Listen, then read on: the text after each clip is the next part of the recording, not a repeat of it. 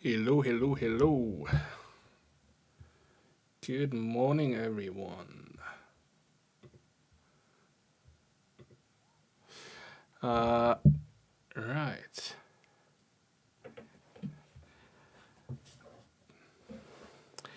Another morning coding stream. This time in a bit of a more difficult mode. You can't see that right now, and I can't show you, but my dog is on a pillow on my lap, which makes it incredibly awkward to reach the keyboard. But she decided she wants to sleep on my lap, so this is where we are.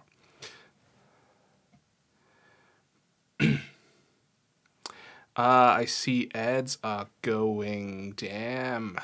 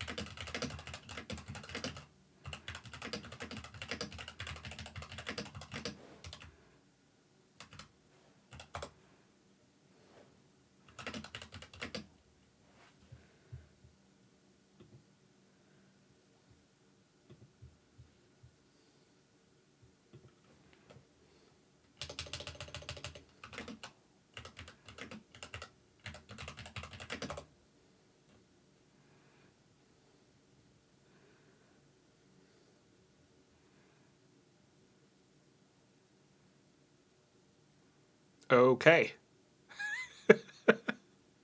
Yeah, that was weird. I'm not quite, familiar with like how the ad timeline works or something, but I think there will be ads like every 30 minutes or something for like a minute or two or three. I don't know. I have not figured this out yet, but it's good that I at least get a notification. I just have to remember to look, right? So I can stop talking. Anyways, as I was saying, welcome to another morning programming stream, and this time in hard mode because my dog decided to sleep on my lap. So, yeah. Makes it a bit awkward to reach the keyboard. I can't move the camera right now to show you, but I should set up a second camera. It's like a doggy cam or something. That will be fun.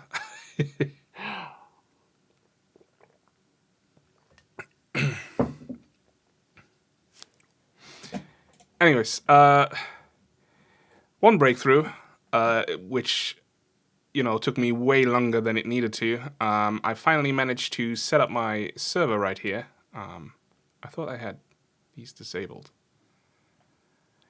Anyways, so I finally set up to make my Git instance public under danicrunch.duckdns.org. I need a dynamic DNS because I don't have a static IP at home, so there you go. But at the moment, no one can log into it, and you can't create accounts, right?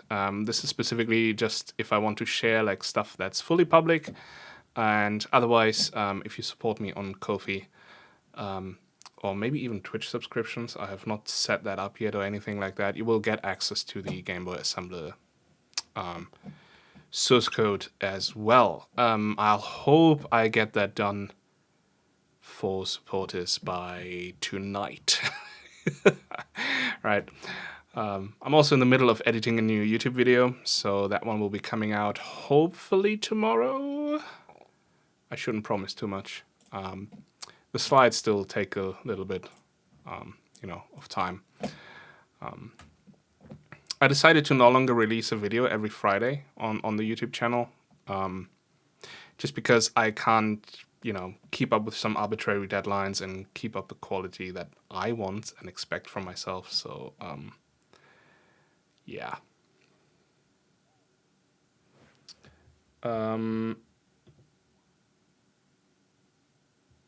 Okay, so ads seem to work, so I can close this window right here. Sorry, that just super distracted me. Okay.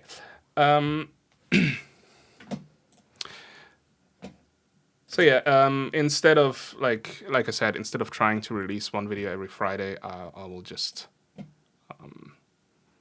take a bit more time, make the video as good as possible, so I'm satisfied with the quality, and then just release it whenever.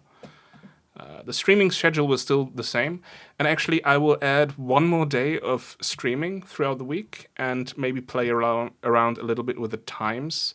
So Monday morning will still be the same. I'm thinking of moving Wednesday maybe to like super late. Yeah, exactly, when it's done, Kakalacho. So Wednesday might be a bit later in the evenings, maybe, or maybe Thursday evenings. I'll have to see. And then Wednesday, sort of middays. I kind of want, sort of like a rolling window, right? So Monday we start early, then it's like around lunchtime or whatever in the UK, and then it's around evening UK. So I can get like a little bit more of the time zones, catch some of them at least. So hopefully grow my audience a little bit. I don't know. I don't know what the fuck I'm doing, right? Okay. So the Game Boy assembler. Last time I spent a lot of time. I have not worked on this since, by the way, so this is still the same stage as on Wednesday last week. So I haven't touched it since because I had to do other things. But essentially what we tried to do was the expression tree, right? And we kind of added these expression flags for open parentheses and close parentheses, but potentially we don't need them, but it kind of works right now, right? But yeah, I spend a lot of time on these expressions, but I think it is time that I actually start doing the top-down parsing from, the labels to the operations to the operands, and then the operands themselves will be the expressions, and then we can like kind of tweak the expressions a little bit more. Because I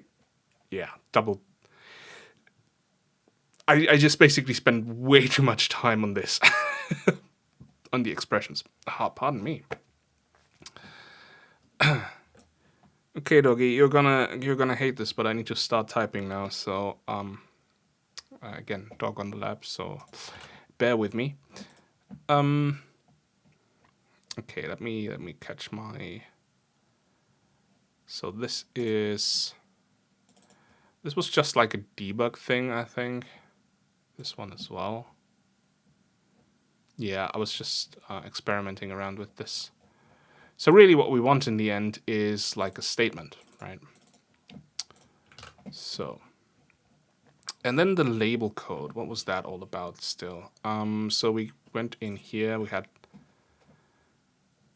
No, where was the label stuff? That was down here, right? So... Right, we were checking for a keyword, and if it wasn't a keyword, and we did something specific, but now we have a keyword token, so this doesn't need to be done anymore, but still need to do this. Insert current label definition, right?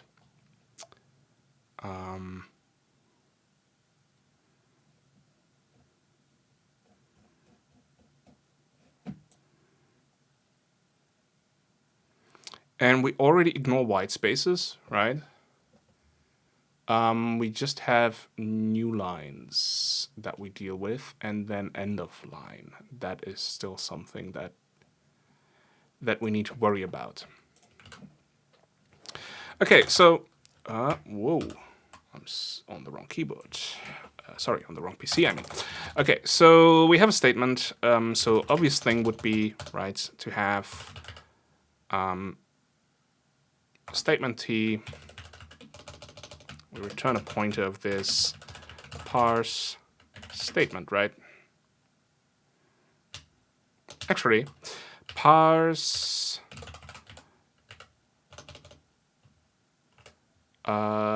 source line, right? Because this is the function that we call when we want to parse a single line of source code.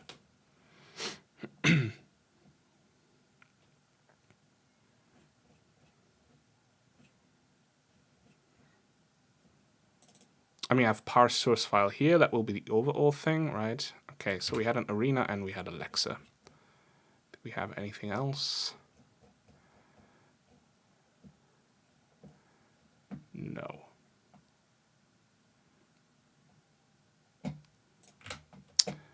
Okay, parse source line, right?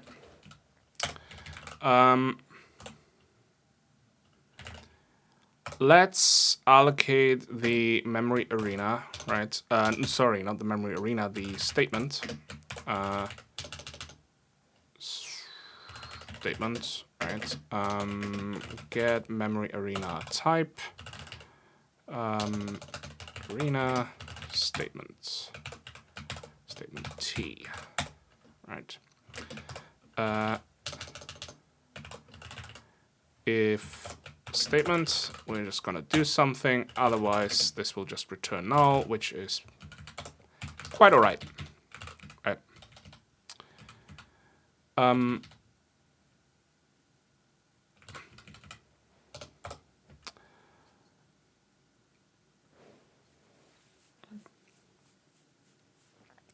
So what's the first thing that needs to happen when parsing a statement, right? That is probably labels, because we have first labels, right?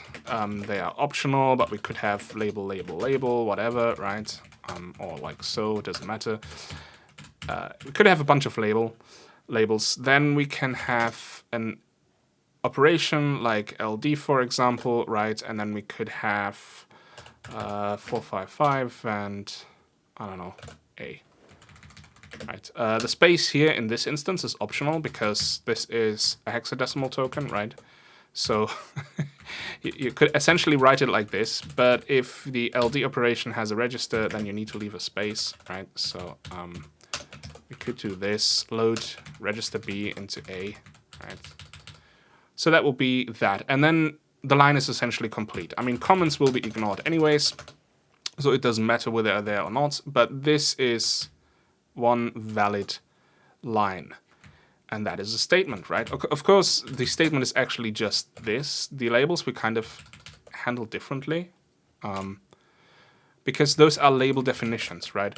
So these will be going into the symbol table, right, with the position of the output, so we can reuse them later as well. And you kind of want to resolve labels that have already been used. So you kind of have to think about that.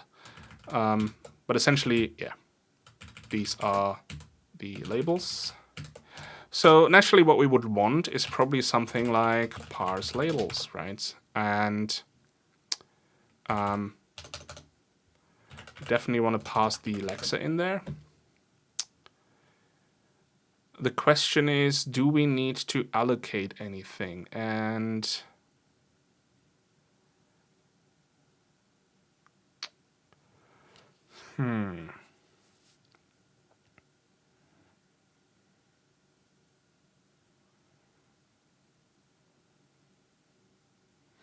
I mean, yeah, we have the symbols table, right? So we want to add all the symbols in there. But the symbols table probably needs its own arena, to be honest. I can't just put it in the global one. It's essentially just a growing buffer, right?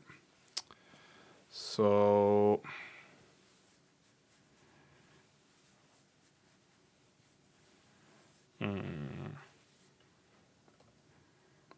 I mean, we have a global symbols table, right? It is global, I think. Yeah, in a global symbol table.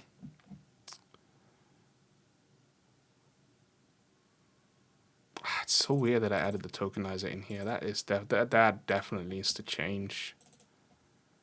What did I use this for?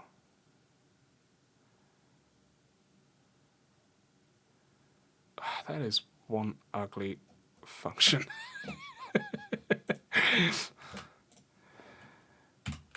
Okay, anyway, so we make sure there's labels. If there's no labels, then we just go out of here, right? We don't care what happens then. Then what we probably have is we will call parse operation, right? Because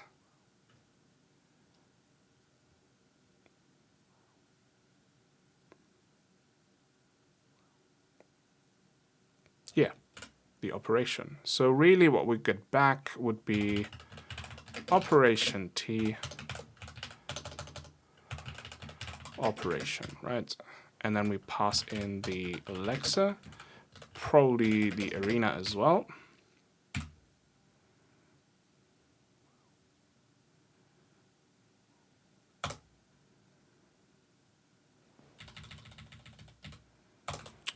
So really a statement will just have an operation.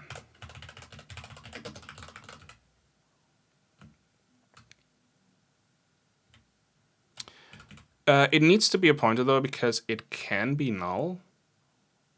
Because like, what if this is a line with just labels, right?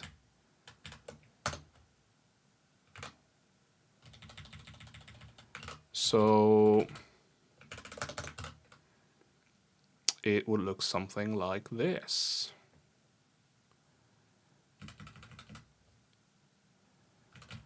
And actually this, we can just say statement operation equals that, right?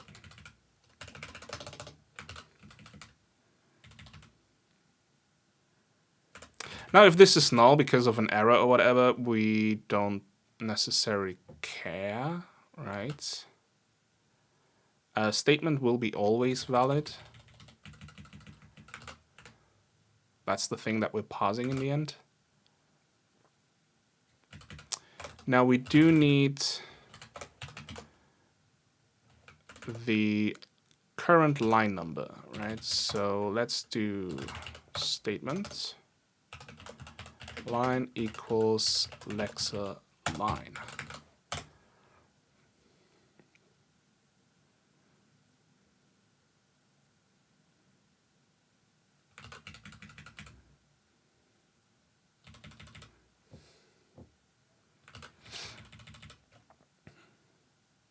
That seems straightforward, right? Okay, let's just generate some types. A operation.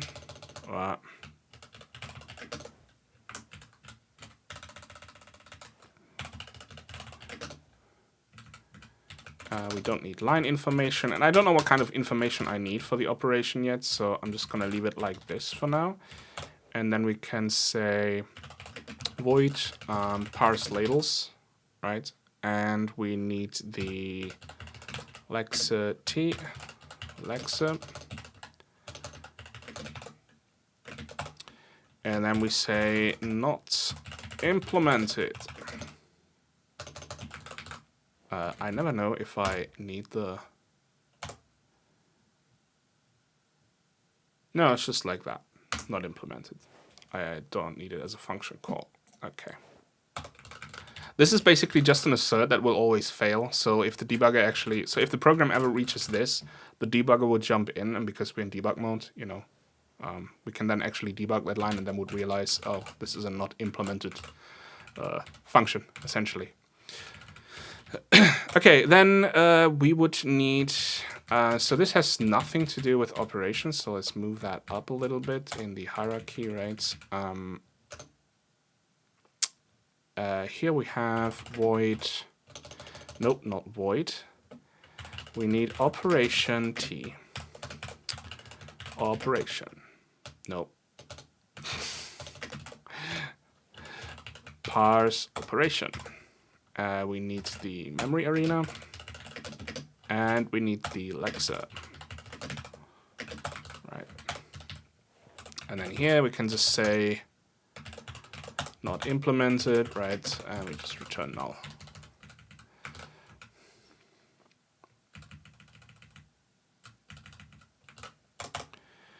Okay, and then the higher level thing.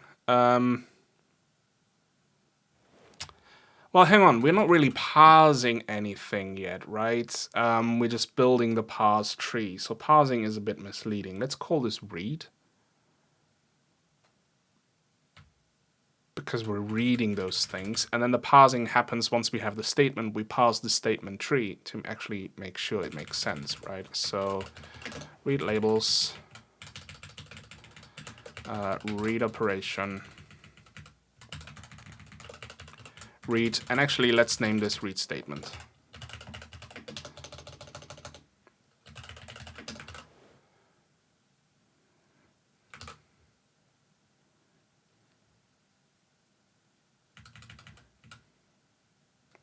You know what? Read labels actually should happen outside of this.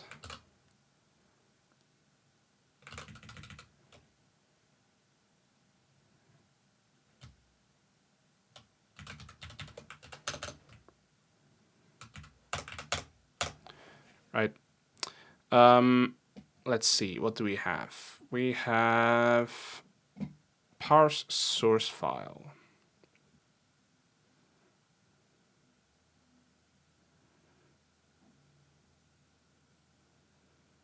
I mean, that's okay. We can sort of have this.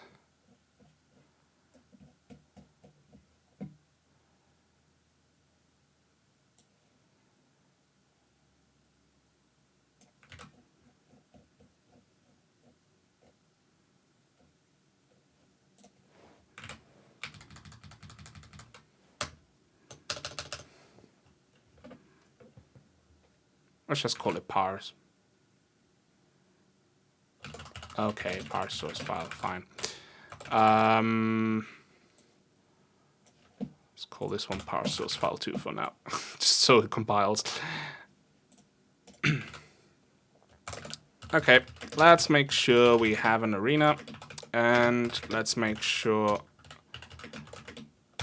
we have Alexa. All right. And then what we want to do, I sort of did this down here, but I'm not sure if it should stay the same.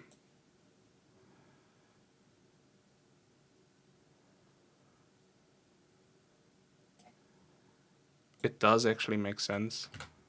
Okay. Let's just copy this, right? So we get the current token of the Alexa, and if the current token is not end of file, we're just gonna do over, right? Every time we have a new line, we advance, and then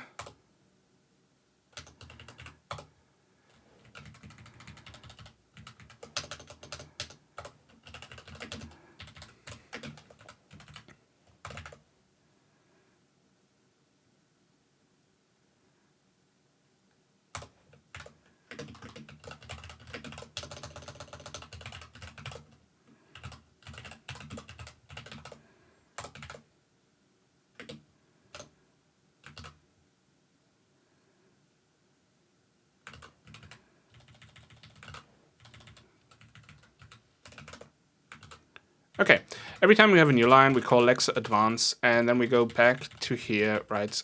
We get the current token, we check the current token. If it is not end of file, we go in here. If it is a new line again, we advance, right? So we skip all the new lines, basically. This already skips white space whatsoever. If it is anything else, this is probably a valid source line, right?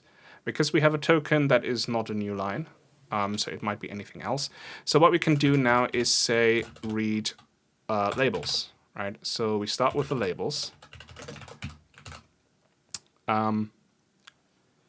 Just to get all the labels out of the way. Once the labels are out of the way, and even if there are none, we can do other things, right? Don't know what I was doing there. Okay. So, and this is the moment where we then do the statement. So we have a statement T, statement, right? And we say read statement. And this will be with the arena and the Lexa.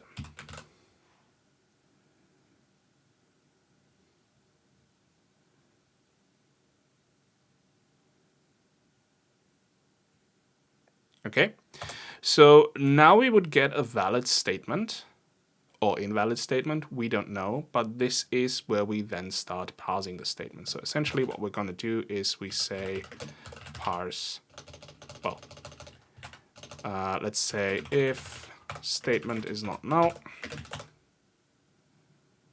then we say parse statement.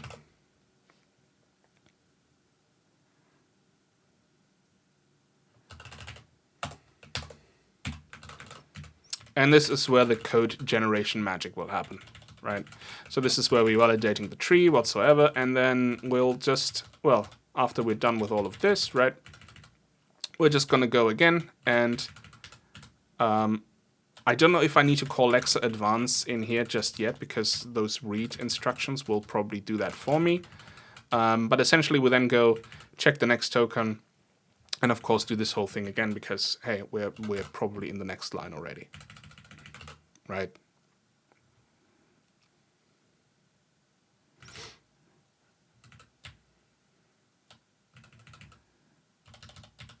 Okay, so at some point we will need parse statement, where we pass in a statement T statement, right? And this is not implemented. I kind of want that structure for my code. That seems all right.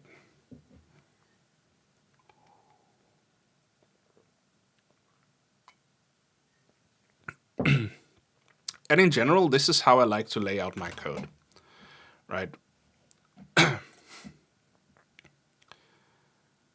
Just to kind of try and figure out what the call site would look like, and then try to make these APIs happen.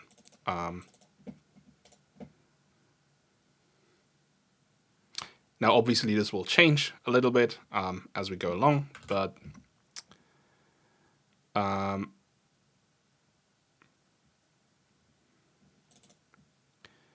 so if the Lexa at any point gets a token type invalid, then this is up for the read labels or statement to handle, right?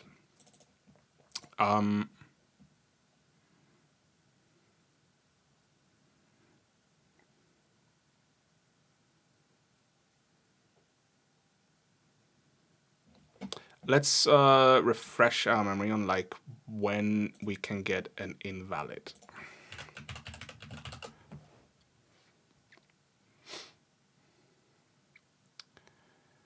So invalid character in decimal.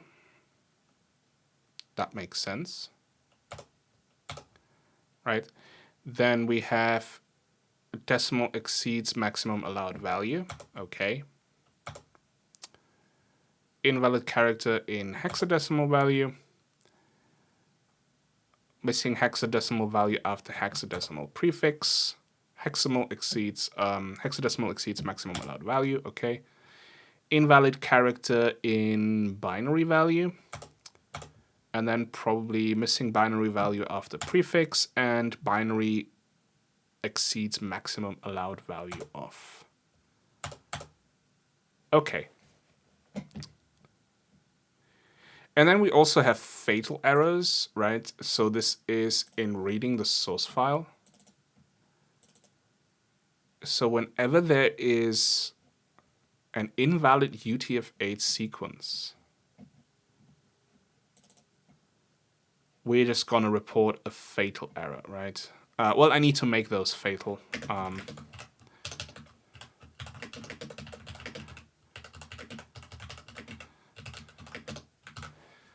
But essentially what we then do is we just set everything to the end of file and pretend it is the end anyways, right? So that is cool.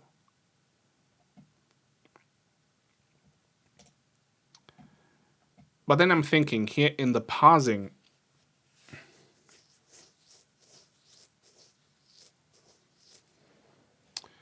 oh, hang on. What? Okay, apparently there will be an ad break in 46 seconds, which is a bit early. Well, it's 30 minutes, so I guess that's why. I'm going to wait with some explanations then. I will think about in the meantime, while the ads are running, what I'm going to do with invalid tokens. All right.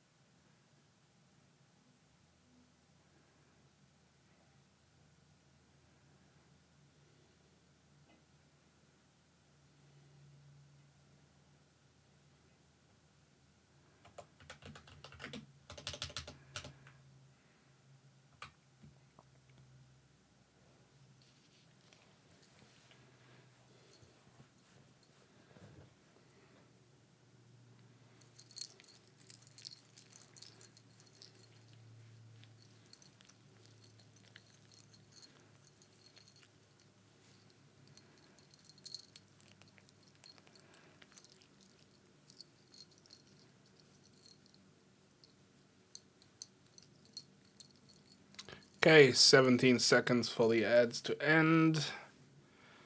Might have to do something about that, we'll see.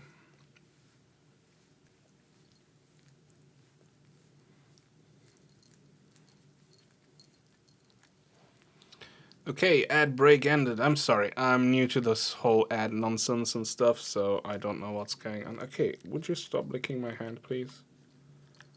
I'm trying to type. Thank you. All right. So if we encounter an invalid token, right, we kind of for sure know that the source line that we're currently trying to parse is bogus, right? Something is wrong. So token type invalid.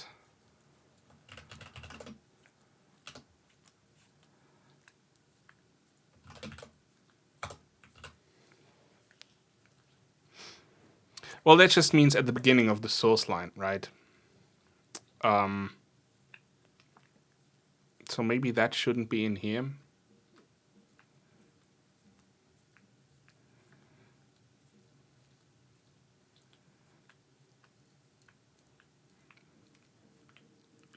Basically, I'm thinking whenever there is an invalid token, we're just not gonna do anything. Um,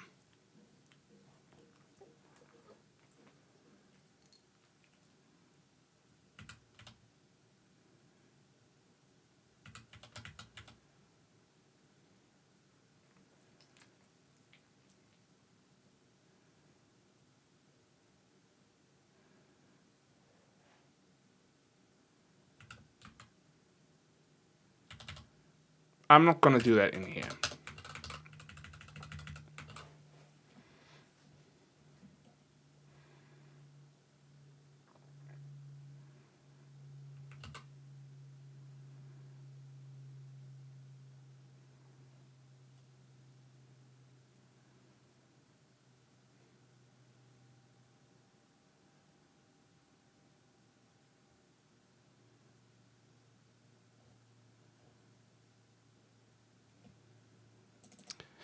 Actually, there's a bit more than just operation on a statement, but we'll get to that. Because I realized directives and stuff need to go in there as well. But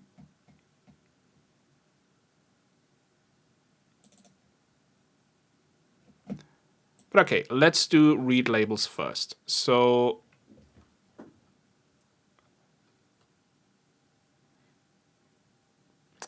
again, we need the current token.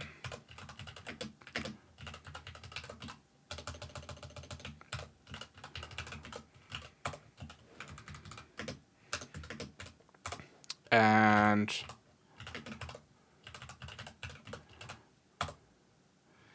while token type is equal to token type label, right?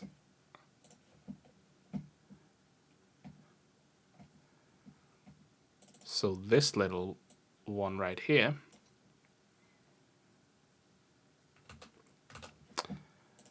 as long as we have a label, we want to add the label, right? So to do read label.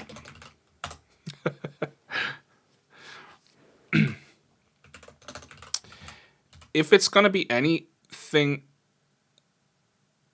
other than a label, then we're just going to jump out of here, right?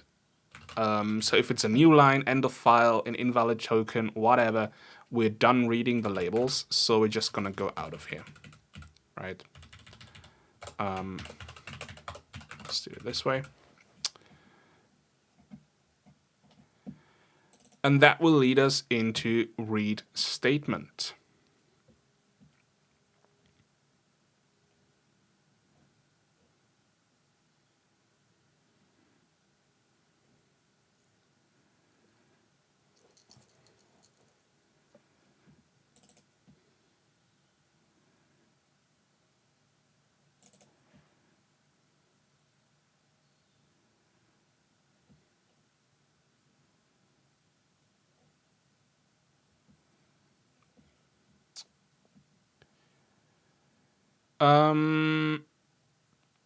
To be fair, this one doesn't even need to live in the memory arena.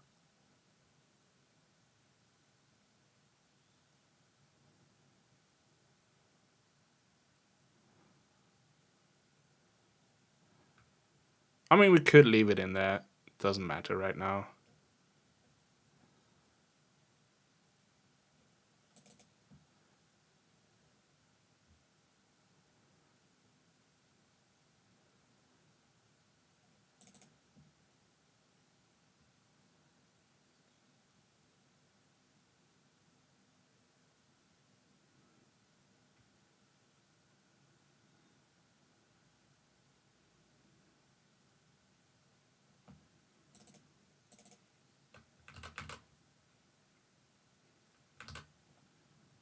Yeah, whatever. Let's just leave it in there. But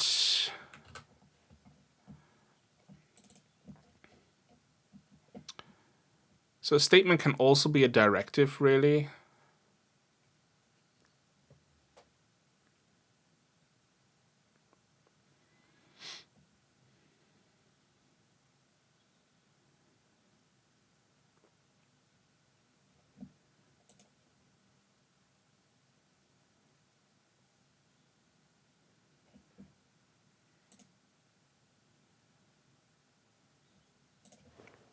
So type def struct directive directive t, right? Directive. Let's just leave it empty for now, and then we say directive read directive. So memory arena Lexa, right? Not implemented, return 0. Okay. Now, I do have a directive type, right? So I can definitely check for this one. So either we have a keyword or we have a directive. Anything else at this stage is invalid, right? So really,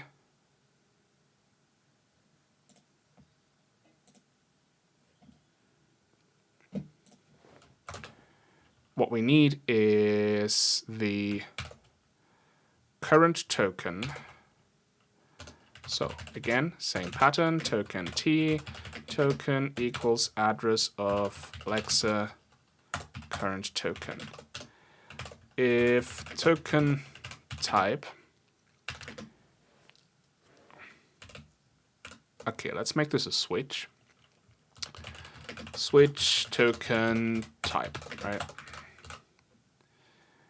Okay, now a valid use case would be a token type keyword, right? And this would mean we're dealing with an operation. So really what we want to do is say statement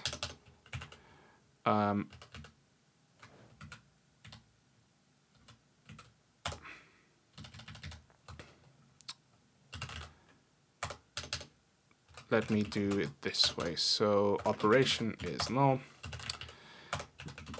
And directive is null, right? So, and here we have statement, not statement T, thank you very much. Statement operation equals read operation. Alexa, there we go. Okay. This is it. We're reading our operation, right?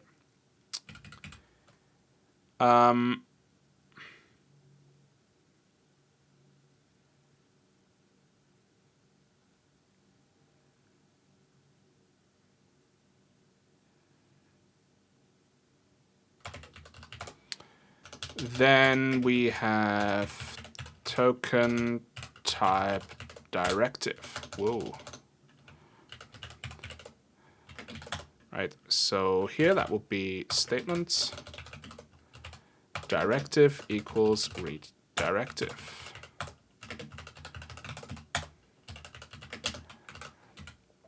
Okay, now if it is anything else, we have to do something.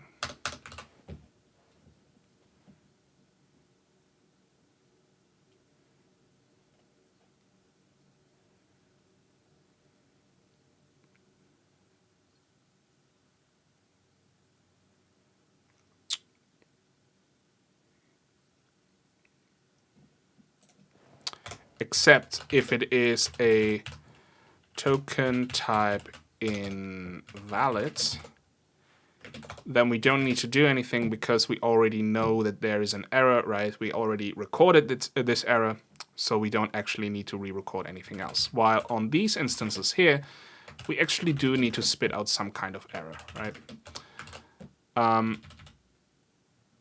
Here we can just simply ignore it. So really what we can say is, well, do nothing, right?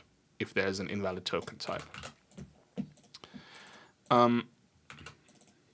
Here we spit out the error, and as soon as we have an error, and even if we don't have an error, what we probably want to do before we return, because remember, statement will be read all the time, right? What we probably want to do is push the lexer forward to the next line, right? So we have lexer skip to next line. So let's do that. Let me check what this is actually doing. So is token end of line? And if it is not, we're just going to call lexer advance until we get an end of line. Okay, cool. This is fine.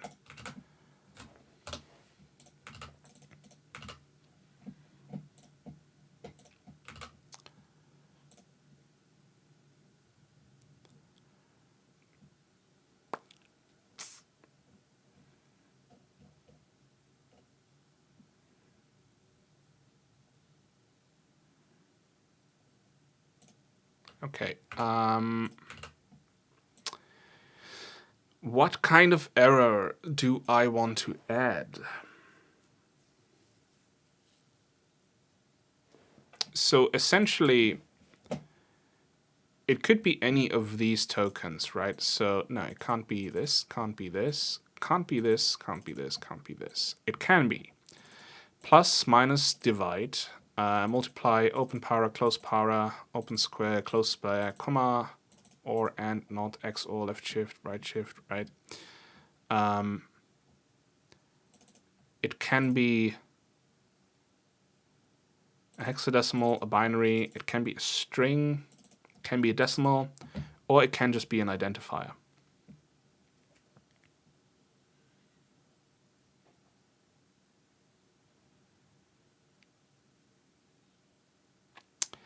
Out of all of them,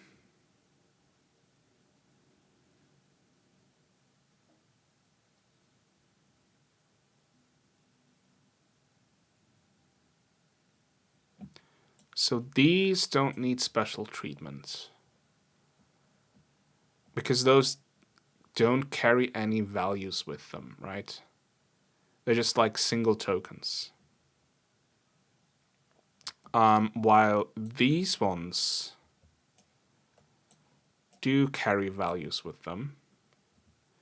So we probably want some proper error handling for these, right?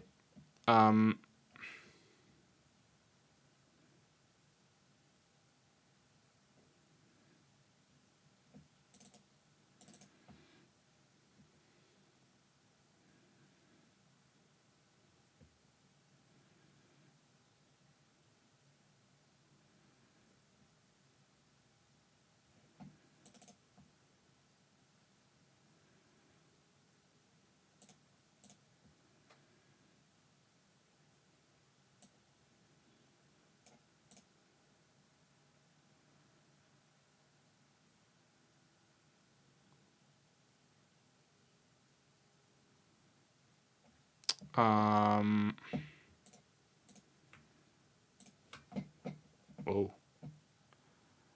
I didn't want you to open all of these. Okay. Add source file error.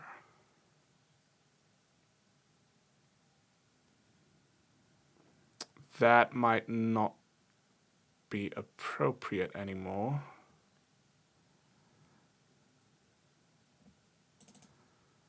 Because we're gonna go by where the token is at the moment. So really add token error. Do I still have that? Add token error. Oh, right, this was this nonsense though. Yeah, I didn't.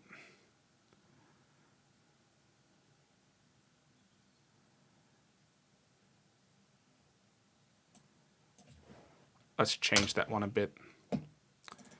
Add token error. What we want is the source file pointer and the token pointer.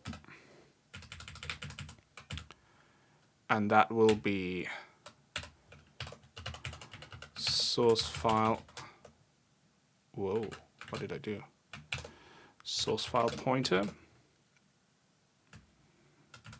File name. And then here we want the token pointer.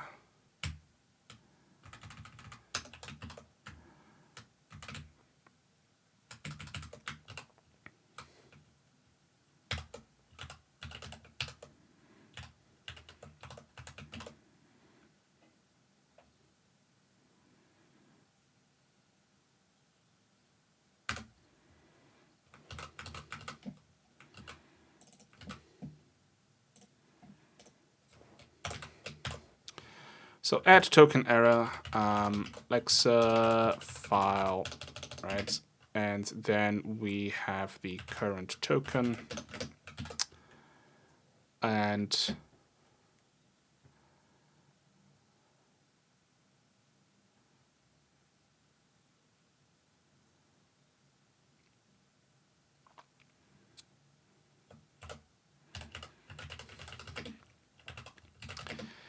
unexpected token C.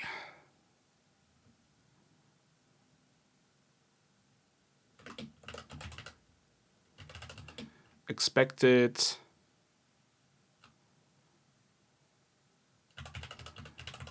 operation or directive.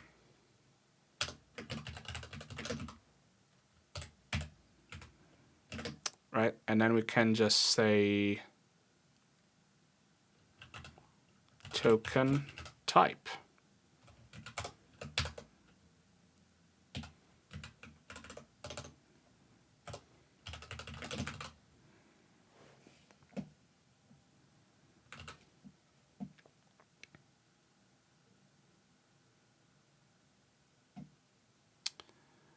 So this would now spit out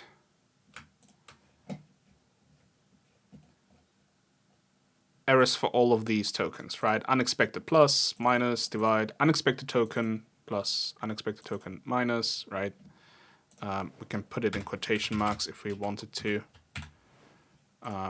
Expected operation or directive instead, right? So this works with these. Doesn't work with numbers, right? So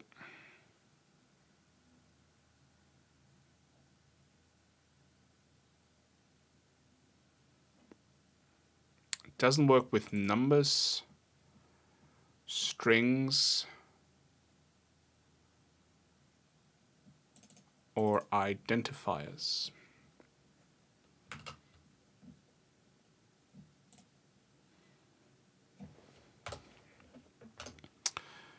So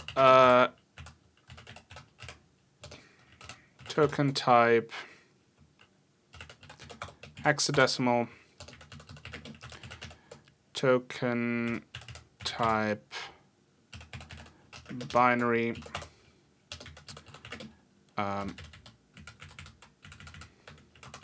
token type decimal,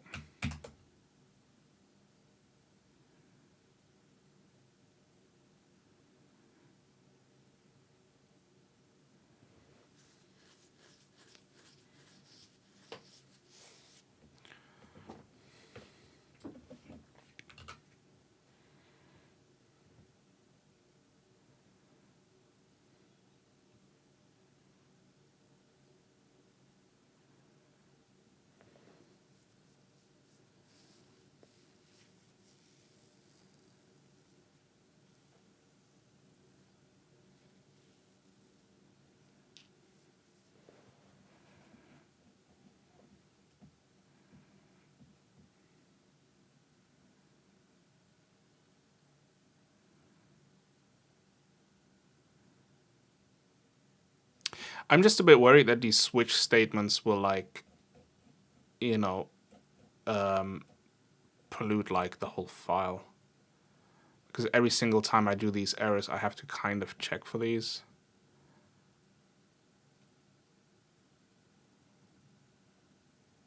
And the possibility that I miss something is big. So B32 is token number.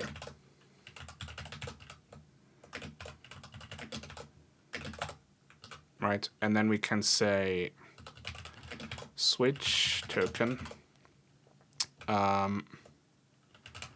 type case token type decimal. Actually, let's just copy these, right?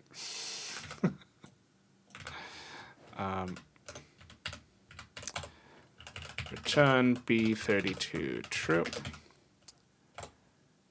and default is return B32 false. There you go. So, and we need to move this, of course, into the Lexus C.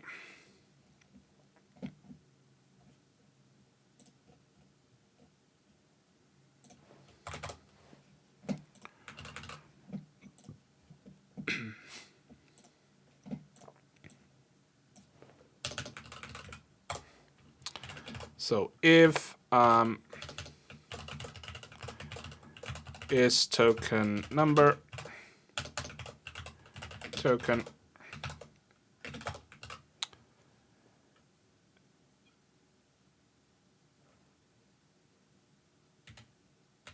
I mean, we can even do that, right?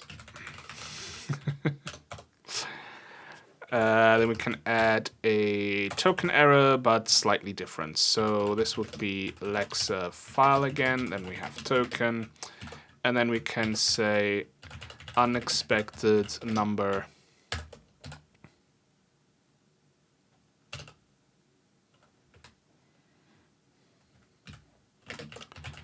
expected operation or directive instead.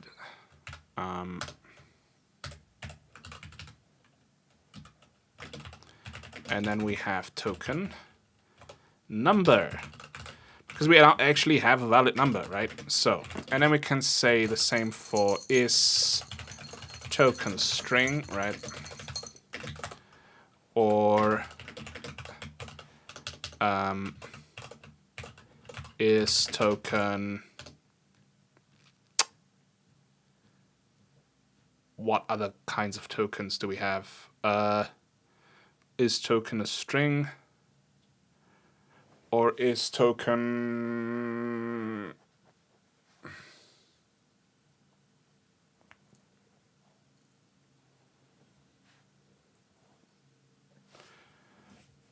Okay, my brain just got slightly distracted, so bear with me a second, because I wanted to make sure that I actually... How do I parse strings? I completely forgot.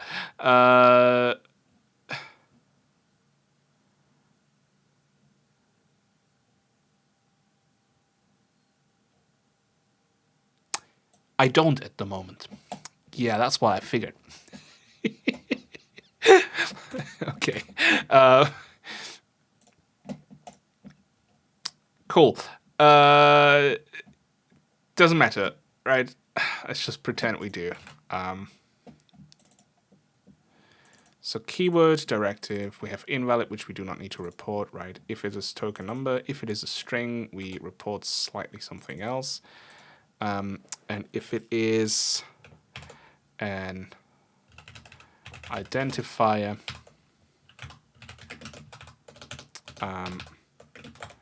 we want to report something else as well.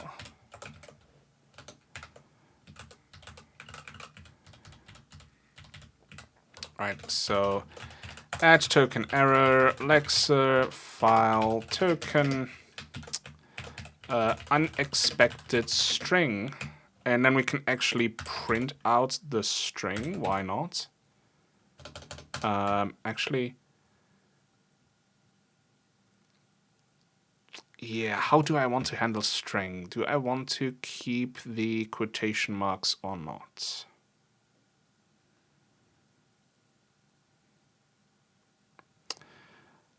Well, let's say I skip the quotation marks, so I'll add them in here. So this would be percentage dot star s, right? I always get that wrong, but I think it is dot star s. Dot star s, yeah.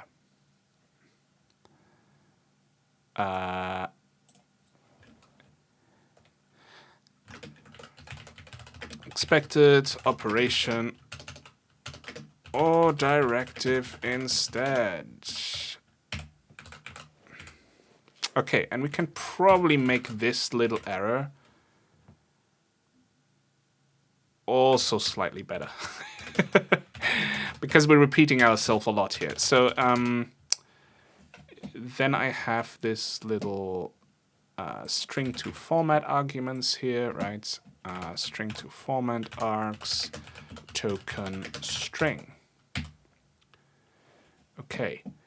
And an identifier itself, I think, also has string.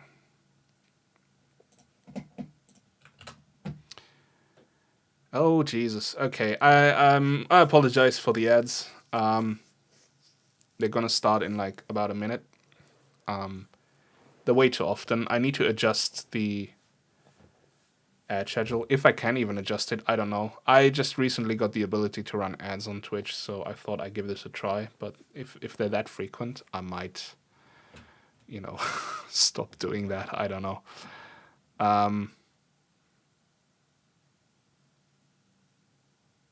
I'll just wait it out.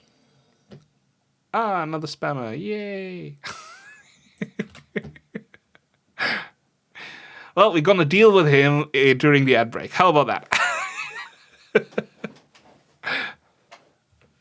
Thank you for banning.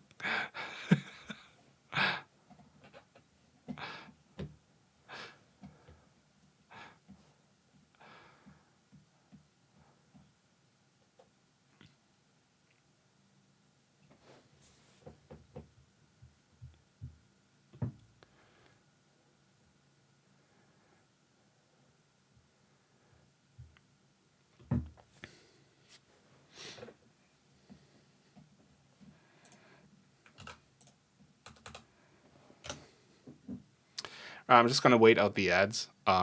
They probably don't show up in the recording, right? So this is more for the benefit of the VOD watchers. So hello, welcome. You can watch me drink some water. How about that?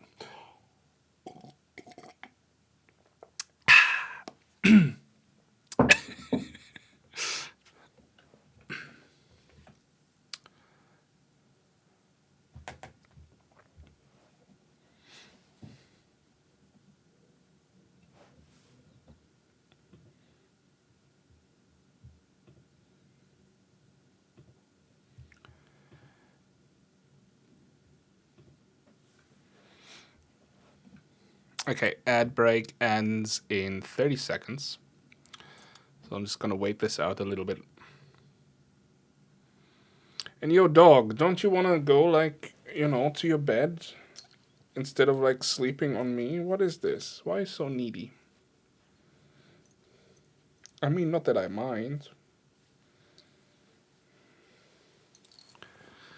Oh dear.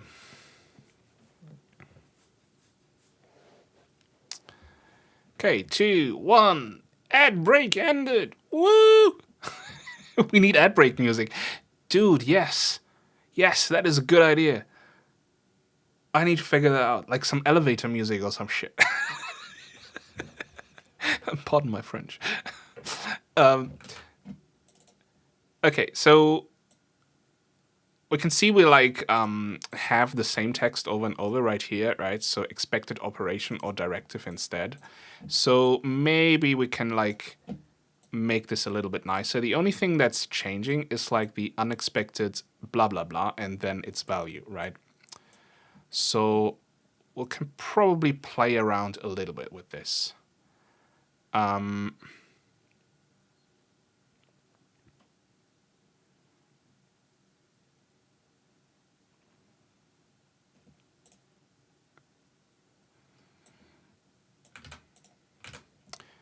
So add token error, this would be unexpected identifier, which is also just a string. Okay, let's see. How would we do this?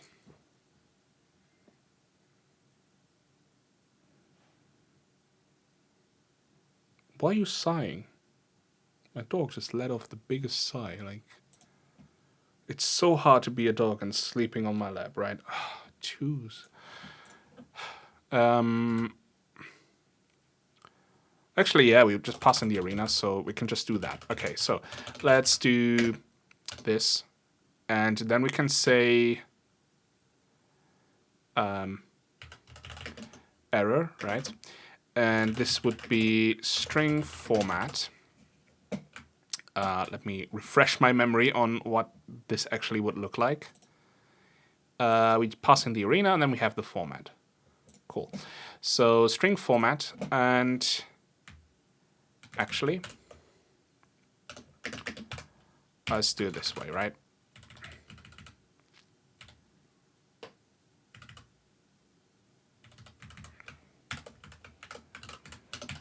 So let's zero it out. And then if it is a number, we have...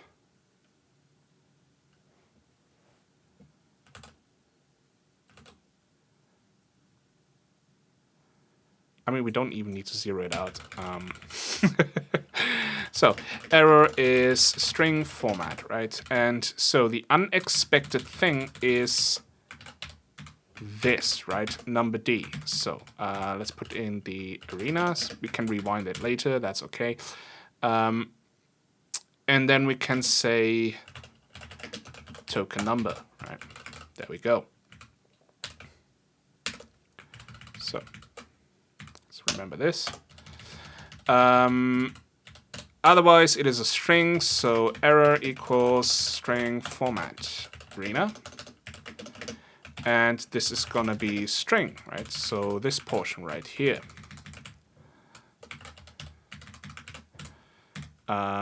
Right, and this would be string to format args token string, right? And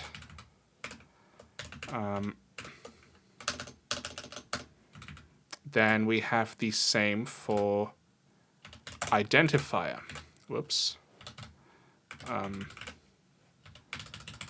So this would be identifier, right? And then everything else would just be whoops, this, and this would be just token. Token type. No, just type, thank you. There we go. Okay, cool. And then we can say unexpected dot thingamajiggy s expected operation or directive instead. And what we're going to pass here is string to format args error. Sweet. Okay. This way we kind of build like an intermediate string before we like build the actual error message. I mean, yes, it is a tiny bit slow, but who gives a crap, right? It's an error message. Like, there's no way around it. You need to format it at some point anyways, right? And also this will be passed in and formatted anyways. Again, for like the error list in the end, so... at least now if we want to change this text, I don't have to do it in like, 5 different lines or whatever. So it's just a bit nicer.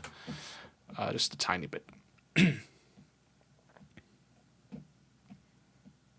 Okay.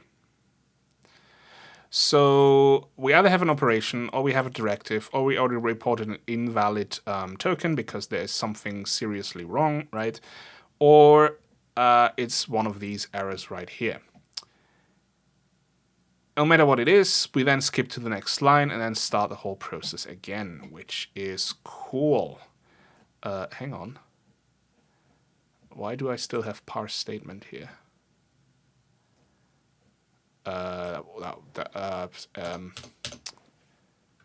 Read statement, right?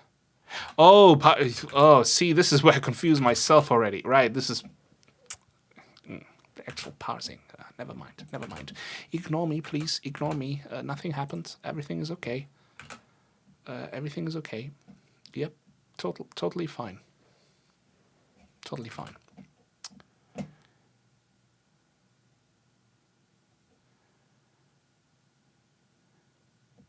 Okay, so this also can have a directive now. Okay.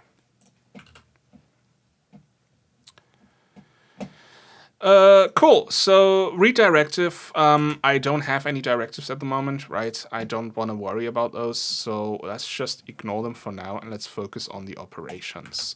So an operation. What is an operation? Well, an operation is anything like LD, right? Add, or ADC, you know, basically all those instructions that a CPU can have, right? So an operation is a combination of, well, an operation and then its operands, right? So A, B, C, D, whatever, right?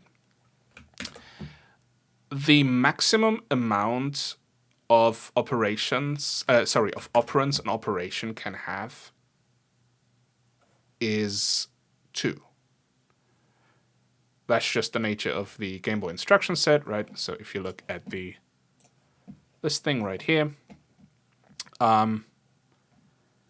most of these don't have any operands, but if they do, they usually have like 2 at max. There's nothing that has more than 2.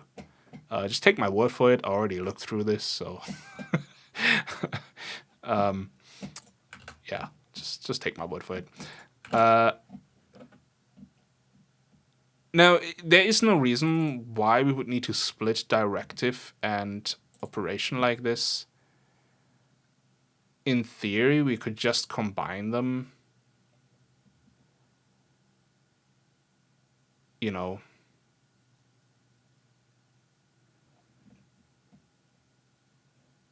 Because, like, no, but then you still need to distinguish within the operation of, like, well, does that matter?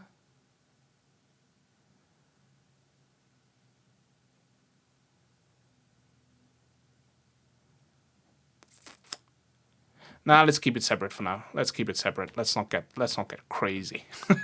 Right.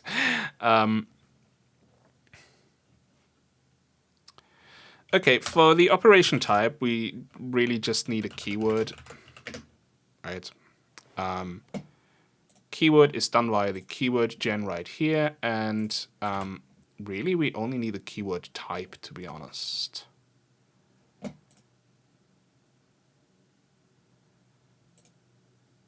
What is keyword T? I don't have that, so why did I... Was that some old code that I had? I remember having keyword T somewhere in this code base. Unless I severely misremember. Let's go to Lexer. No, it's keyword type. I might have named it keyword T and then remember this, or I completely misremember something. I don't know. Okay, keyword type. We just need that, right? Keyword. And then basically, all that we need for that is a list of operands.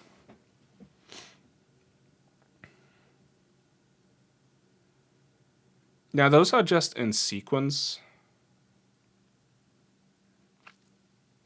So what we would have is type def struct operands. Operand, right? It's a single operand.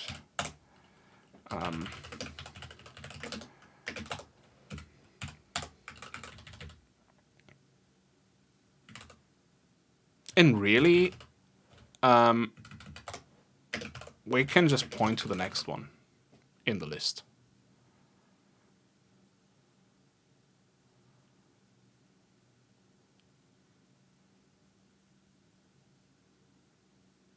Right, so we just basically have a list of operands that we go through.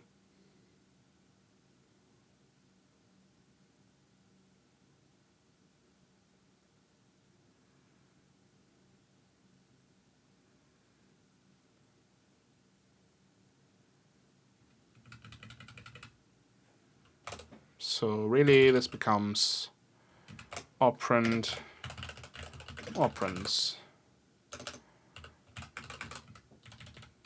It's the first one, which points to the next one. We could have a count of how many, but I mean, is that really necessary? Probably not.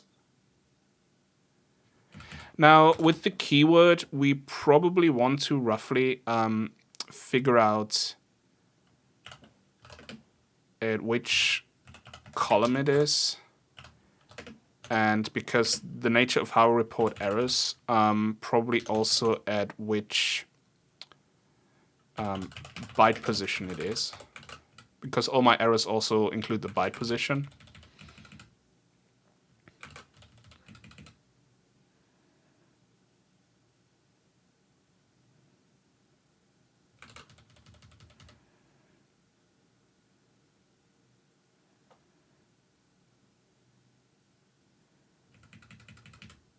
Yep, I think that's okay.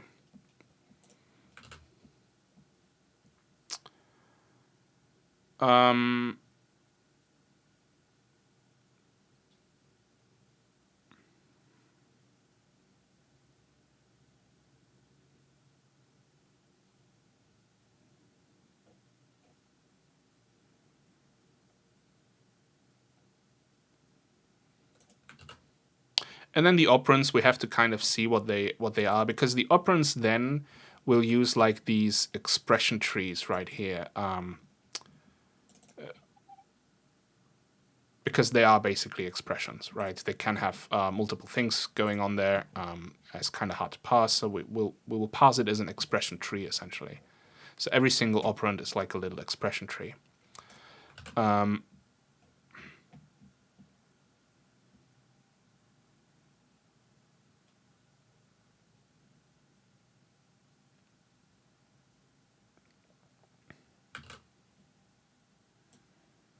Okay, so let's parse this operation. We have a bunch of operations that are allowed, right? So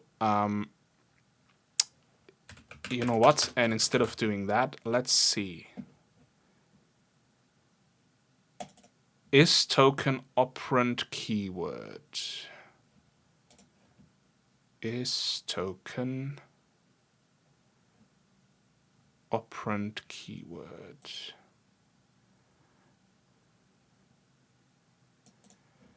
Okay. So maybe what we now just add is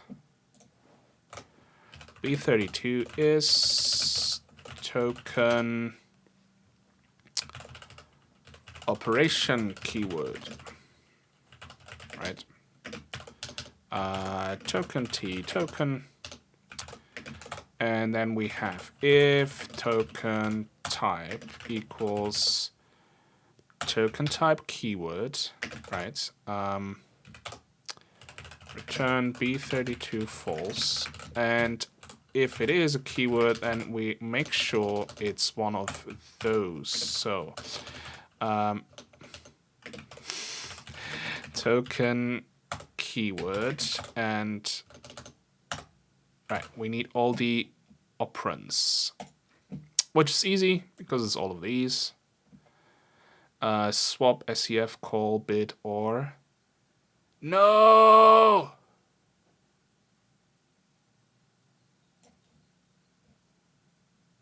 Oh, what did I do? Why did I mix them like this? Wait, I didn't. What?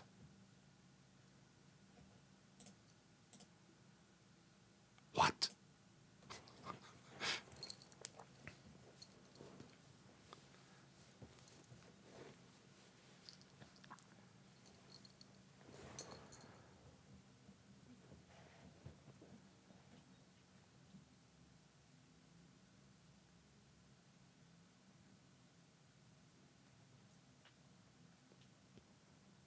Why did they end up so weirdly?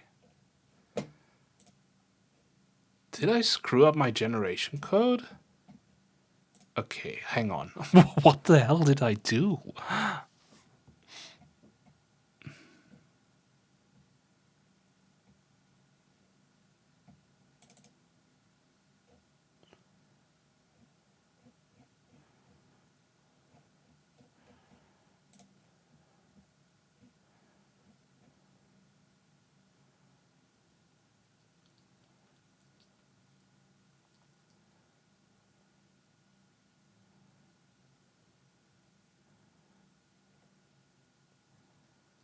Uh,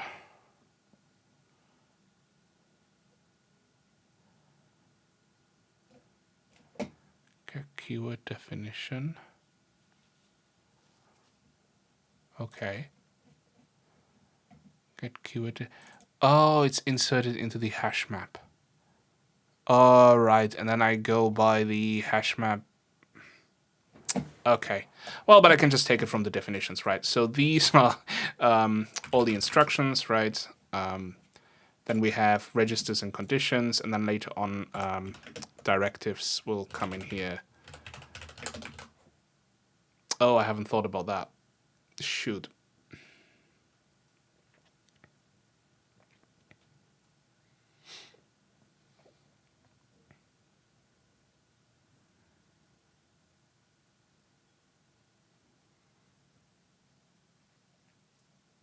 I have not thought about directives like this.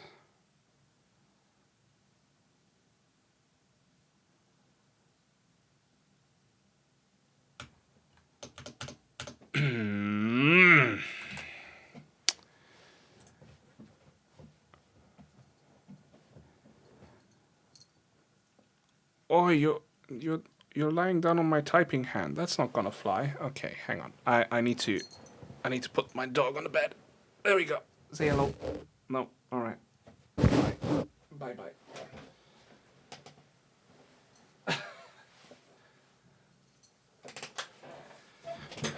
Whew.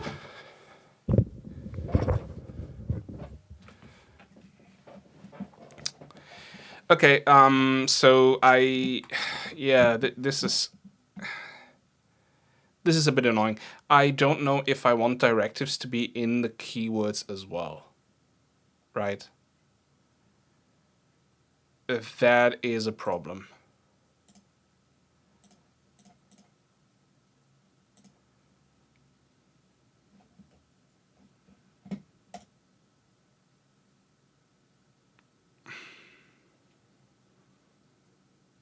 It would be just nice if I just need a new directive, right? To be like, direct, right? Or whatever. I don't know. Foo.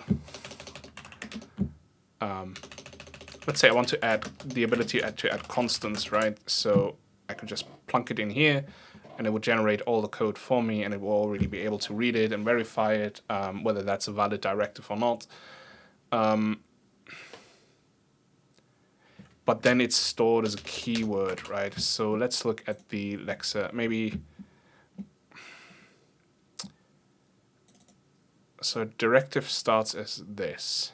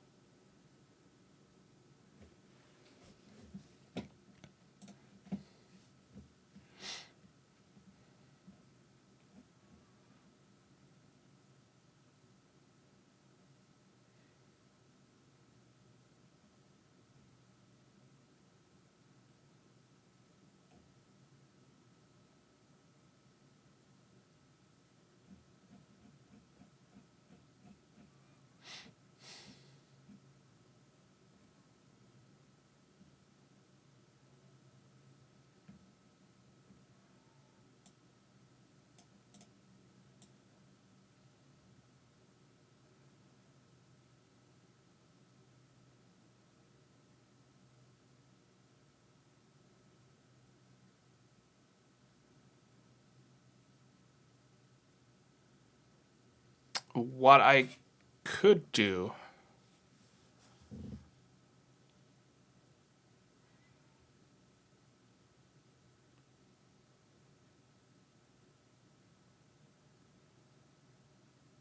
is add them with the token to the list.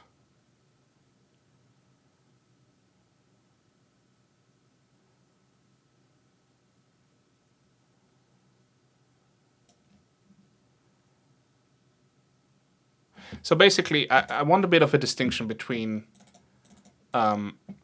directives and normal instructions, right? So Sure, we have like LD and stuff, but this would be a directive, right?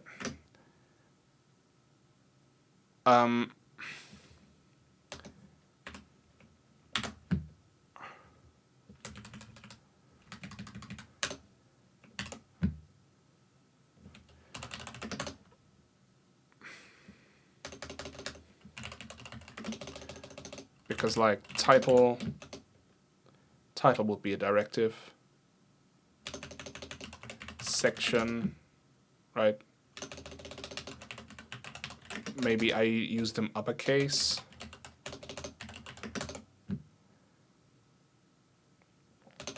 Then I don't need to prefix them with like this.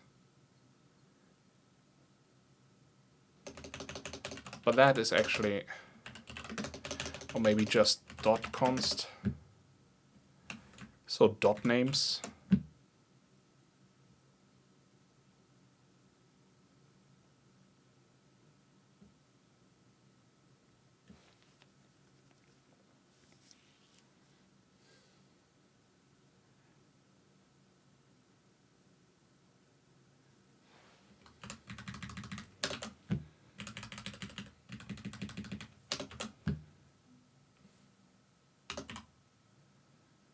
But then you can't use, I wanted to use dots in labels so you can have like a separator. Maybe later for namespaces, right? Though I haven't thought about it that much for now, so...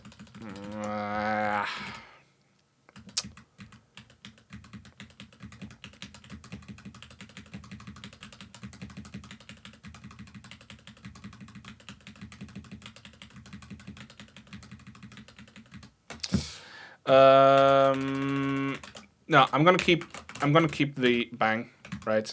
And just say const like so. Not in uppercase. Maybe I do uppercase for these.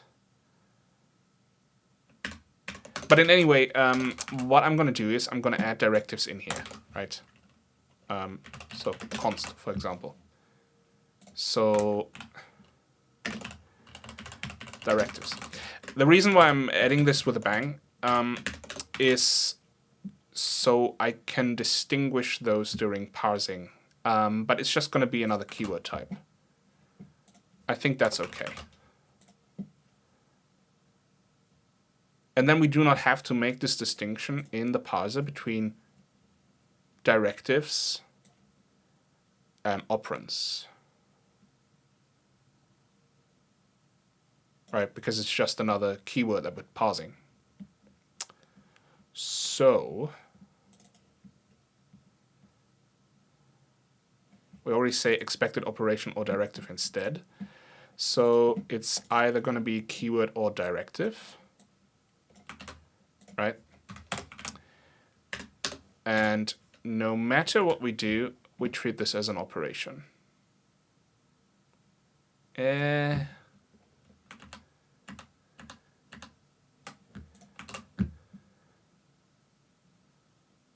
Nah, I want these. Okay.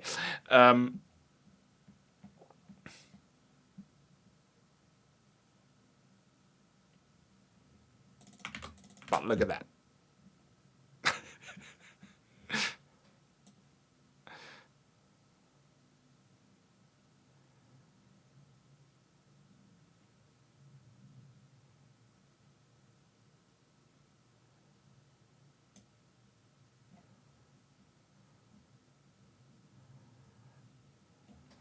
Okay. Why do I need the distinction? I don't. I absolutely don't. It's just an operation. It's just another type of operation, really. Right? An operation with operands, and the keyword type will just have a bang or it won't have a bang. So I do not need these.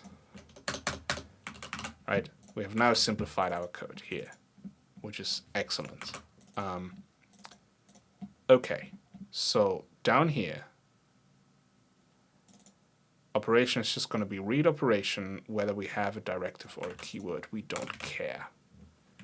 There's virtually no difference.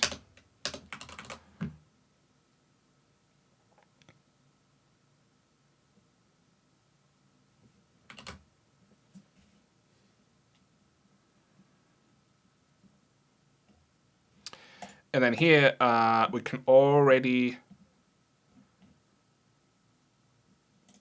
do the parsing for this.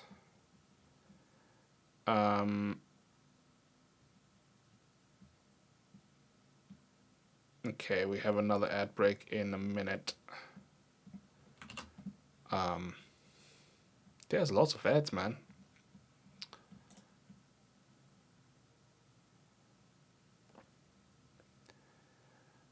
At least they're just a minute or so. But I need to figure out if I can like spread them out over an hour instead of like every 30 minutes, because that's getting a bit ridiculous. Sorry about that. I am new to this whole ad stuff, so I didn't know how to set it up properly. I just accepted the default values and that's it. So we'll see. I'm not going to change anything then. Let me think a little bit about what I want to do next while the ads are running, and I'll see you after the ads. It's just going to be a minute 30 seconds or something like that. Anyways, ads start in 3, 2, 1, go! And that will be funny if nothing happened on your end and you're still able to watch me. If you are, hey, welcome.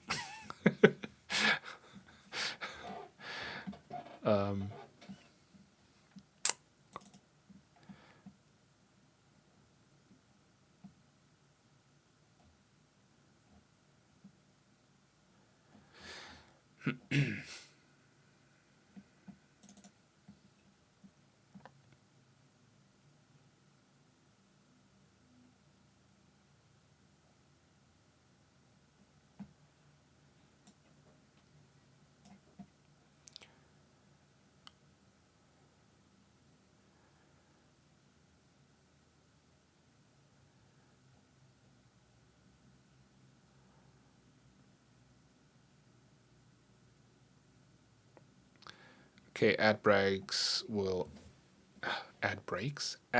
end in 30 seconds. And after the half an hour, I might have to make coffee.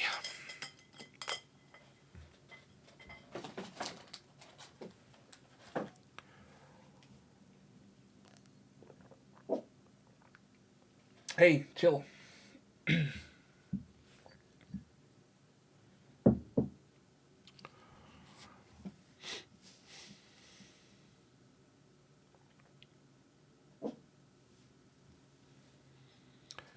Okay, it says ad break ended, and I now know what to do with my tokens, so I'm just going to start doing that. So we already have read identifier, and we kind of have the same for token type directive, right? I want to keep the token type directive because it's still useful to figure out like what kind of token type this actually is. Although, is it? I mean, yeah, kinda, yes. Right, so down here where we have read identifier, we're just going to add read directive, right? And the directive needs the source file and the token, right? Should probably remove some of these asserts already because like it doesn't make much sense to keep them in there, but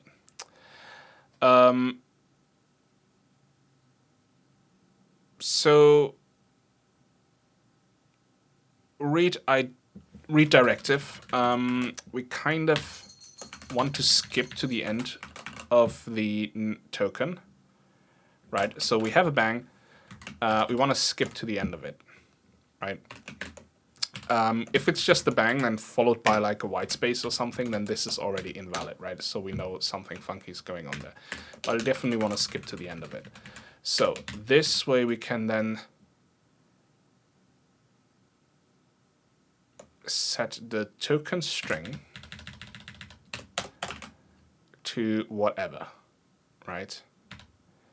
So this is gonna be the base for the token position and the length of that string, which is totally cool. So now we will have something like this, for example, right? Or const, right? So bang const, right? Or we will have an empty one, whatever, it doesn't matter. Something like that. So now the only thing we need to do is figure out if this is actually a valid keyword, right? Because we're going to store those as keywords as well. So we have a hashmap item keyword, get hashmap value in the global keyword table. And we're just going to pass in that string with the bang, because this is how I'm going to add the keywords into that. If the keyword is not null, then we have a token type of token type directive, right? And we have a token keyword, which is keyword type T of keyword value.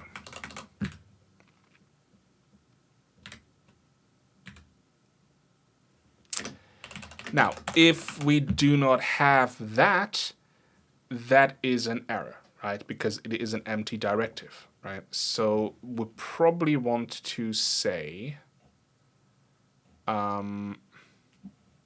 something like I'm doing here, where I say token type is an invalid token, and we're going to add an error for file name, token line, column, position. Oh, will you look at that? I can now change that to add token error. I should be doing that. Okay, let me find all the add error instances in here. I clicked away, didn't I? Damn.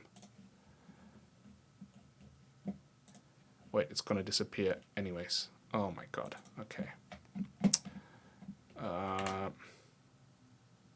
How does this work?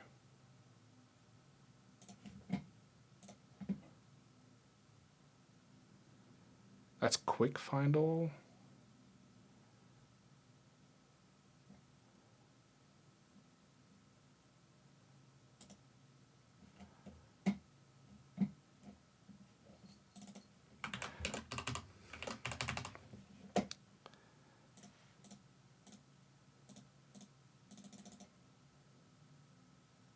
Okay, whatever. Let's just do this. Okay, so this will be add token error, and we want the file and the token. And then I just need the text, right? And then whatever that is.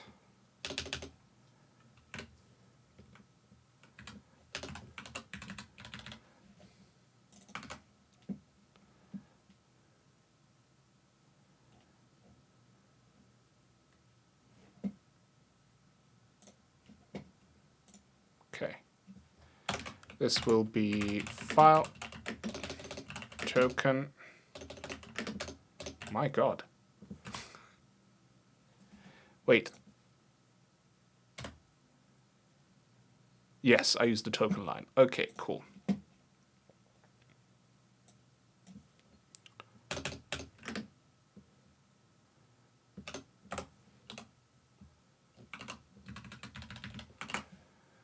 It just reduces the arguments that I need to pass in, right? I just pass in the token. It's a bit nicer to read than as opposed to this, so that's why I'm doing this.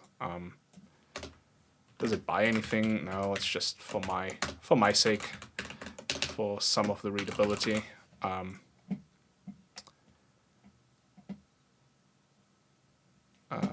Add error. Right, we want this file token. Jesus.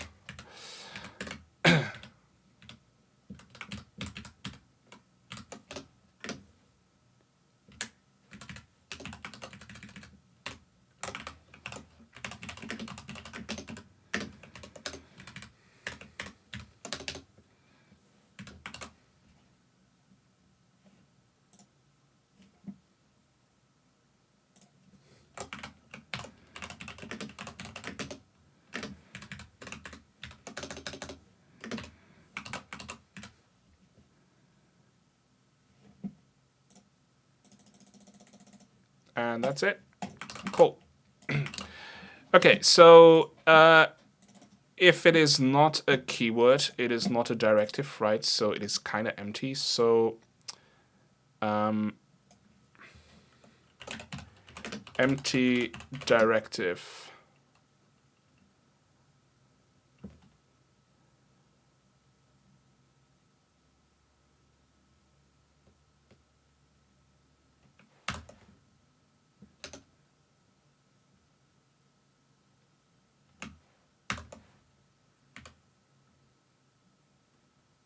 Yeah, that's it. Token type directive. All right. Just need to do that. And then we also probably want to set the token length as usual.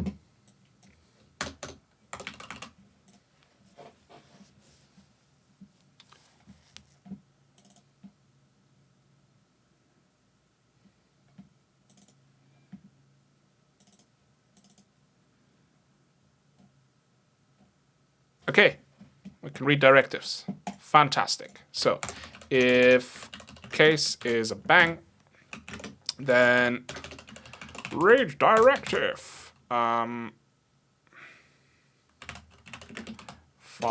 token break.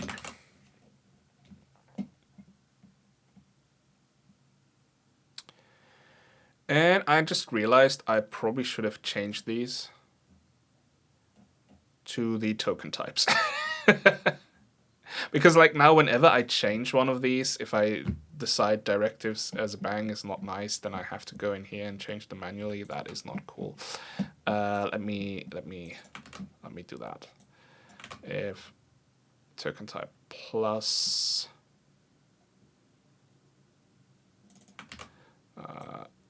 minus divide multiply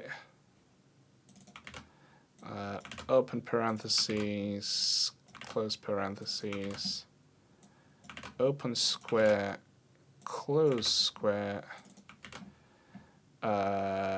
comma, comment, or, and not, XOR, okay, left shift and right shift are not implemented yet, but we have label, we have hexadecimal, we have binary, and we have directive, right? Okay.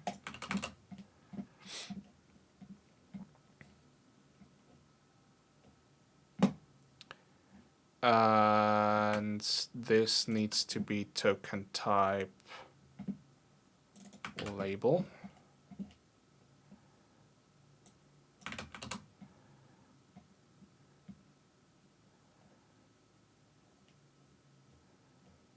Okay.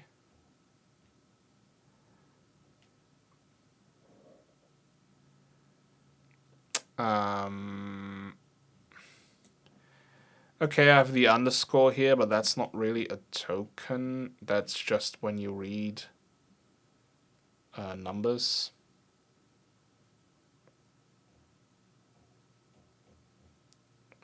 So I don't need to do anything there, really.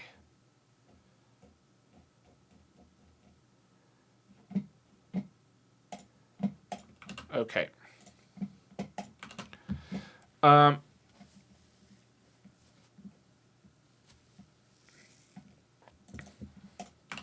Okay, so now read operation. Okay, we have is token operand keyword, but what we also need is token directive keyword, right? So token T, token. No, we don't need that.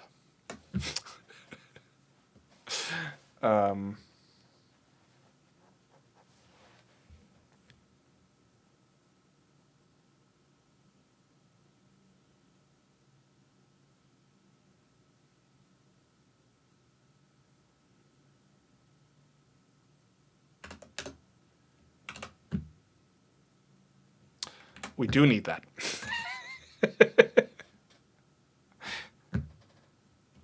We don't need that. Oh, God. I'm so sorry.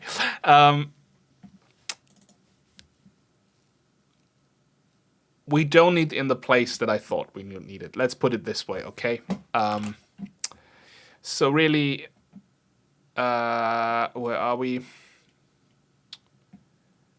Operation, read operation. Okay.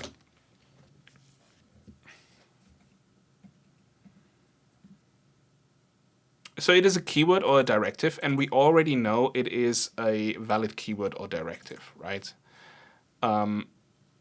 Actually, no. Shoot. Hang on.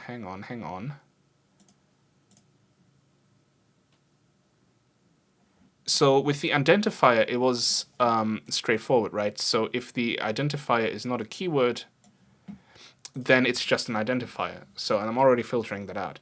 But here, if it is not a keyword, oh, then I just say invalid. Wait, but it's not necessarily empty, is it? Is it? No, it is not. So, mistake on my end. If the token string length is 1, then it is an empty directive, right? So this is invalid and empty, right? Else, it's gonna be one of those, right? But if it is not this keyword, like if we can't find that keyword, it is still invalid, but we need a different error message here, right? What we want is to say unknown directive. And what we want is probably to print out the whole directive.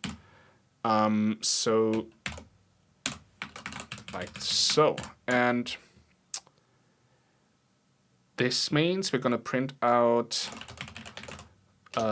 string to format args, I think. And that is token string.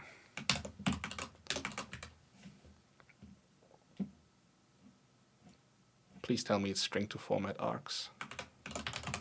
String to, oh God. Not confident if that's the only place where I use it. Okay, fine, I look it up. String to format args. Okay. I was right. Okay, so this is an empty directive. This is an unknown directive, right?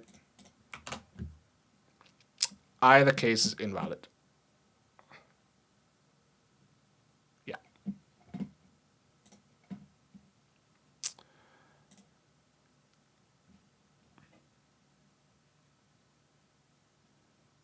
Which means we won't even go there because we have invalid, and then we just skip to the end of the line and then continue from there.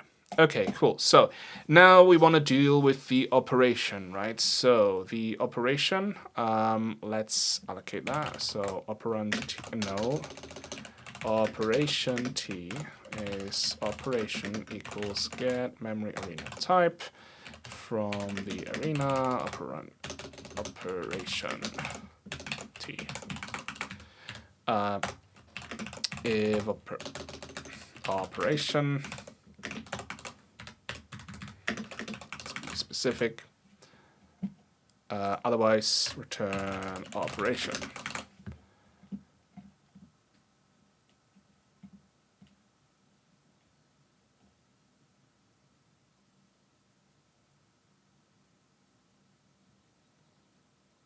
Okay. So the operation needs the keyword, which is easy. Operation keyword equals well, we kind of need the current token again, right? So let's do that. Fetch the token, be like token keyword, right? And then we have the operation column, which is token column, and we have the operation position, which is token position. And then we need to read the operands, right? Which is gonna be operation operands equals read operands. Probably want the arena, I'm not sure. This whole arena stuff I need to rethink a little bit, because right now I'm just using it kind of nonsensically, just to get stuff going, but it's not ideal. So, and if this fails, we don't really care. We just return null probably, and then there's no operand, so we can then report an error, right?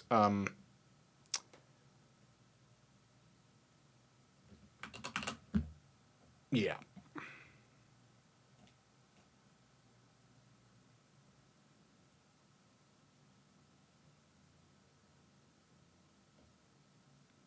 And if read operation fails, right?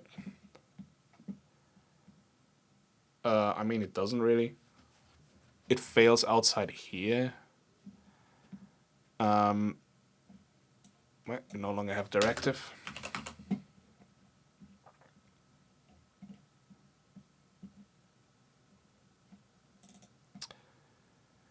So statement has a line. And it has an operation. What is the operation? It's just that. Really, that makes no sense to have a separate type for this, so... You know what? Bam!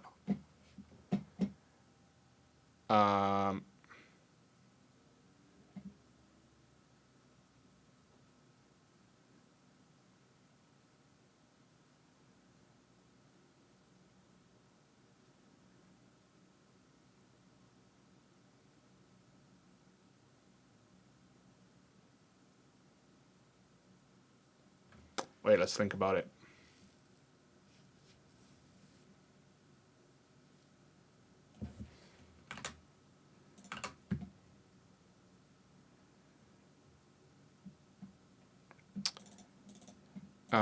Read operation. Otherwise it is null because it is invalid, and then we just don't have an operation, which means the statement is empty. That is probably a better way to do it than just having the keyword directly in there. Okay, fine. Fine. I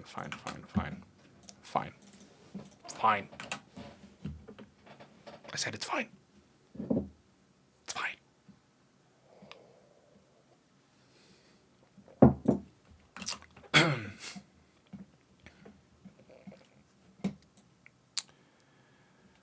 All right.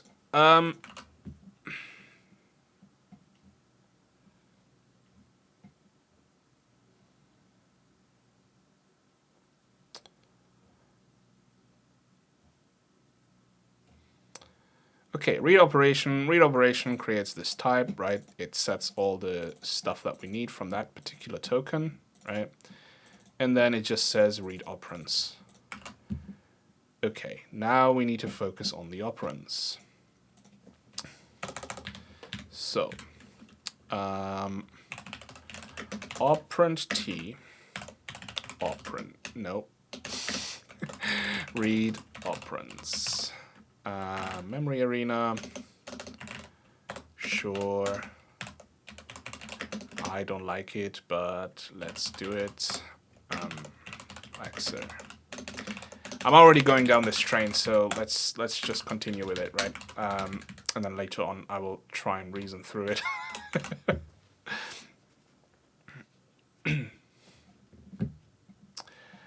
So what does operands really need? An operand is a type of expression, right? So it can have an expression. And then if the expression is done,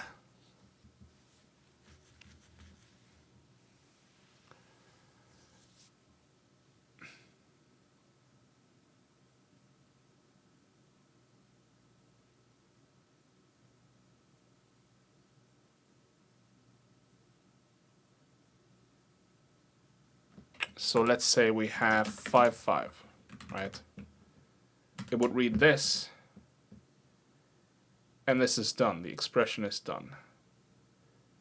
Because this is not a thing, right? So, because we're checking for a binary operator, and it is not, so we're kind of stopping. So every expression is either done or followed by a comma and then another expression, right? If there is expression without a comma, like so with the 5, 5, then this is a missing separator error, right?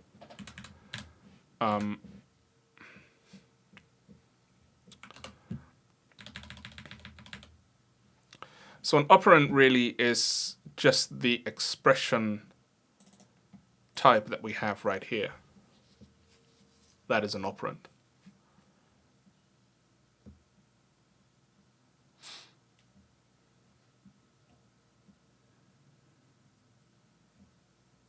Okay, I still have this in here. Make me better. All right, this was the open parentheses stuff. Yeah. We'll get to that. We'll get to that.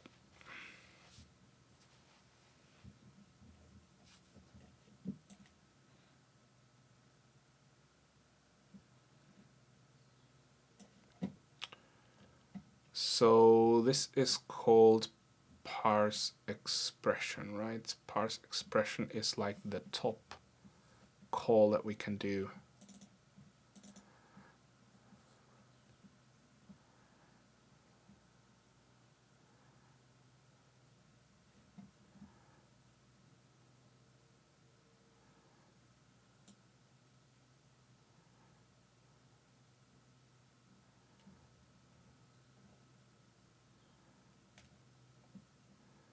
How did I handle errors in parse expression? I didn't, but I wanted to, right? I remember that. For these things,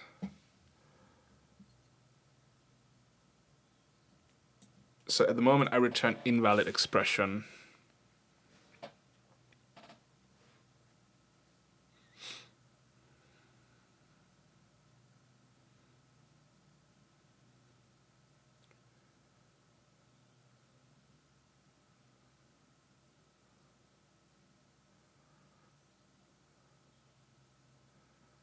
Which, to be fair, might just be a bit too heavy-handed.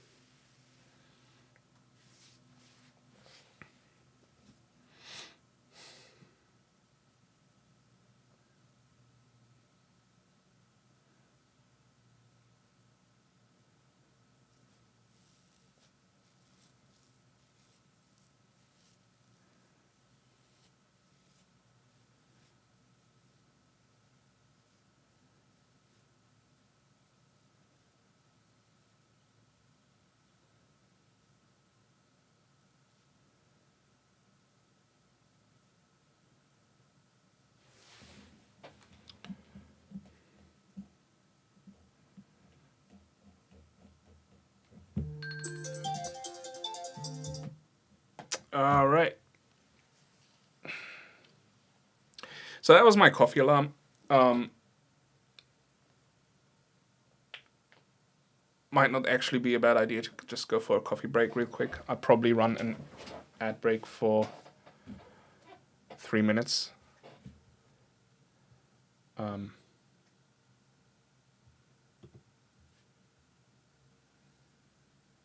and just go and make myself a coffee real quick. And get some more water because I ran out.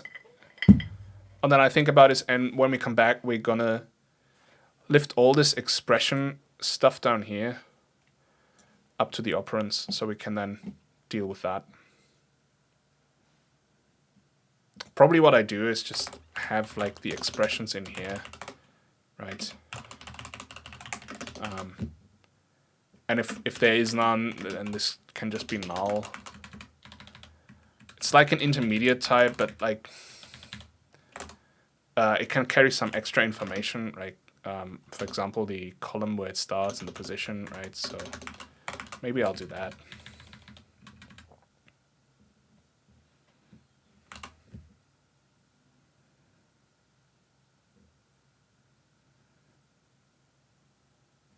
Or just completely remove read operands and just have it named expression. No, but that's kind of shit because I need to point to the next one. Anyways, yeah, I'll figure it out, right? Let's just have a 5-minute break. And then when we come back, we deal with that. All right, timer, 5 minutes. And hang on, what do I have to do for this thing?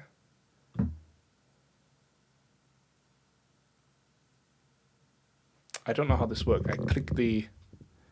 Okay, ads are running.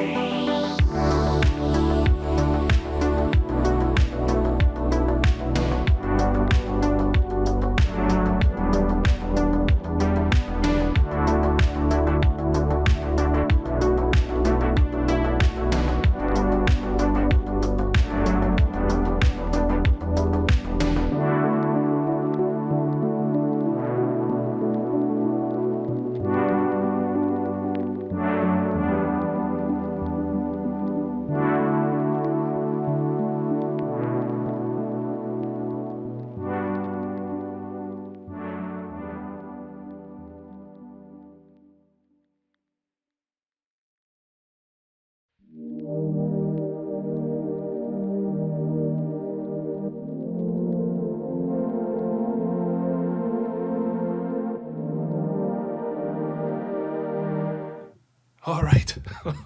Almost made it. Come here. I have a little treat for my dog, so hang on. Pop. Yeah, there we go. Woo! I had to rush. Jeez.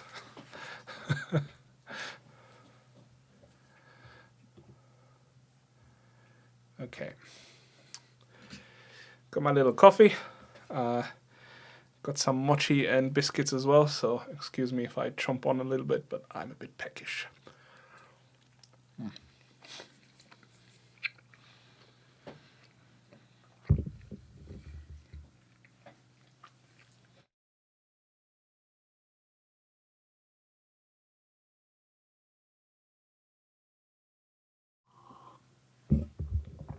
All right. I thought I'd mute myself real quick. In case someone doesn't like chewing noises, you know. I don't want to chew into your ear. Okay, so read operands. Right. Okay, let's do the same thing where we just say operand t, operand, right, equals get memory arena type, arena. Hey, dude, you okay? Whoa, whoa, whoa, whoa, whoa, whoa, whoa. Were you too greedy?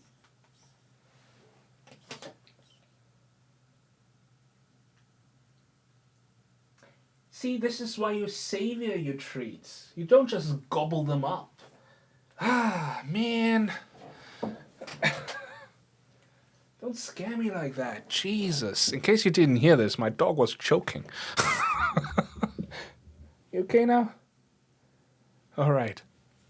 My lord.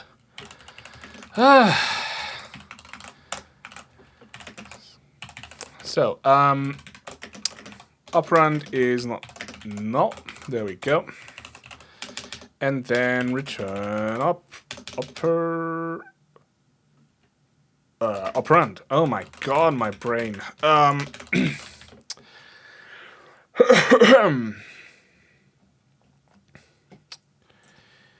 Okay, an operand probably should carry these things as well, right? We want the start of the operand.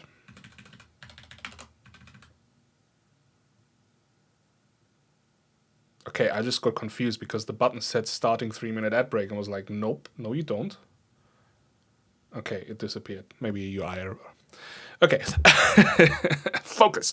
Right, so let's have these information in there. I don't know if I necessarily need that information for any error handling later on or stuff like that. So for now, I keep it in there.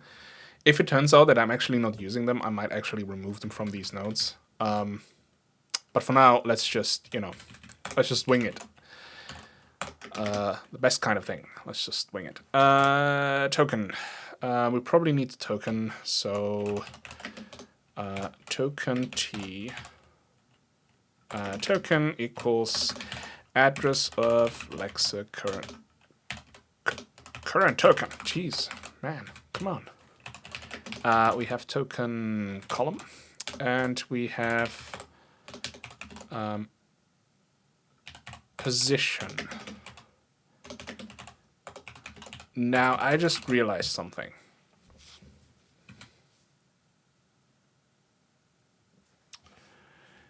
Okay, let me just follow the code through, right? So let's say we have an operation. We go to read operation, right? Because we have a token type, keyword, or directive. That is fine and dandy, right? We have the operation. And then we say read the operands.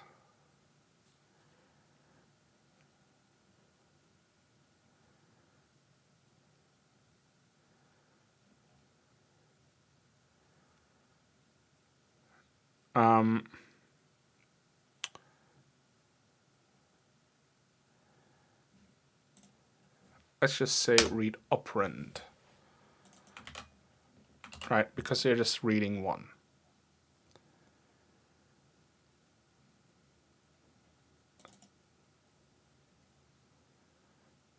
So really, I need to advance to the next token here. Right, because we have finished reading the operation.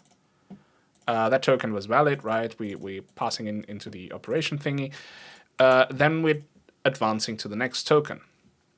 Now, the next token at this stage needs to be a valid token, whatever it is, right? So it cannot be new line. It cannot be invalid. And it cannot be...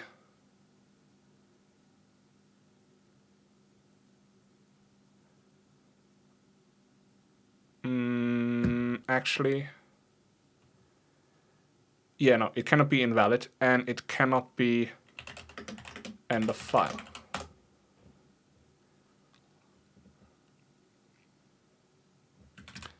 Also, what the hell is this?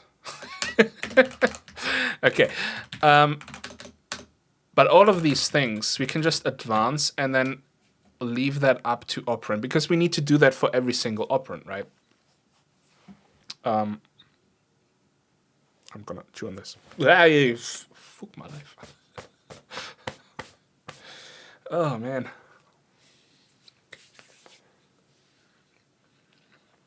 Now I just need to make sure to not choke on mochi. Apparently that's a thing.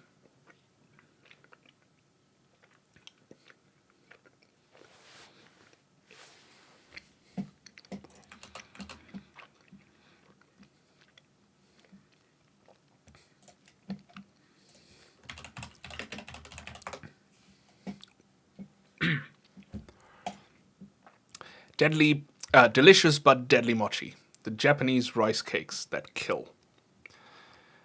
Yeah. Apparently if you don't chew them properly, like, you can choke on them, which is, it's great. But they're so damn delicious. Alright.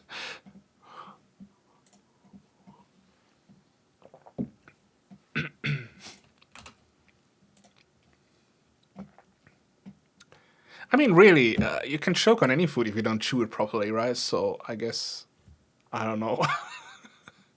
Maybe mochi gives you the false sense that it's okay to just swallow, even though, you know, you haven't chewed it properly. I don't know. We'll find out if I ever choke on stream.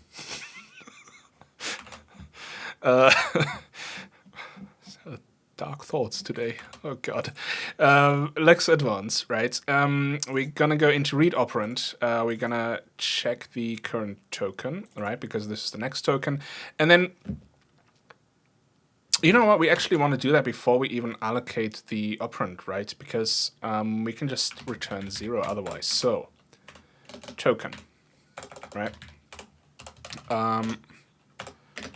Switch token type, and if it is token type new line, or it is token type end of file, or it is a token type what was the other one? Come on, invalid. Then we just don't have an operand, right? So return 0. Otherwise, we do have an operand, and we're kind of trying to make sense of it. All right. So that means the start position for that operand is column and position, and then we're trying to read the expression tree, right? So essentially, operand expression equals read expression, right? Arena excerpt. I don't know if I need the arena for the expression. I think I do.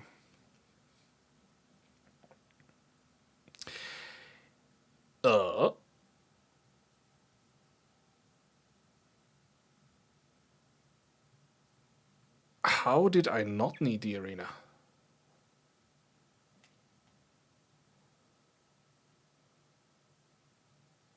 No!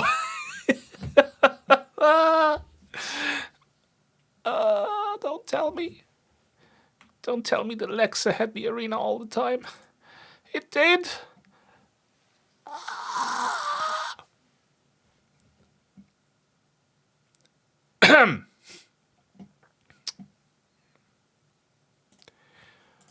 Okay then.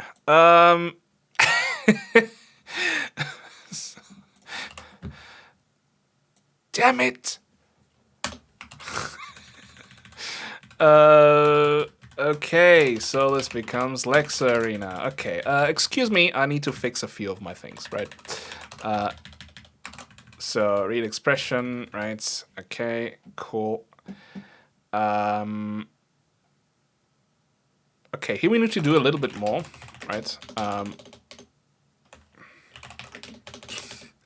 Okay, let's just add a to-do like this, not as a comment, so it actually breaks.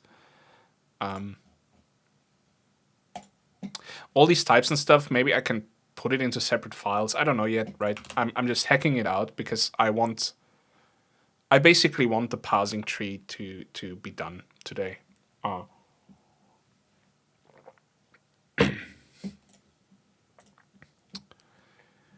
So read operation. Okay, we don't need the arena here, right? We can just say, give me the same arena that the Lexa has, which is fine, right? And then we pass just this. Okay, cool. And then read statement as well. Don't need the arena. We just need the Lexa arena, right? Don't need to pass the arena in here. And actually down here with string format, whenever we have arena, this is gonna be the Lexa arena, right? There we go.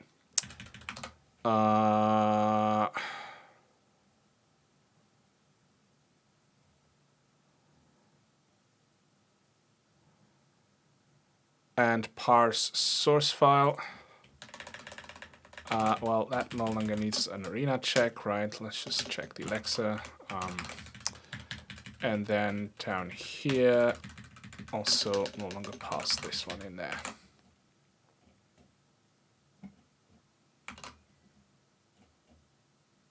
Right? Okay.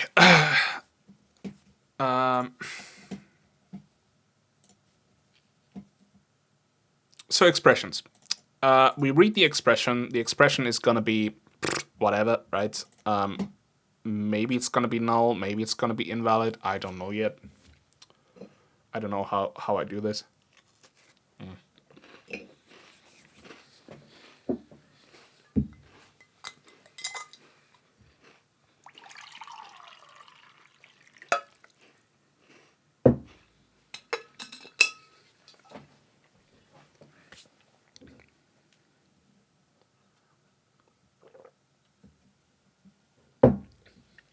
I heard little sweets help the brain, so.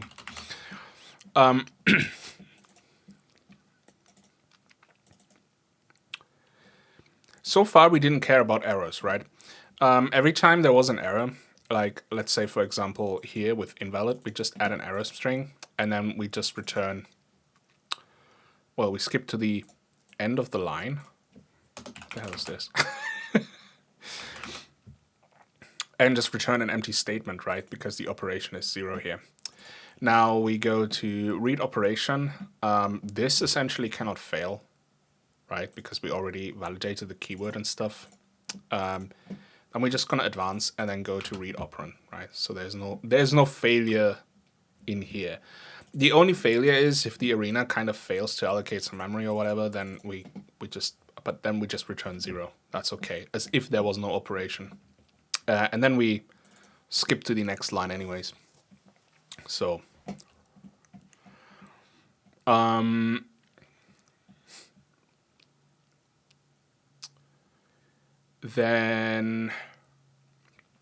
read operands. Read operands now has failure types, right? So if it's either new line or end of file, well, then we don't have an operand. If it is invalid, we also don't have an operand. We pretend like we don't have an operand, right? Which then will skip to the end of the line anyways. So, and because this already reports an error. Same if this allocation fails, right? This will just return 0. And then we can go to read expression. Now, if there's any error in read expression, we probably will add the error to the error list in there already. And then we can just return basically 0 for the expression and pretend like there is no expression and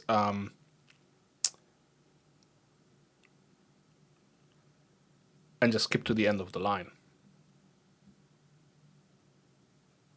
Now, that might be a problem. Okay, so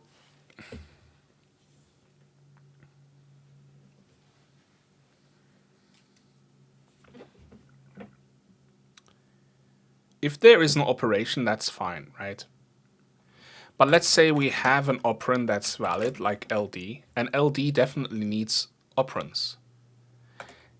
If it now doesn't have any operands, the parsing of the tree then would report, an error with something like LD has no operands, right? But if you have LD and then an invalid expression, right? Let's say well, let's just say it's an invalid binary, right? Binary with the number 4, like this is nonsense, right? So we already have an error for this, which is invalid binary number on line blah blah blah blah blah, right?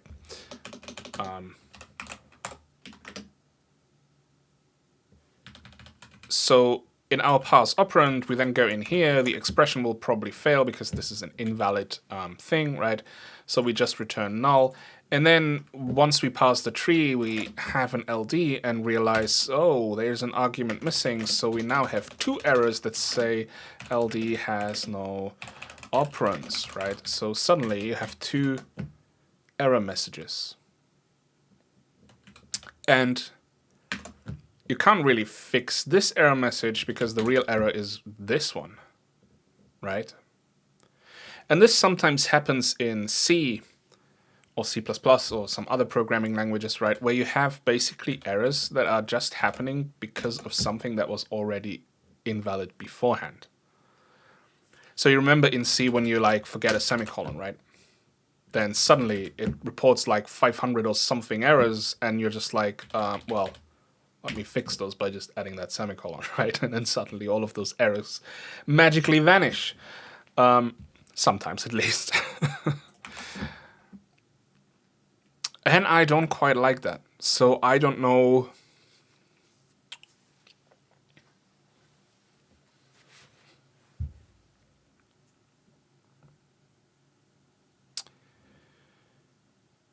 Huh.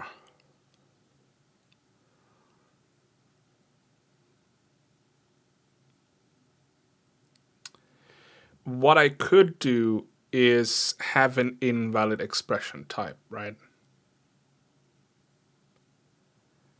And then if I reach that, so the tree would basically be operation, and then you have one valid operand, right, followed by invalid operand, right?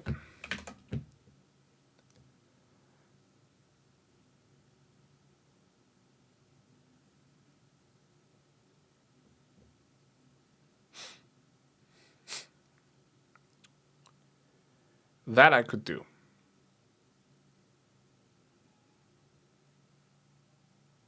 Well, it would be invalid expression, right? But you know what I mean. So basically adding invalid expression nodes as opposed to just returning 0. That way I would prevent this situation right here. I would then just say invalid binary number on line so-and-so and not report this error. And if you fix this, right, this error actually will never happen because it has an operand, right?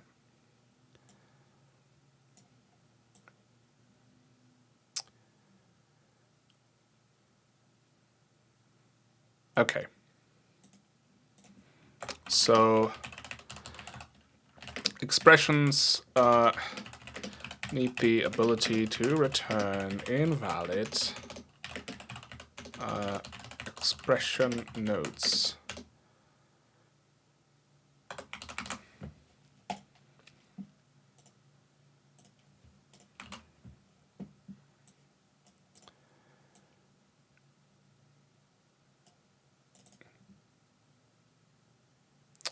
Okay, so far so good. But now this is also a bit annoying because we're building an expression tree, right? So let's say we have, we have 1 plus 2 times 3, right? Our expression tree would look something like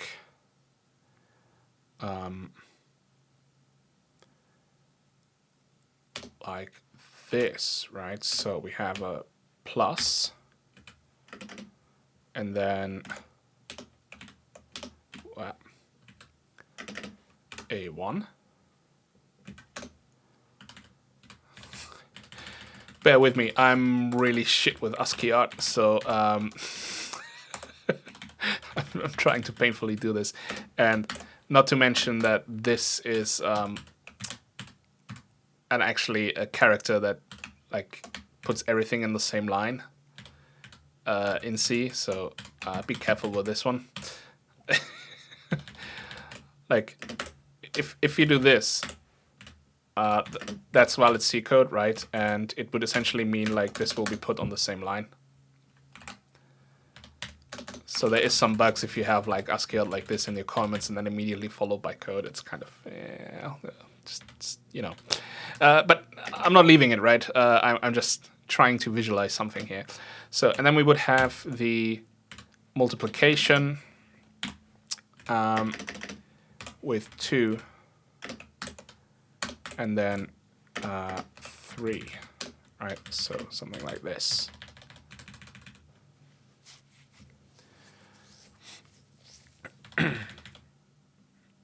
So let's say this one right here is invalid, right? So this becomes an invalid expression node.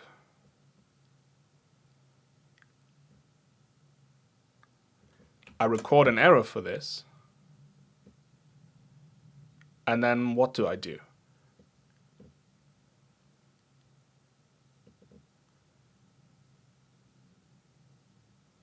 Do I already give up with this whole line?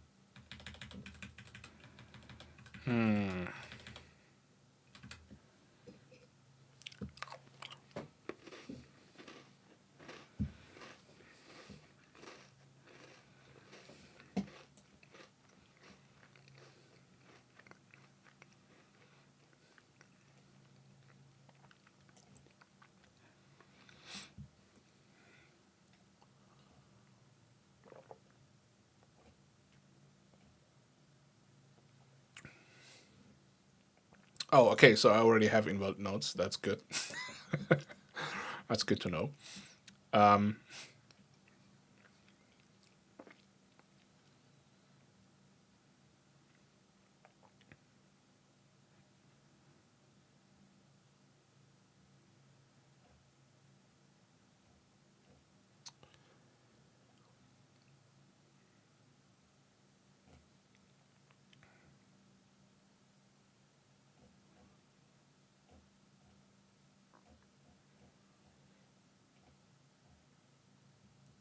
So what I was thinking is that as soon as I have an invalid expression thing that I should then just completely give up trying to read these expressions, right?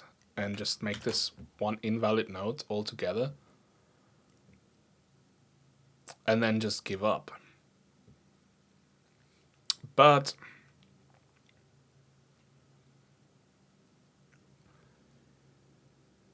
that does not seem like a nice idea.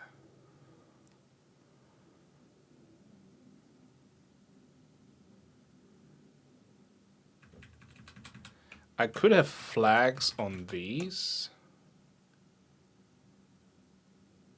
that signify whether something is clean or not, meaning like it has an invalid node or not. So this could be like a fast check, right? When I then later pass the tree, I can then just be like, hey, is this valid? Okay, cool. Is this valid? No, it's not. Okay, give up.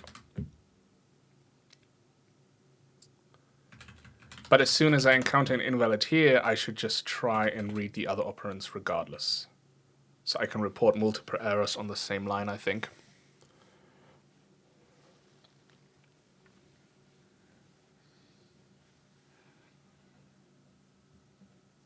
But then I don't do that here, right?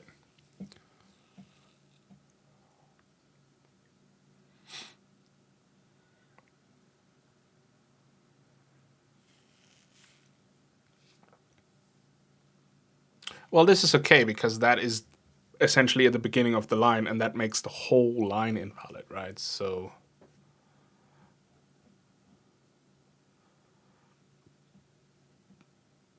if this is screwed up, everything else will be screwed up. But you could say the same for the operands, right? If one operand is screwed up, then the following operands might be screwed up.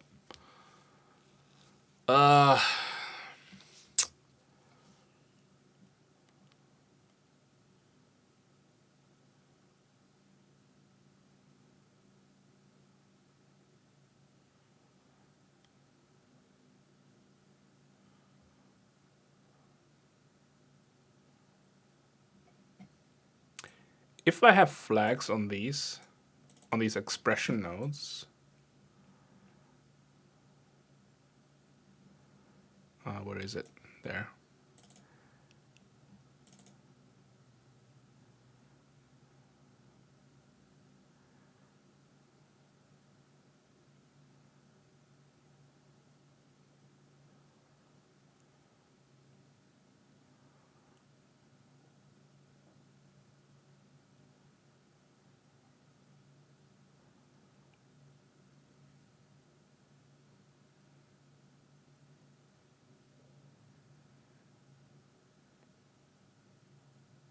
Well, I can just turn the whole expression tree as invalid.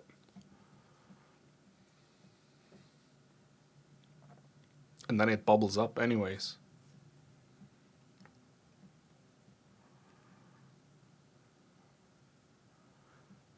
I think that's what I should do.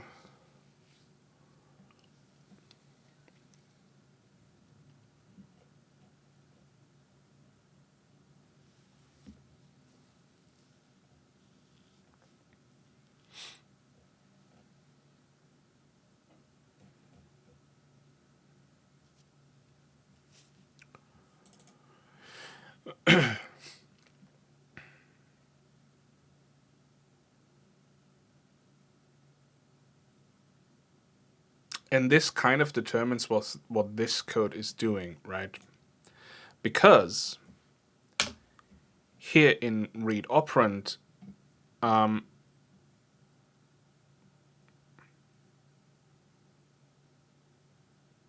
have to call myself again, right?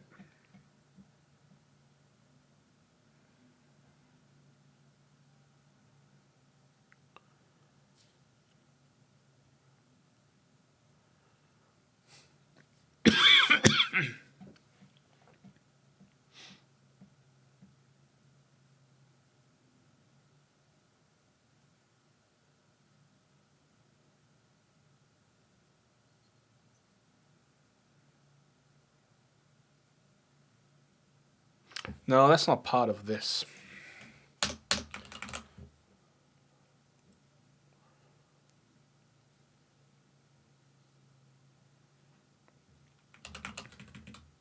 Okay. Operand T, read all operands. Right. And basically what we're going to do is say operand T first read operand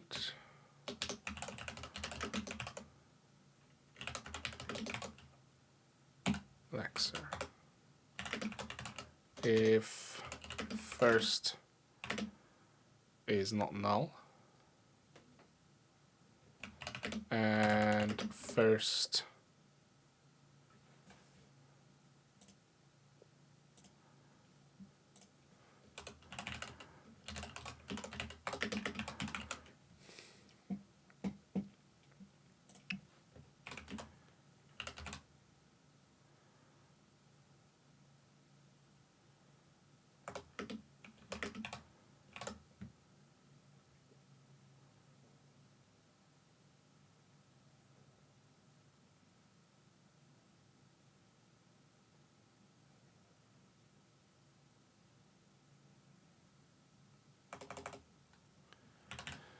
so we can either have nothing, right? Or we can have an operand. Or we can have operand, which is wrong. We can have operand, comma, operand, right? Or we can have operand, comma, and nothing, which is also wrong.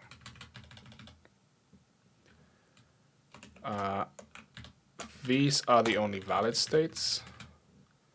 These are invalid states. Okay.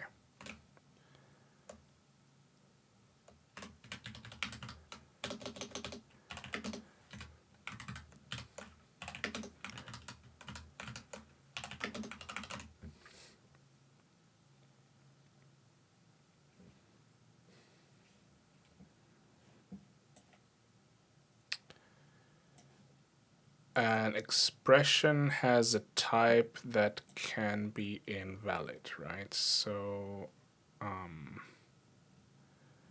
should probably move this up. Where is expression? Expression.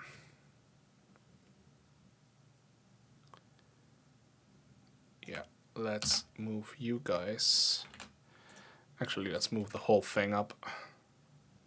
So I don't have to scroll down like a madman all the time. There.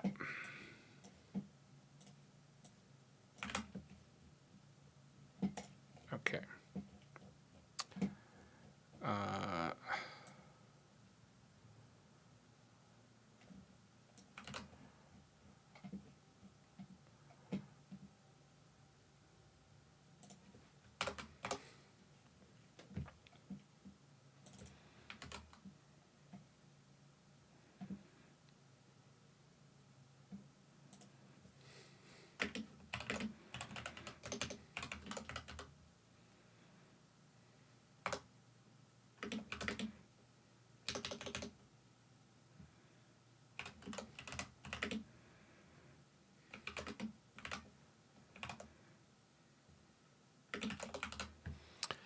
I don't know what I want to do with this if statement yet, but so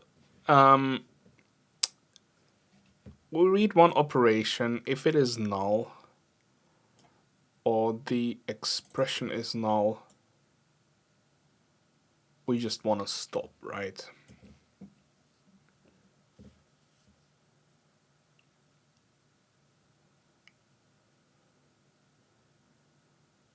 That just means there's nothing there.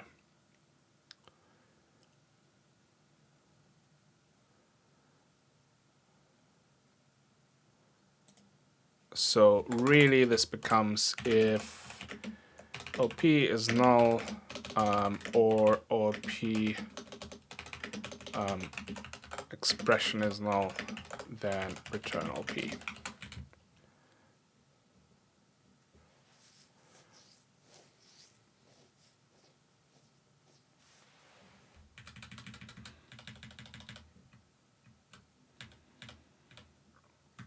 Right, so this covers this situation right here.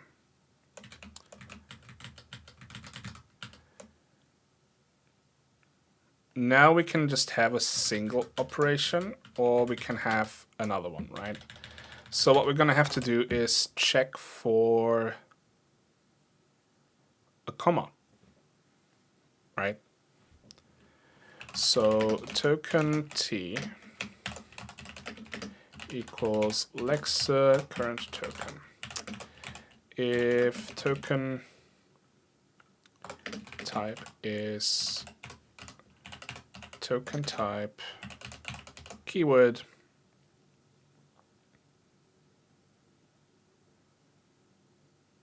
no token type comma what did I call it, separator, no, comma. Let's check.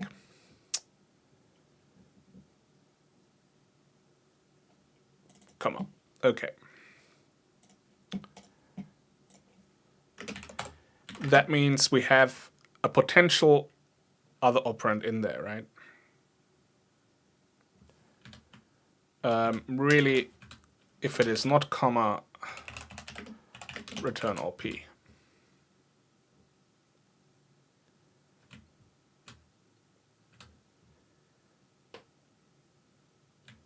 No, we can't do that.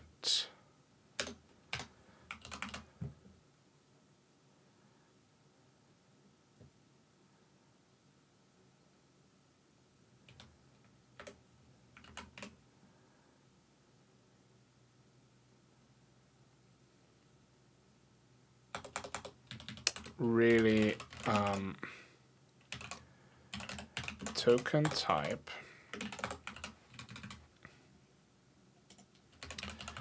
so case token type and the file case token type new line.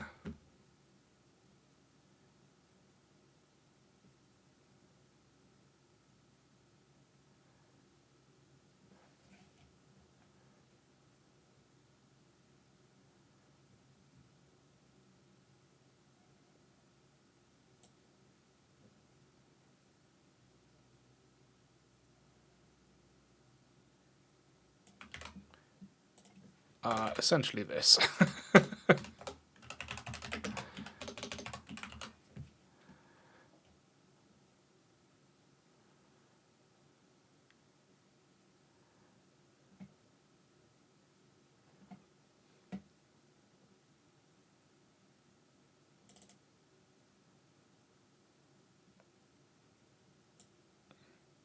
But this is valid, right? Otherwise, case token type comma would mean we have a next OP, right? So read a next operation and then return that operation. But let's just break for now. If it is anything else, that is invalid, right?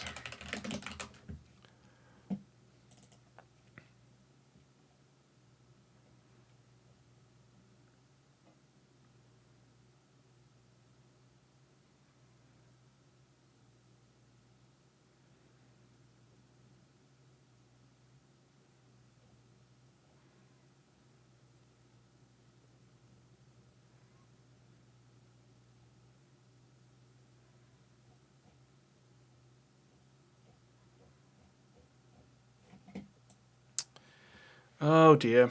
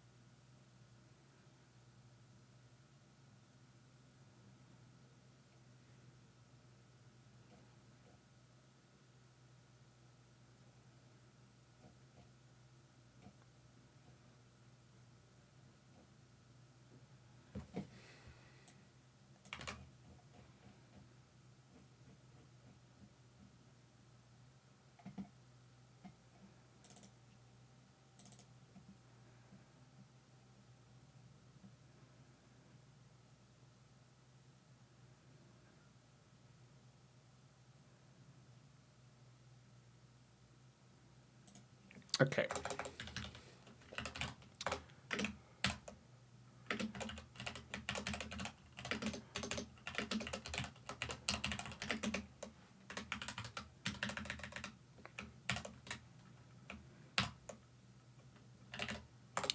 Let's add a make, so an invalid expression thing that creates an invalid expression for us, right?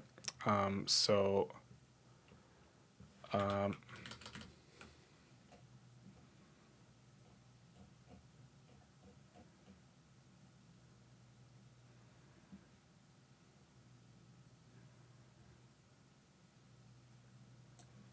we'll do this.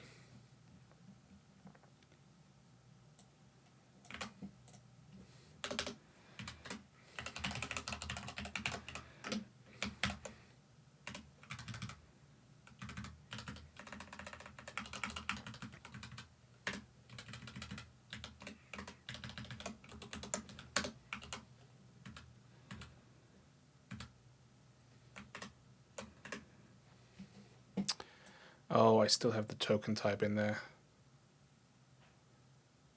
Ugh.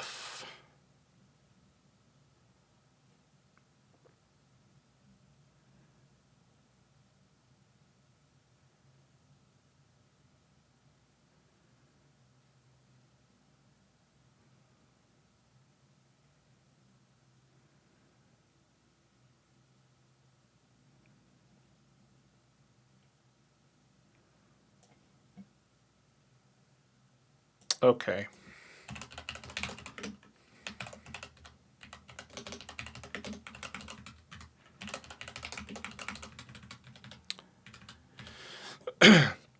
So expression type invalid, token type is the current token dot type. Flags are none.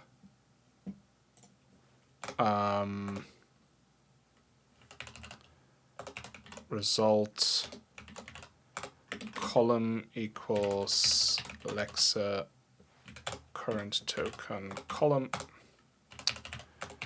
Result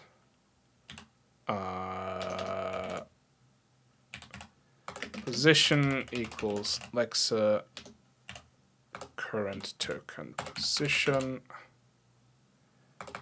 and then result.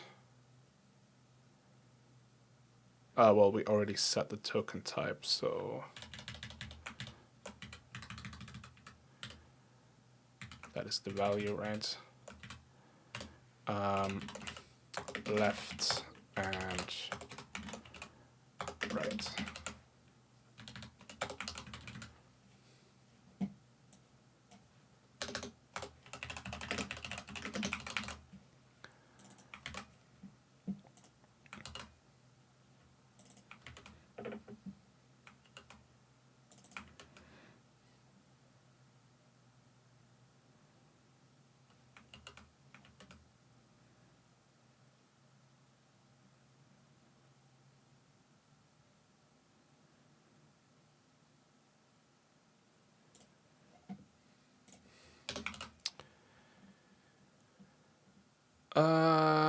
Okay, so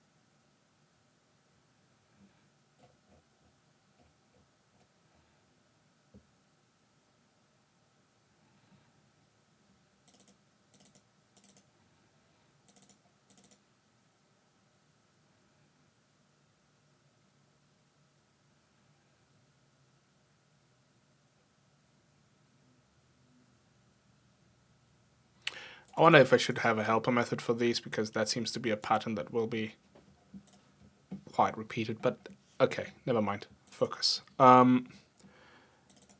Get the current token.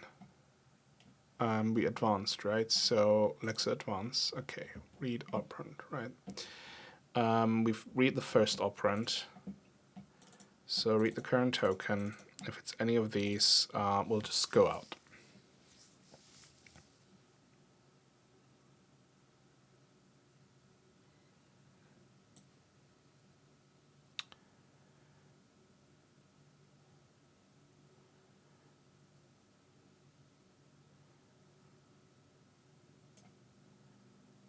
Right.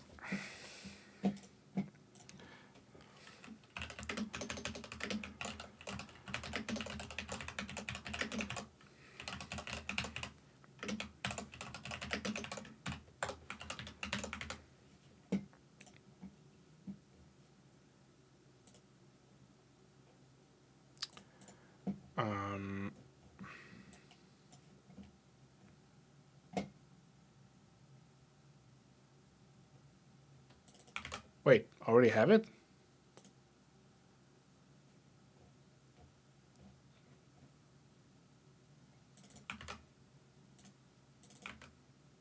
Okay then. Didn't realize I was already using it. Where? Oh, down here. Okay, fine. Okay, so if is token end of line token return 0, right? However, if token type is invalid, what I really want to do is have an invalid expression node, right?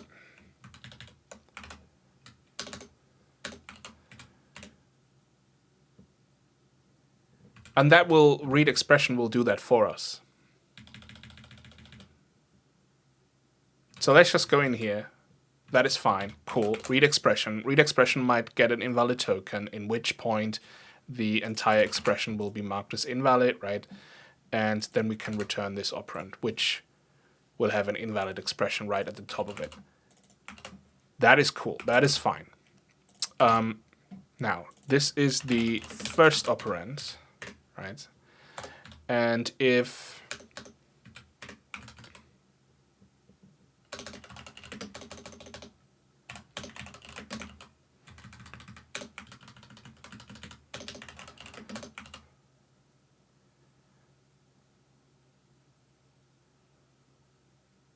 can that ever be empty?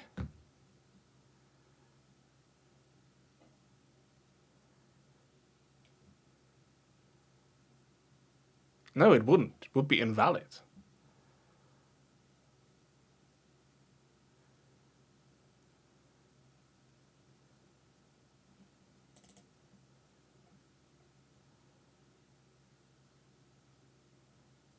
Actually, I don't even need this. This is fantastic.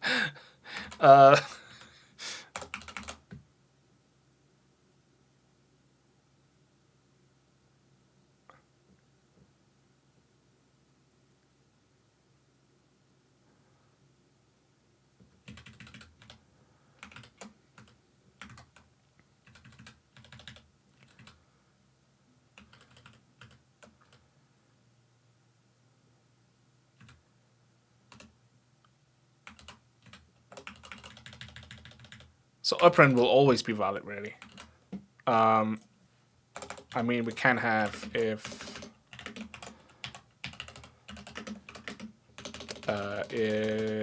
first is not null, right? Then we want to do something extra, but otherwise we just return first. I mean, we always want to return first anyways. But we don't need to check for this stuff. We either have an operand or not, and if we have one, then the expression is either null or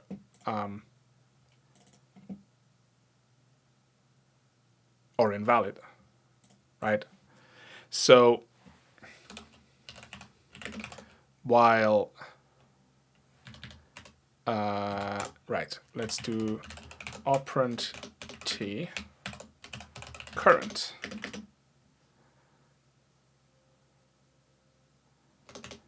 equals first.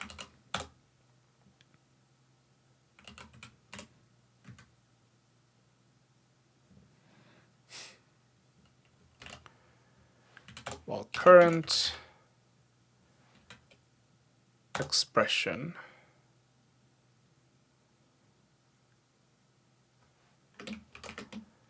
is not null,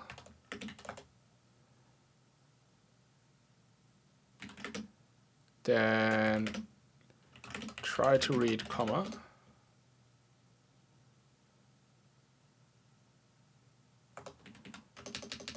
and all this kind of stuff, right? So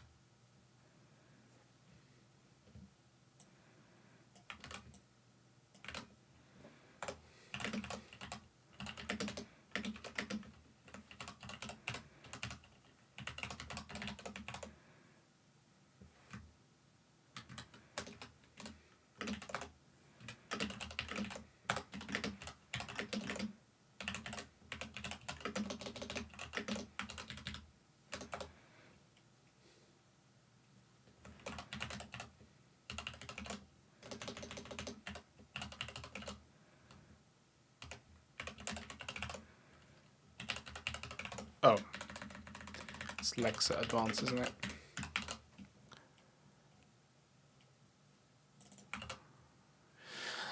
So if we have a token, advance, and then try to read the next operand, right? So we have operation T.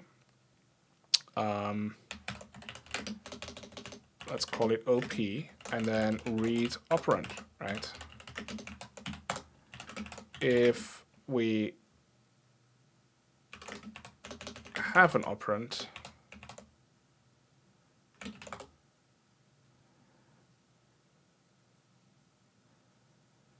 then we can say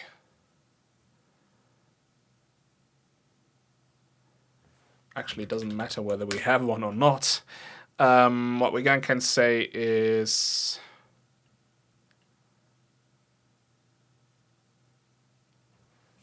shit, I lost the plot.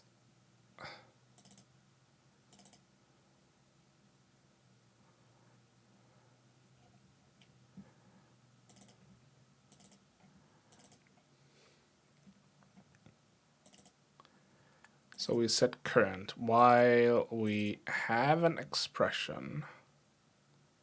There's a potential for a next expression after that. I'll check for a comma. And if there is, we consume that comma. And then go and read the next operation. Right? And if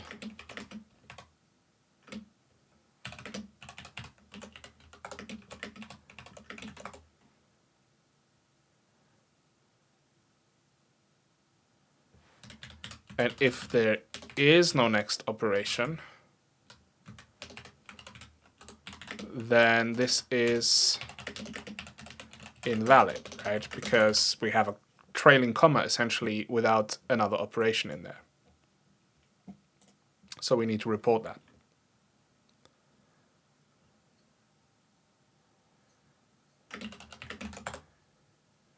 Otherwise,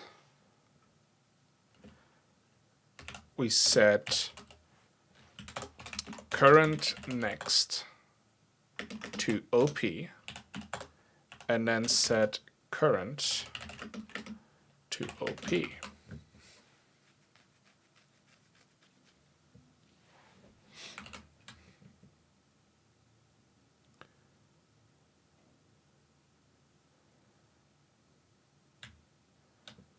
And then we check again. If expression is not 0,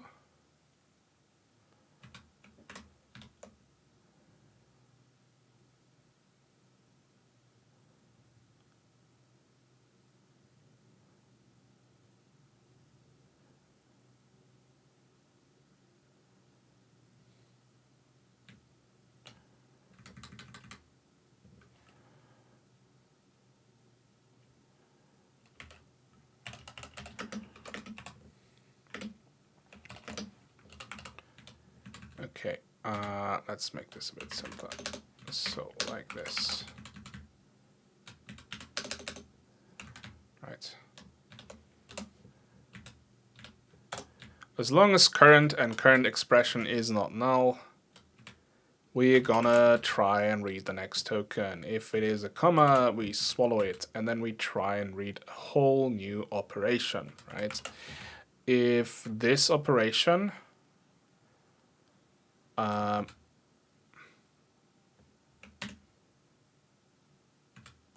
doesn't matter what it is, we're gonna do that regardless, right? Because then if either of these is true, then we kind of stop parsing anyways, right? So that's okay.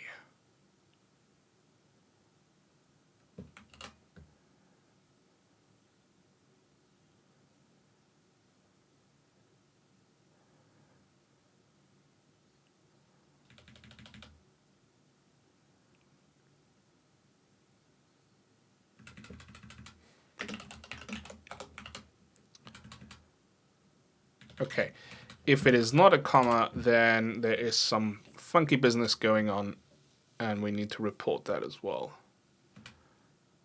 Okay.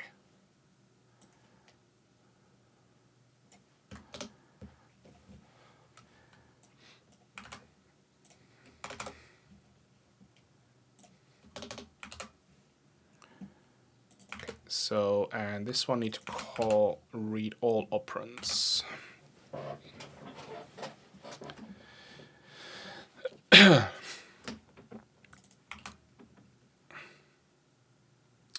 Okay, read the first one, set it as the current, right? Check for a trailing comma. If there is a trailing comma, call read operand again, right? And we have an ad break in 1 minute, great. Read operand again, set current next to the operand, and then which will be the first, right? So first next will be pointing to operand, then we set current to operand. This way you build like a linked list, basically. And if the operand is 0 or whatever, then we need to report an error. So add error. And actually, let me snooze ads. Okay, but I can only snooze for 5 minutes. But okay, let's get this done.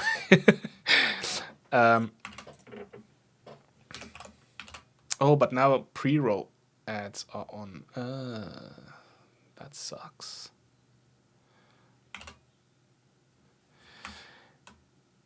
Anyways, add error. This has file name.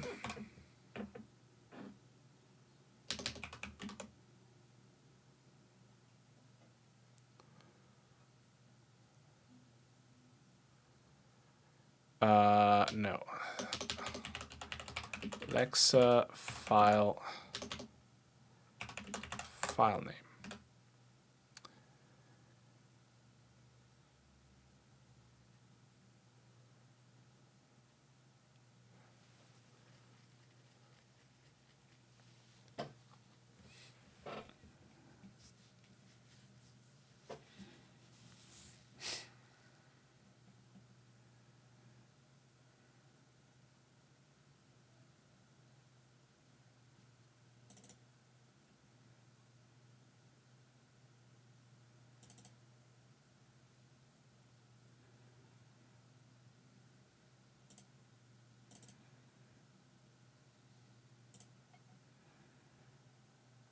Actually,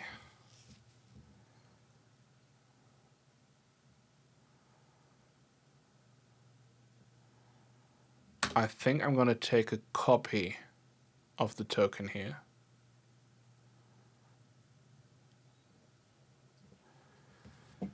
And then I can say add token error.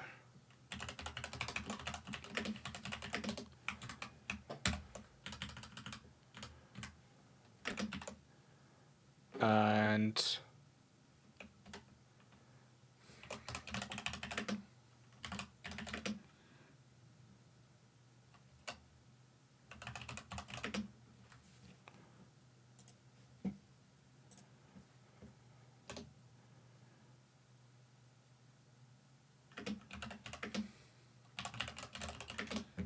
Trailing comma without any operands.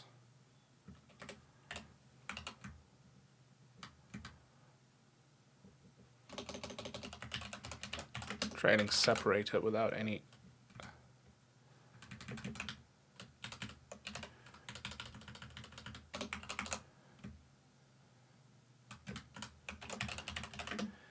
Missing operand after after separator. How about that? And then we can print out the separator. Why not? Just for the fun of it. Token. Actually, why not just token type?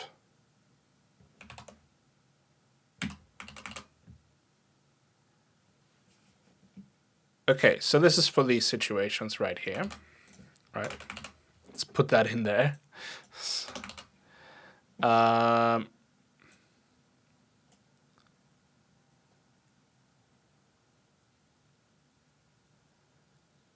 This is essentially for this and this situation. Oh my god. Right. Actually, let's put this right here.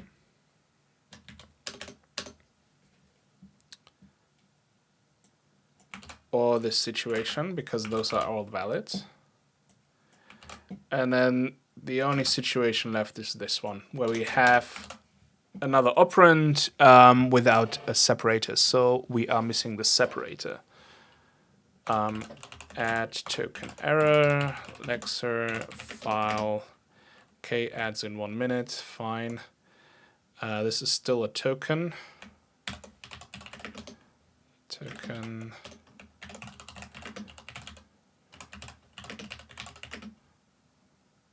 Because it's reporting the start of the token, missing separator before operand.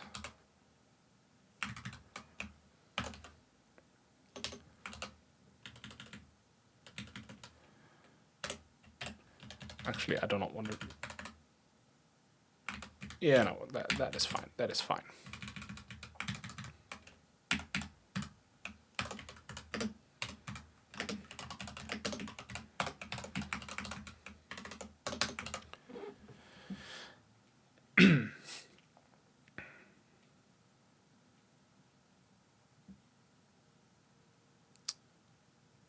Okay.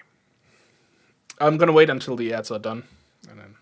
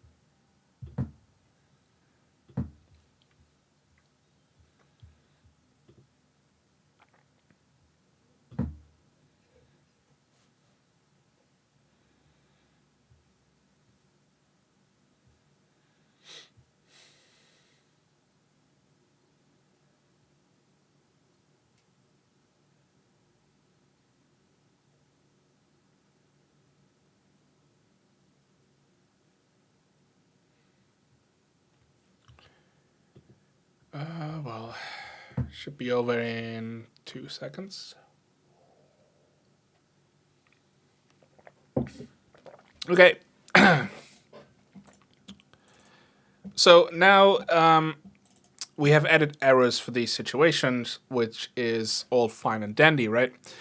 But in order to prevent any errors, I need to attach an invalid expression onto these things, right? So what I need to do is basically say OP expression equals invalid expression.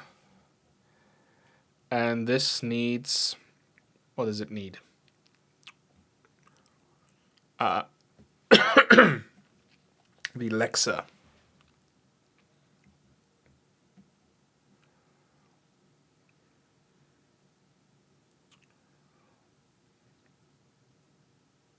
Yeah, I don't want that.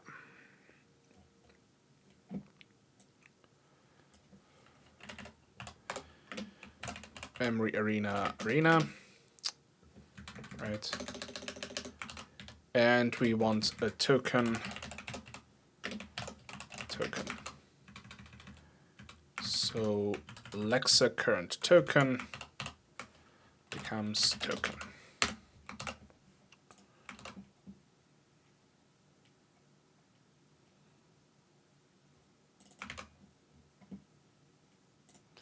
So this will become lexer arena and the separator token.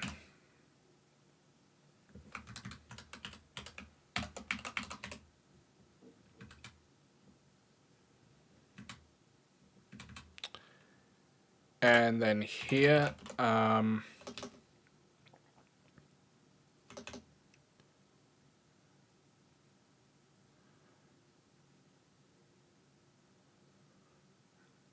well, here I actually want to create an operand and then say like, you know, it is invalid.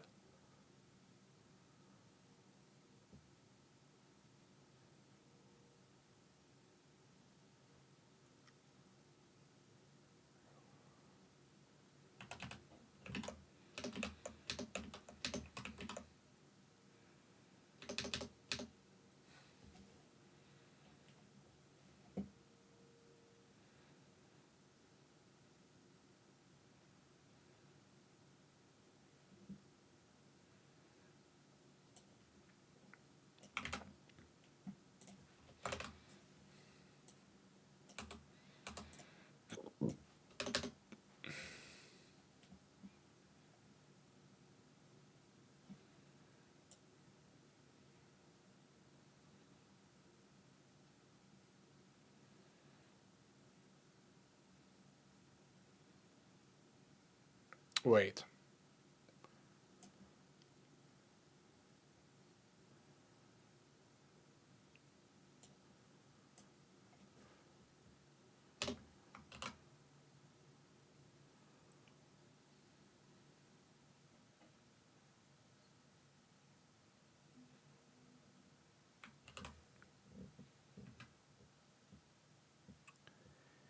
If the token is not a comma,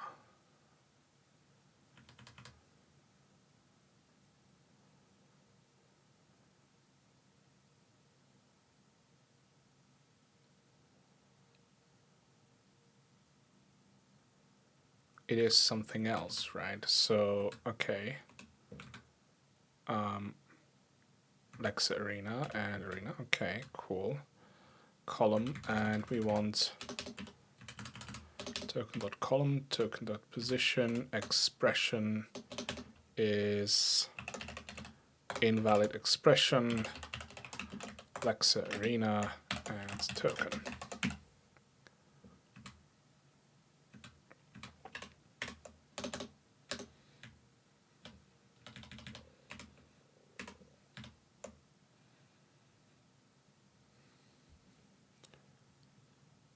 And this should be operand T next, right? And then I can say next. Oh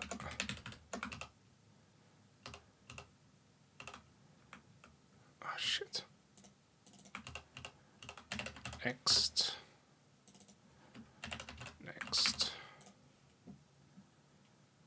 And then here, that would also be next.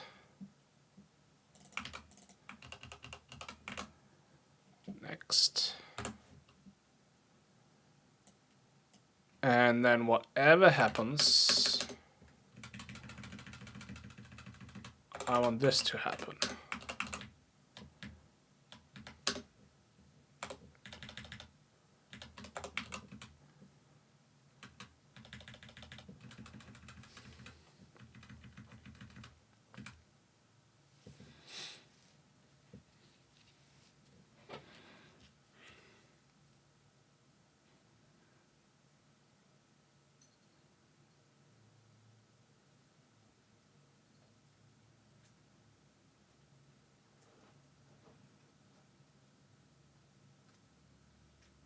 And also here, expression type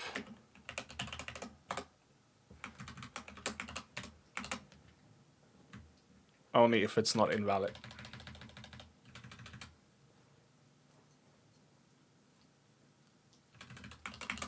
If it is invalid, we just stop.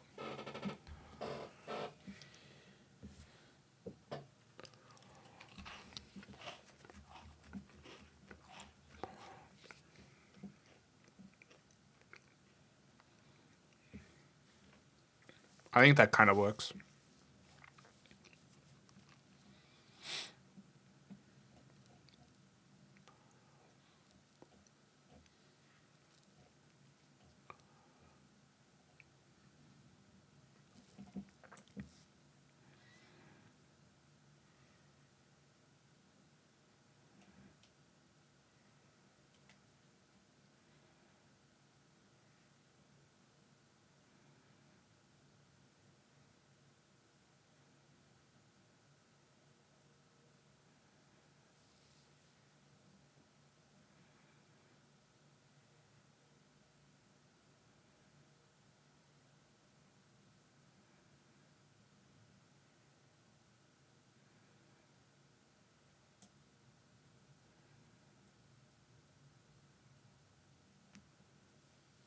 So again, another thing I could have done is just build the expression trees with the commas, right? So the comma, the separator would just be another expression tree. But that kind of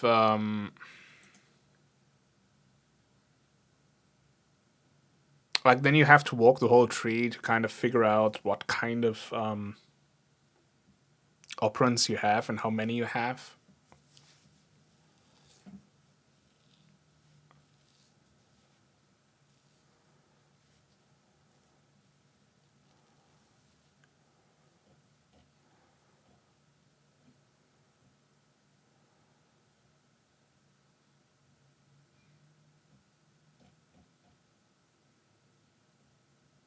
You know, while actually validating the whole tree, which is a bit annoying. This way, I just have to follow the linked list of the operands to count how many operands I have. So that's easy enough to do. So that's why I made this distinction. Makes the code maybe slightly more complicated. I don't know.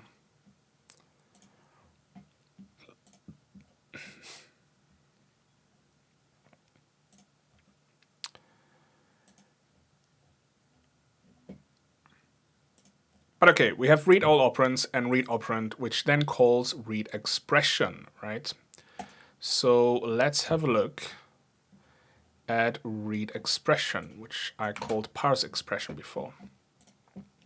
So this would be read expression. So we have a lexer and we have a minimum precedence, right? Because, yeah, we have operator precedence, of course. So really on read operand, what I need to do is when I say read expression, I need to pass in U32 max,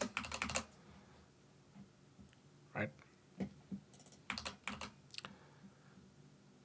The smaller the precedence, the smaller the precedence number, the higher the precedence. You have to think of it as like a position, right? So everything on position 0 has the highest precedence. On position 1 comes after 0, and so on. So I can remove the assert here. So we have a minimum precedence, right? And then we say parse an expression leave, which here, let's just say read expression leave, right? Let's see what kind of leave do we have here. Read expression leave.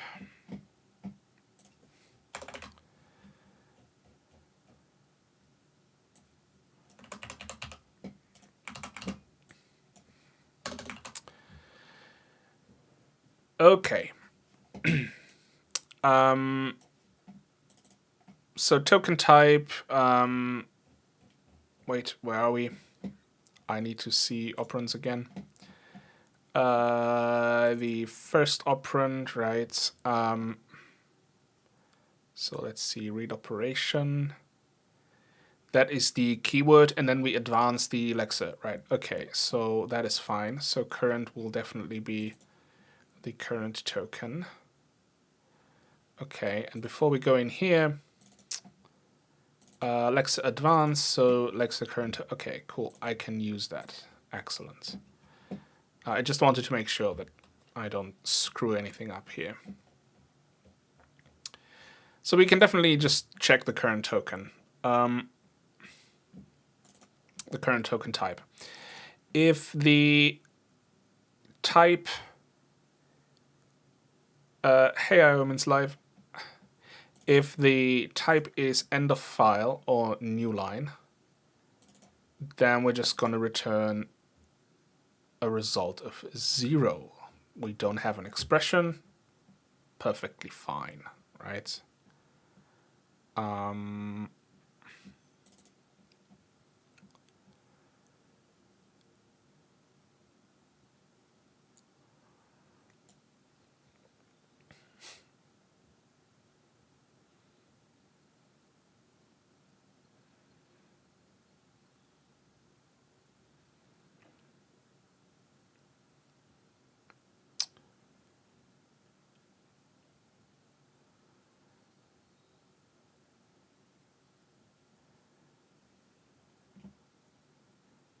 Parentheses, yeah. Let's ignore them for now. So then we have token type, hexadecimal, binary, and decimal, which is fine, right? So we're having our expression. We're building it up. We're calling it an expression type of immediate. Have the immediate number. And the flags here. Okay. Once we have that, call lexer advance and return this.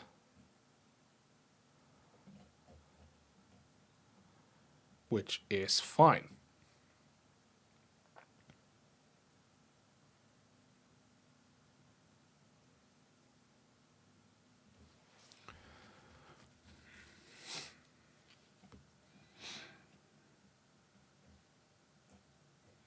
I might not actually make this a switch, because I have all of these. Is token end of line, right? So let's have token t, token equals address of lexer current token, right? And then token, yeah, just passing the token, cool. So if token is end of line, then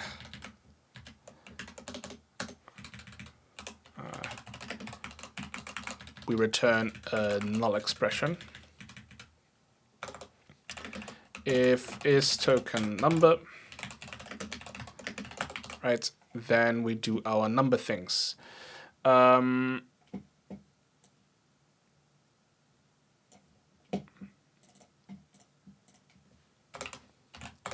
Expression, immediate expression, right? Let's keep stuff a bit cleaner. Arena, token, sure. Okay, and let's build the expression. So this will be expression type immediate, no flags, column. Ooh. Well, this is wrong, isn't it?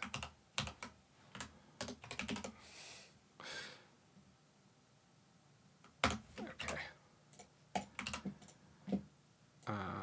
Same here.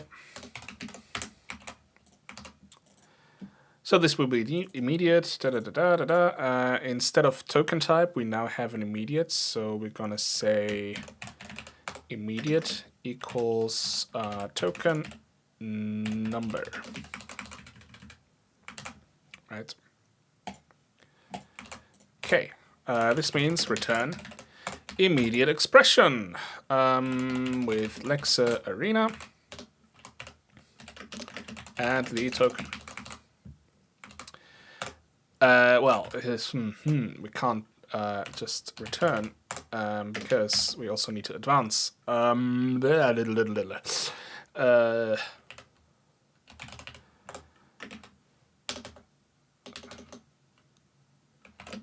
Okay, expression, and then return the expression, but before that, Lexer advance.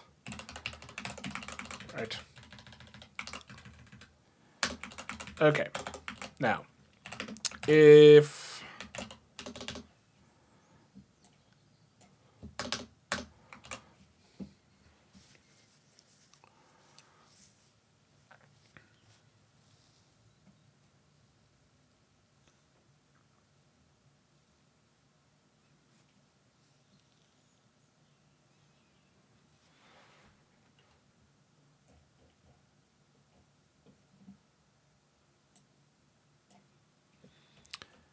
so let's ignore all of that down here, and if if it is anything that we don't support here, then we're just going to return an invalid expression, right? So essentially, expression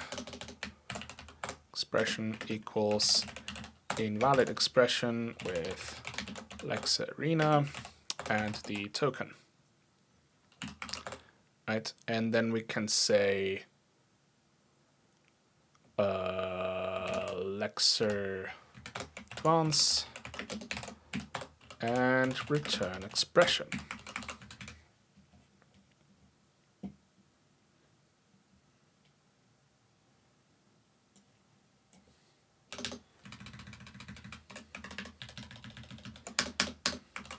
Okay.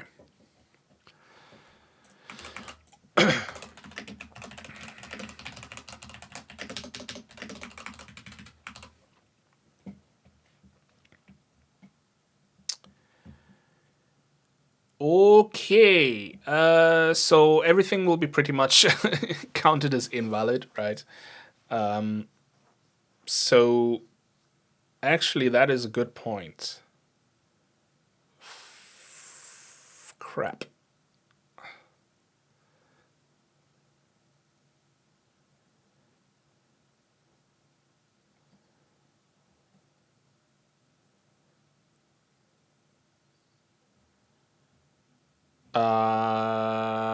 I haven't thought about what should happen. So here on read all operands, what happens in this situation where I have LD, comma, comma? Comma, chameleon. Oh, God. I know, that's not a comma, it's a chameleon, but that's what happens in my brain. And you have to suffer with me. So if you have LD, comma, comma, right?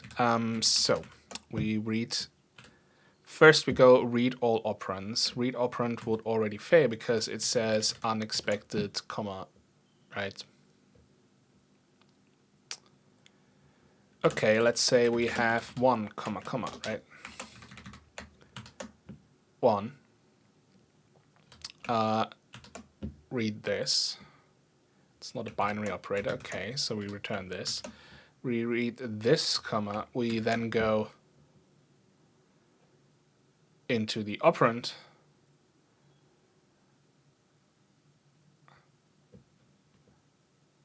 yeah, we only can say unexpected comma there.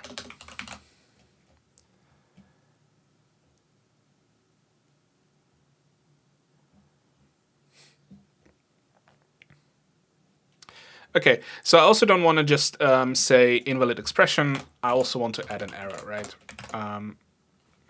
Add token error, actually, because we have the token, right?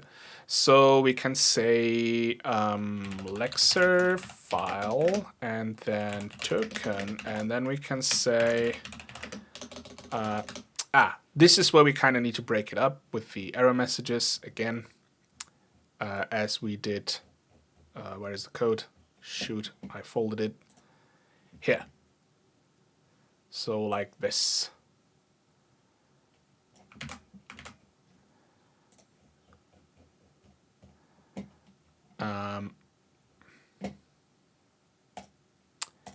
Except if it is invalid, right? So if is token, no, token type equals token type invalid. What we're then going to do is something else. We also return the invalid expression, of course, but without adding the error message, right? So actually what we can do is say if it is not invalid, right, add an error message, otherwise don't. But we still want to return an invalid expression. So that is cool. Now, what should the error be? I just copy pasted it and then completely ignored it, didn't I? Yeah, that's what I did. Awesome, awesome, awesome, awesome. Read statement. There we go. Come here, little one. Thank you. And then we're gonna go in here.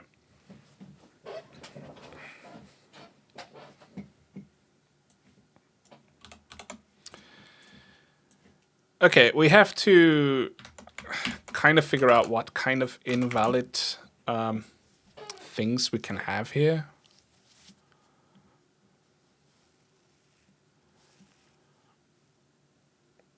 Actually, I don't even need to do this in here, but it's okay. It's okay. Right.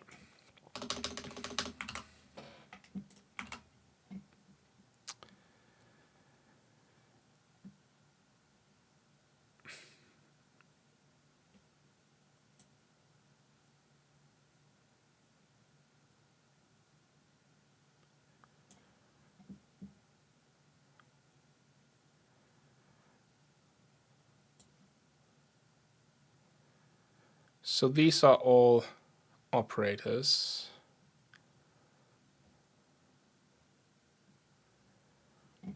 Plus and minus have urinary versions, so they can definitely show up here.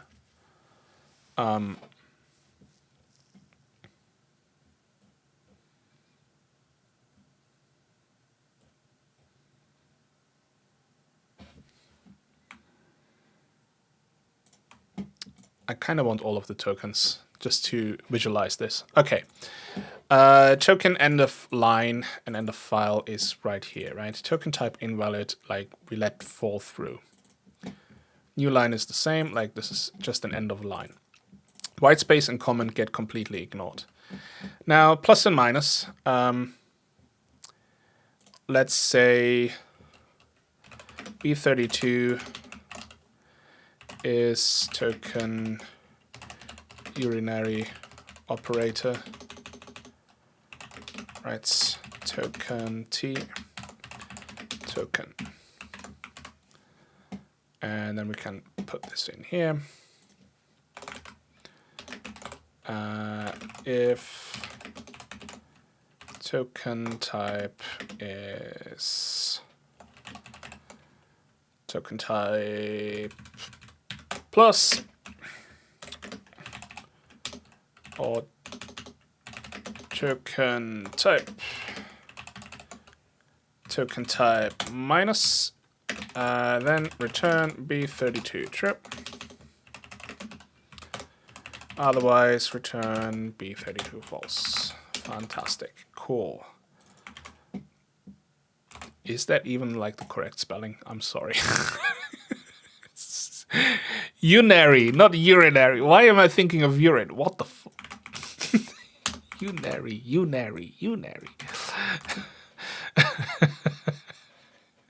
Whoops. Again, consisting of or involving a single element or component. Unary. Jesus. Is token unary operator. There's actually a few more. Hang on. There's a few more. Token type, right? Case token type minus, sorry, case token type plus, right? Return B32 true, right? I just saw this because there is the bitwise not, right, which we also have.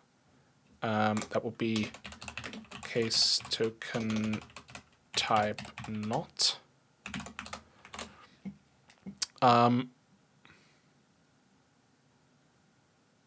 I think that's all of them.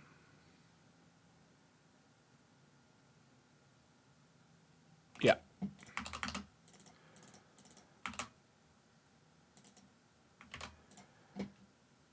Yeah. Okay. Alexa H, I want you next to me again. Okay.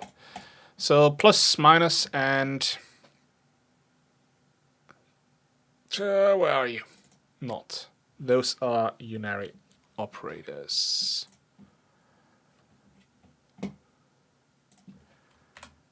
Unary.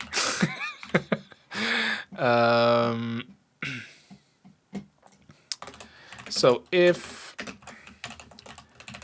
is token unary operator, right, then we want to do unary stuff, right? Whatever that will be, I don't know. So we need to potentially call read expression leave again. Oh, but no, then you run into issues if you have like plus, minus, minus, plus, minus, right?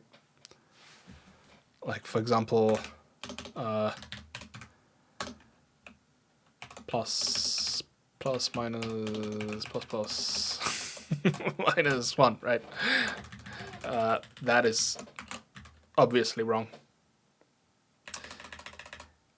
No, we don't call that again, but we just need to make sure that the next token in there is a number. That's all.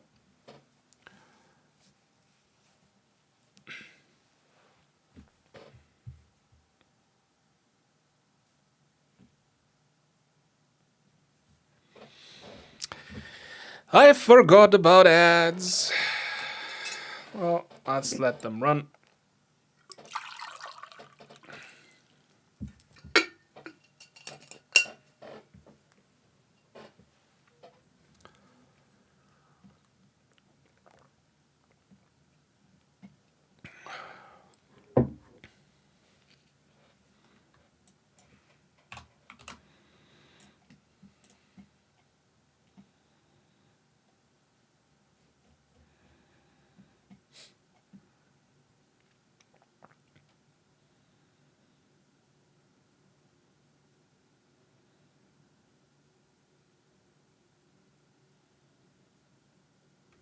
Okay.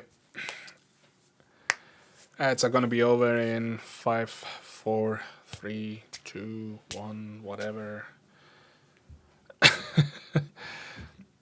Okay, ads should be done now, I think. Sorry. Okay, then we have stuff like... actually, you know what? Let's just copy all of them in here, right? So I can actually reason about them. Missing divide. We handled unary stuff. of the not. Okay.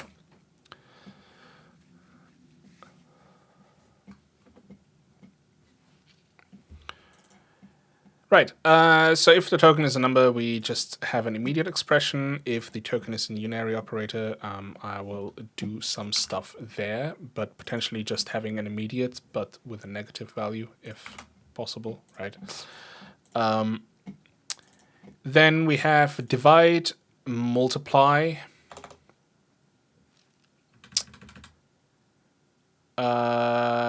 Actually... Does that fall under binary operators? I think so.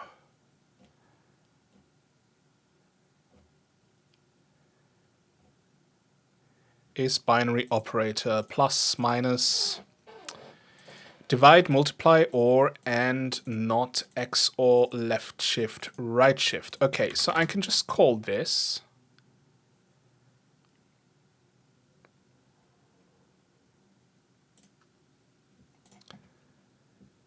Because we're already handling unary stuff anyway, so I can just say this. So if token, right, invalid, right?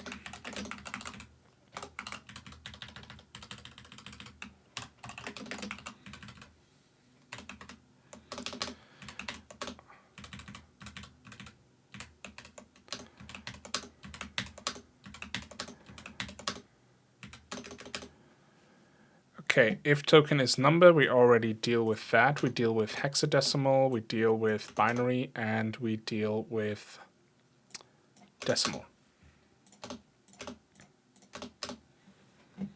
Okay.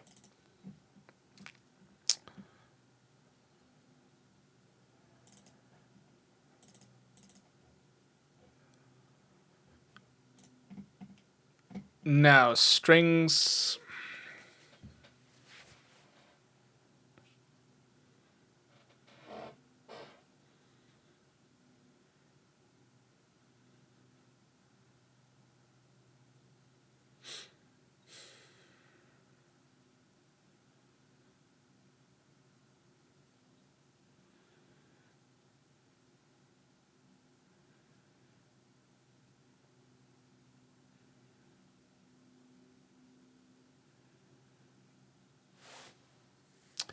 That is a bit awkward now.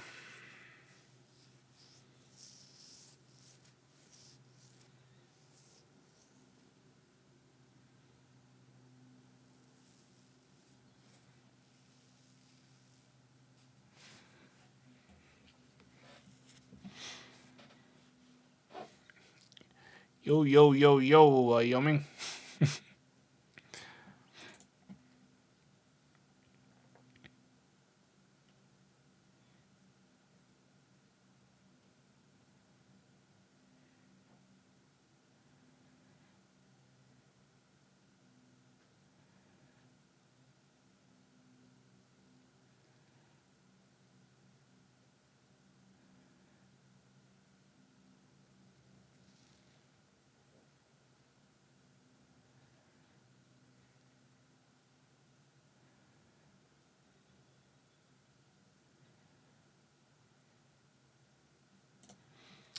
So with strings,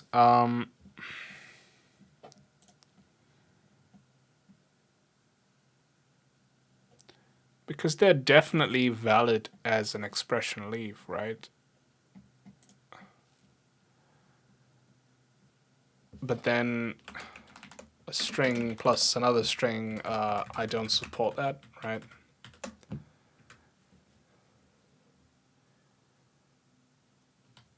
I mean, I could, but then what is string minus string, you know? Invalid, of course, but like...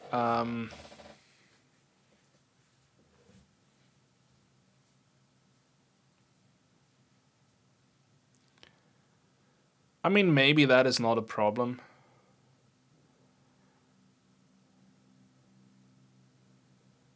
Maybe I'm doing too much, to be honest. With like already trying to add error handling in this. because that is a syntax error, right? So same with the commas. Maybe I have been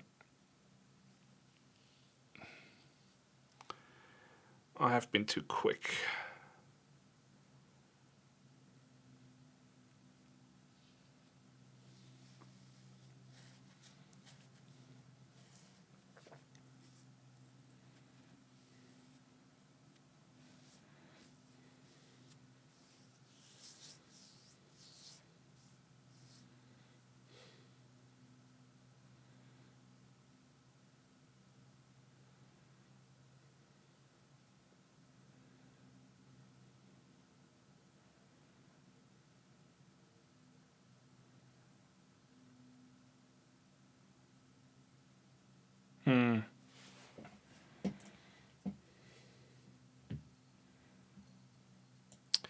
And open parentheses and close parentheses, I mean, they can also just be trees, right? You could have this, and then the left would be whatever expression, and then the right,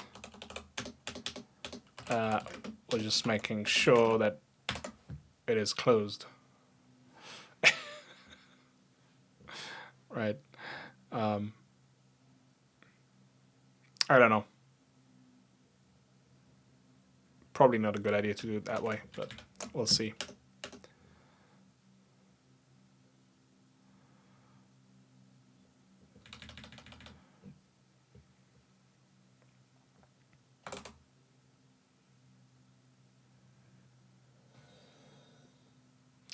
Why rewrite the assembler? Because my first attempt of writing it, although it kind of works, was absolutely horrible code. Let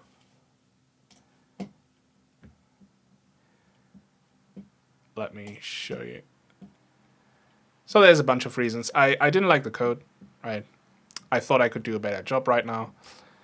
And the other things, I wanted to go away from Visual Studio, so no Visual Studio projects and anything like that. And I also wanted to not use the C runtime, or the C standard library, if you want to name it that, whatever you want to call it. So yeah, I basically just thought I'd give this an attempt with, you know, whatever I learned since then and try to apply it and see if I could make the assembler a little bit nicer. That's all.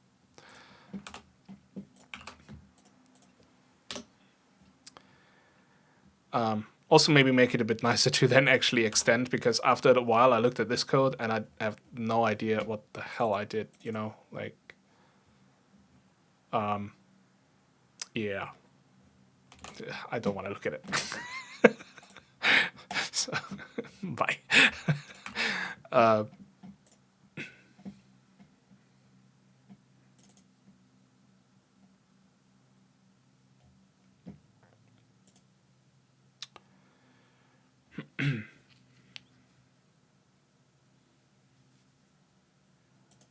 So an immediate. I know numbers can only be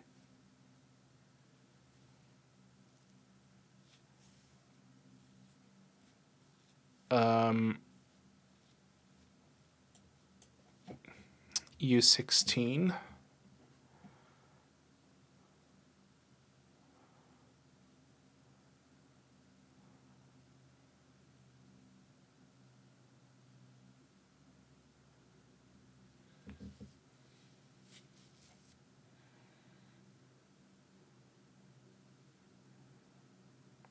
So maybe I can make this an S32, so I can deal with the unary signs.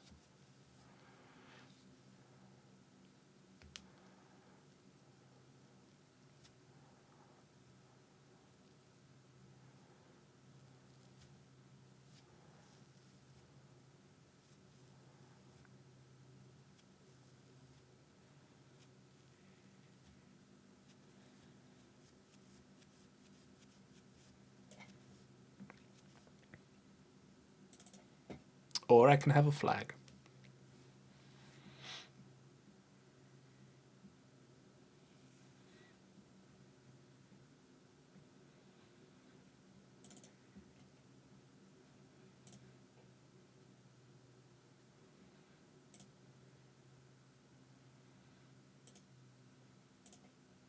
Flag might not be such a bad idea. Okay, read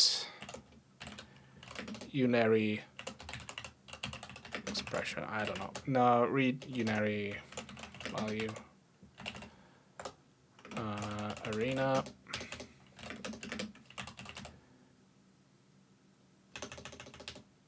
No, we just need the Alexa.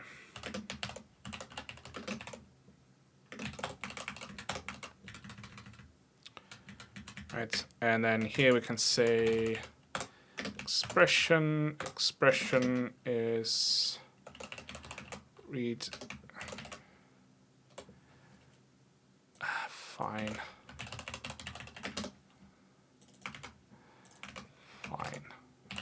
Alexa. Do I need to advance?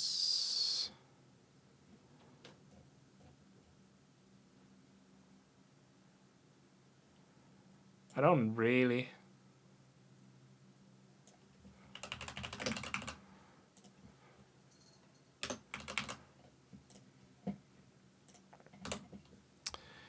Okay, so what do I want here? We have one of the unary operators, right? So depending on what it is, let's get the current token. Switch token type, right?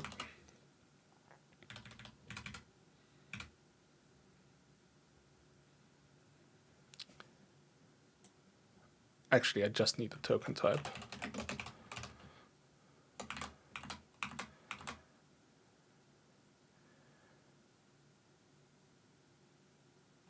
I just realized I'm dumb. So completely off the rails now, but here on all operands, I advanced Alexa, but I can just look at the next token. I already know what the next token is. I don't need to advance. Man, I could have avoided so much. Okay, I'll rewrite that later. I mean, that's why I'm storing 2 tokens at once, but I never think about it. Like, what the hell am I doing? Man, come on. Get your act together.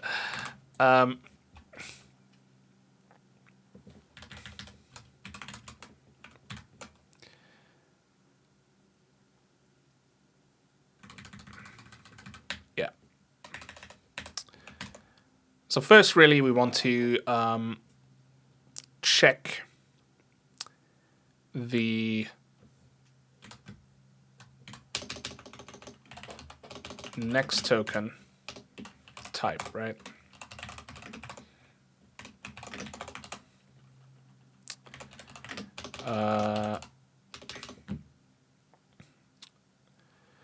So it's either missing or garbage, right? So actually, let's not do a switch. I can have is token number, Alexa next token, right?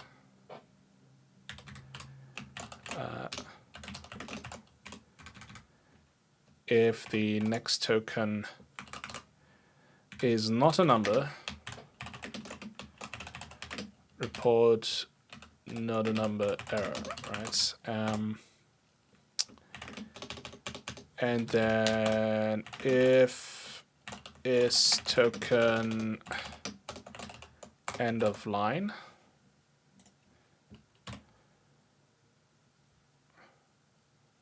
yeah, just had to confirm.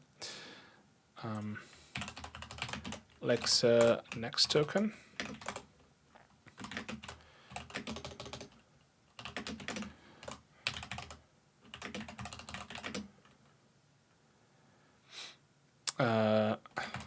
Report missing number.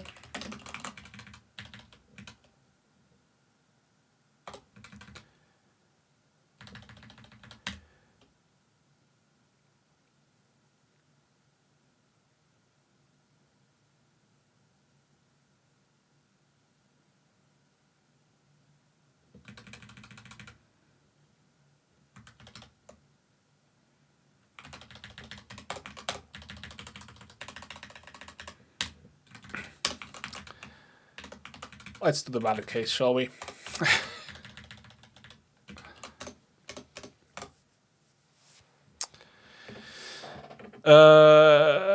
So if the next token is indeed a number, we can just say, well, do me an immediate expression, right?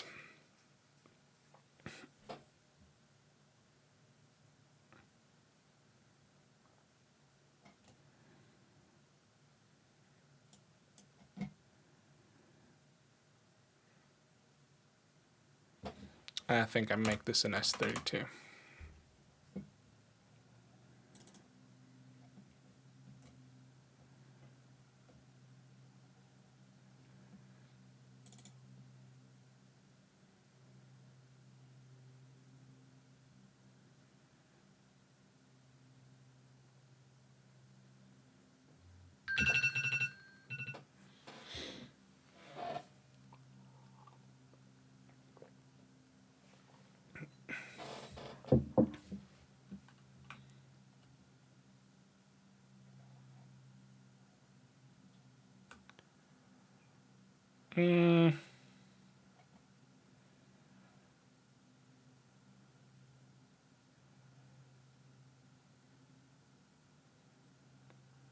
Hang on.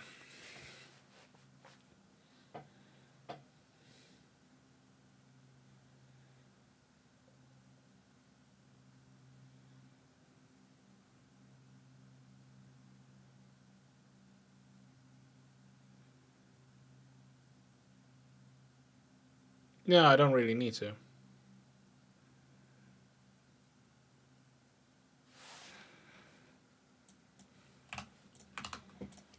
Let's just do the immediate operation and then, yeah.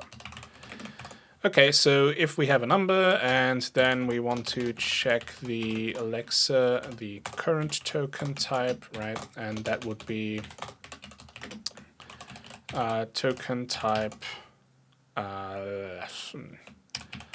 plus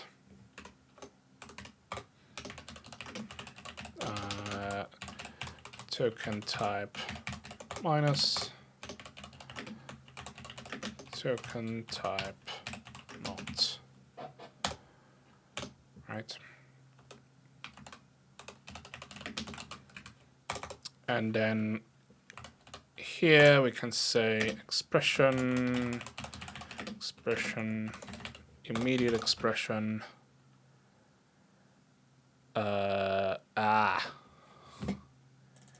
damn you.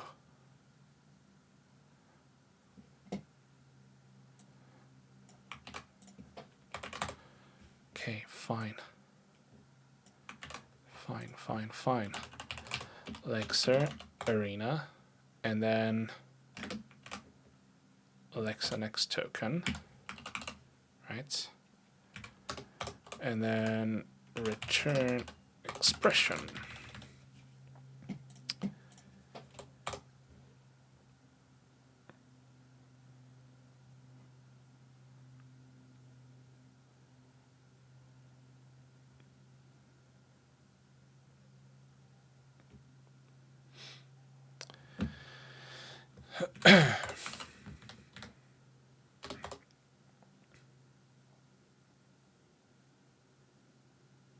So I'm kind of bound to use 16 anyways. So I think I do the operations like that, and then so basically expression number, right? This would be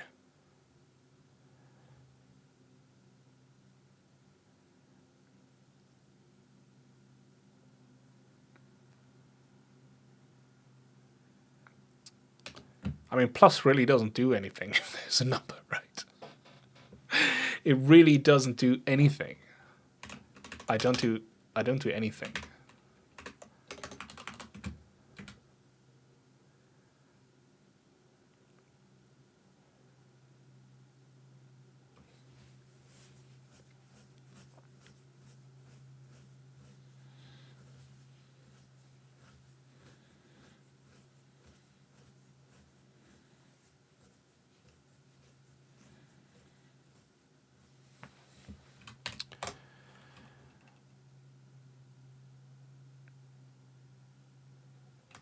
I mean, not as easy, right? So Lexer, yeah,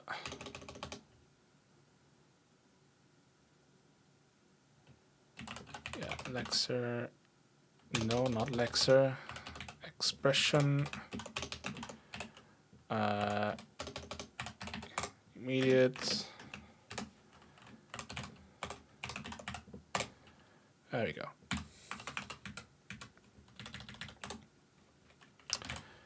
And here,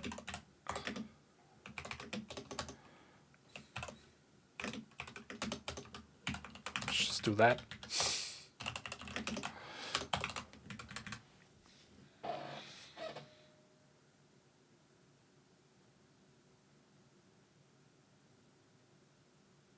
No.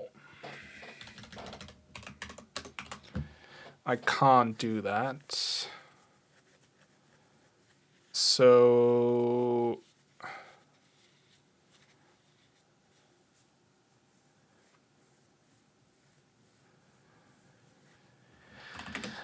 here's the thing. Whatever number I have is a U16, right?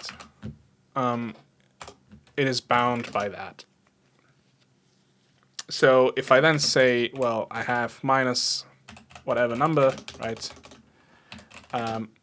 Could be happen to be, you know, U16 max, which of course is not a valid number. And I would like to return, at least report an error on that one.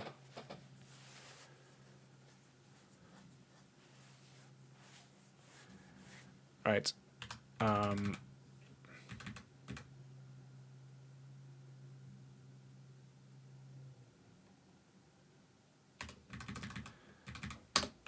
Basically,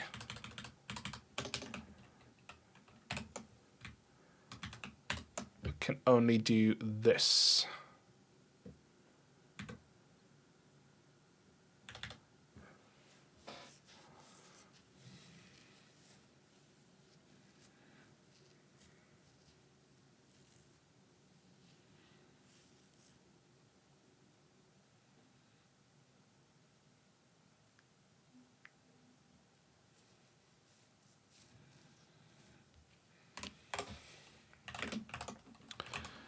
So if token number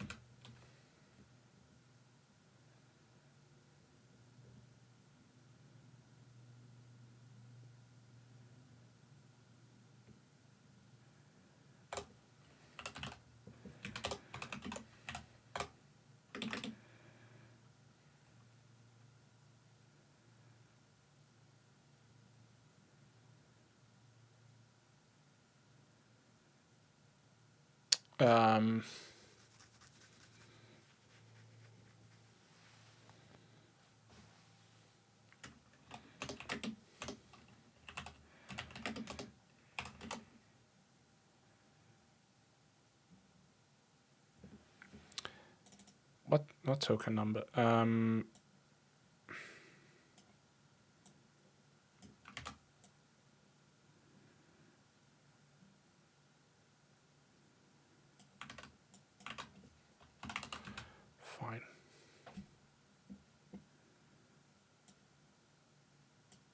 think that's correct. I don't know. We'll see about that. So anyways, it should not be bigger than x16 max, right? So I kind of need to report an error here as well. Which is kind of shit.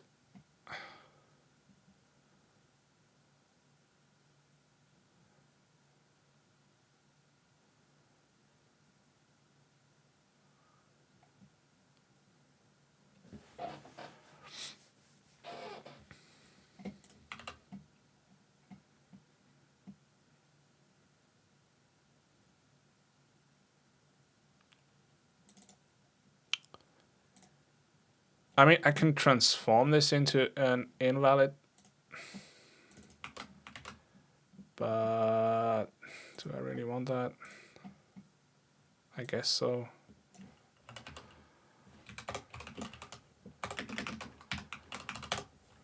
Right, and then adds token error.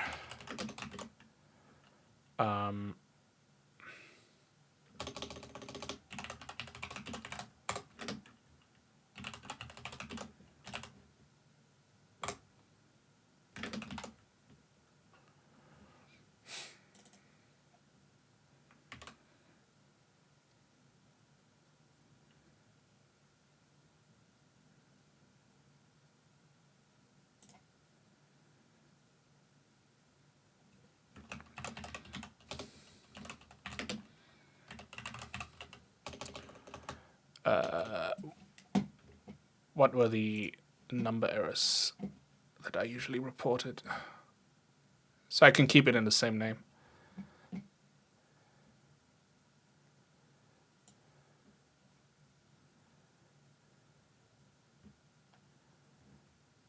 Okay.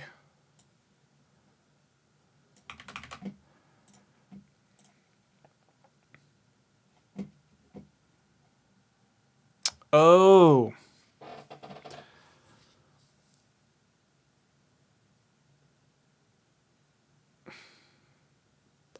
No, this is okay. There's a bunch more things that I haven't thought about. So for example, I do not want to allow really plus or minus in hex or binary.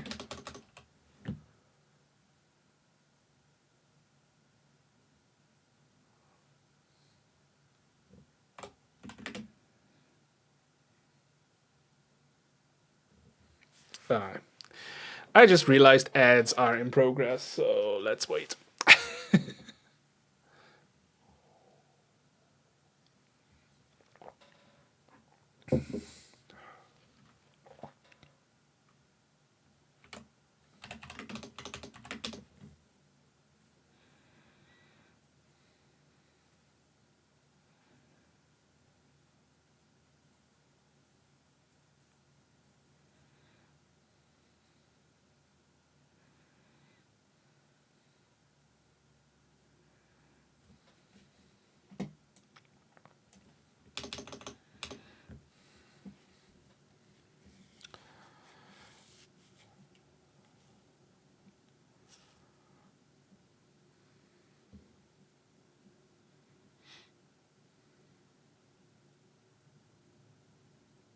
I think ads are ended, right?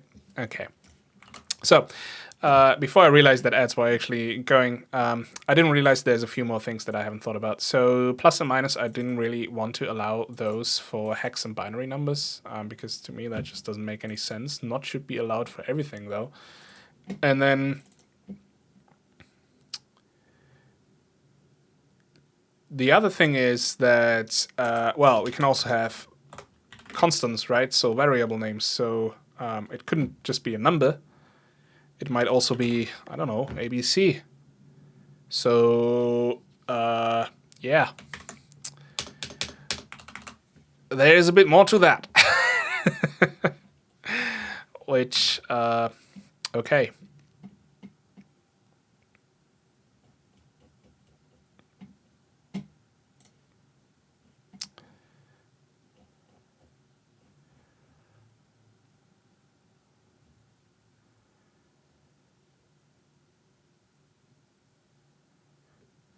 It's essentially identifiers. Now, identifiers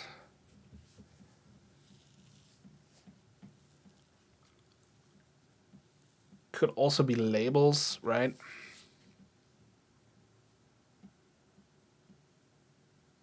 I don't know whether that would be useful anywhere. But essentially, I have to break it down a little bit more, right? So we can do expression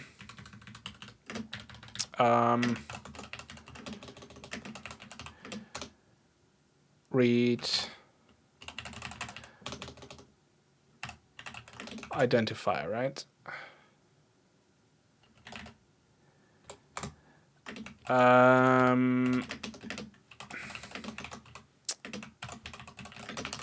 But then I also need to handle unresolved identifiers, right? So constants work fine, but like there's essentially this issue as well.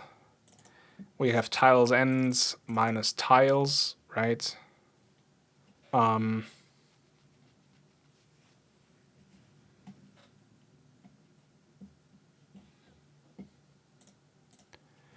then does that make sense, really? It doesn't, right? Hello.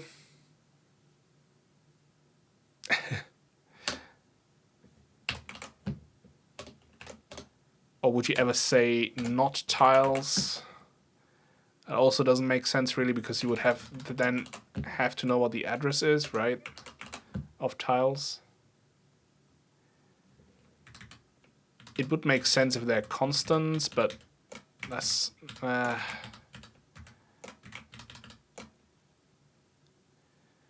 then it's just a matter of how restrictive do I really want to be? Like, okay, you see what I mean? If I have like minus and then a hexadecimal, I don't know if that would make sense necessarily. Like, or a binary. Like minus that, right? Doesn't really make any sense.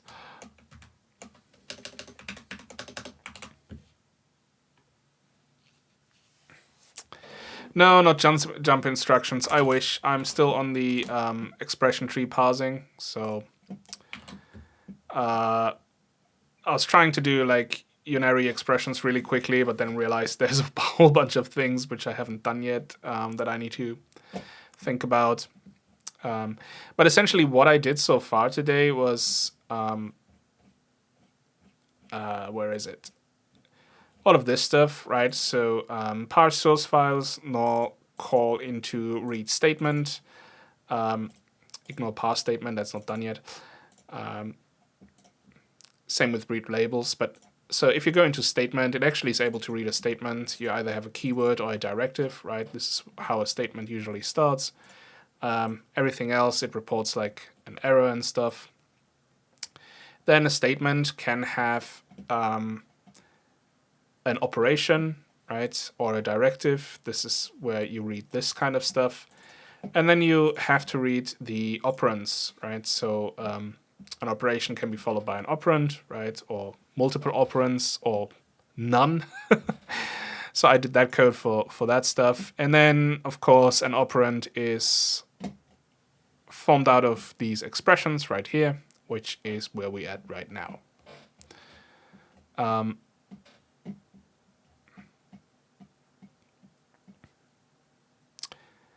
And this is, again, the annoying part.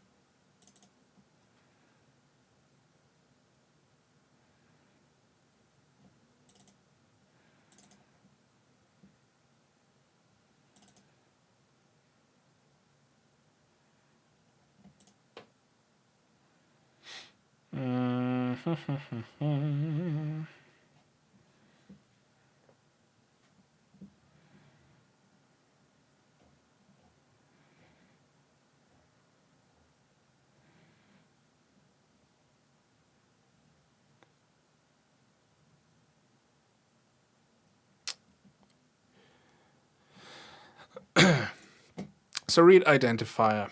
I'm just trying to figure out how to do this.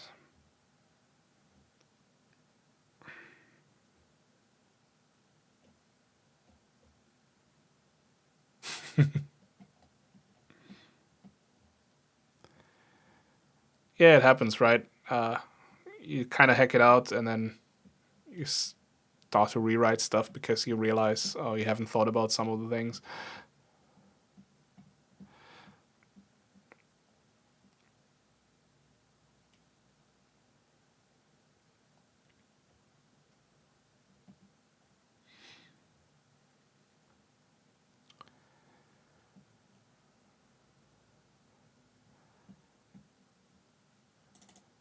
Okay, I think I need to start with identifiers.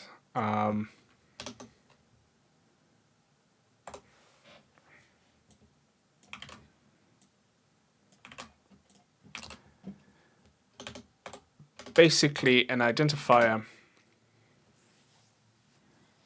is either a valid label, in which case we can get the address of that label, or it is a valid const, in which case we can get the value of that const.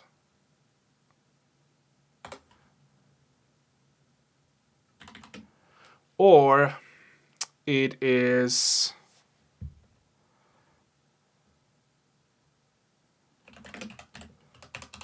an unresolved identifier.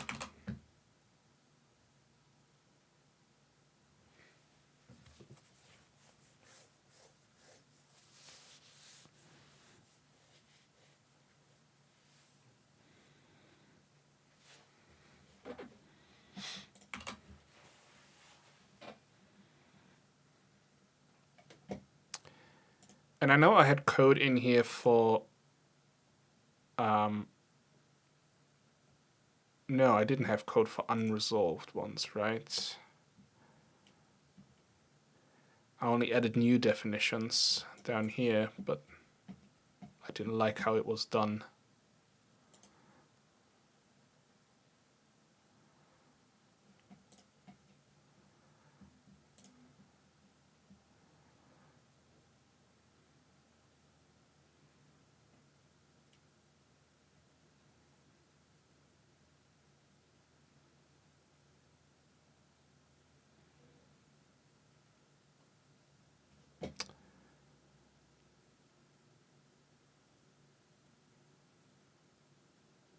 Yep, I already do get a tree for those.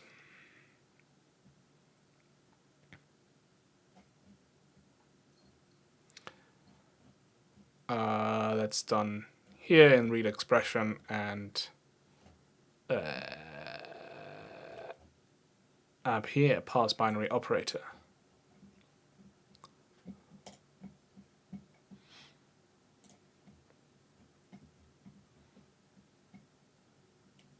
Won't work anymore because like I changed a lot, so need to fix it. But anyways, read identifier. So basically we have a global symbols table, right, at some point. So I do have access to that.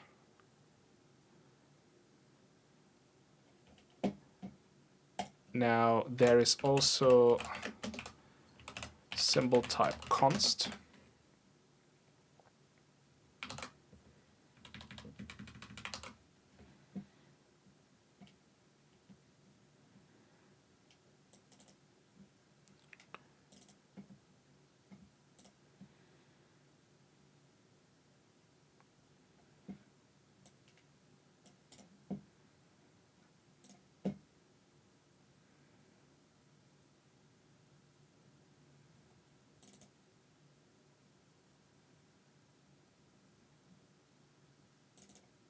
I don't know why I went with U64 address. That is very much overkill.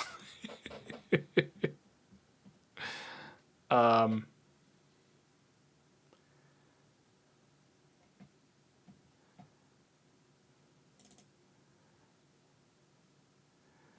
what kind of other symbols do I have? Why do I have keywords in here? That makes no sense. Goodbye.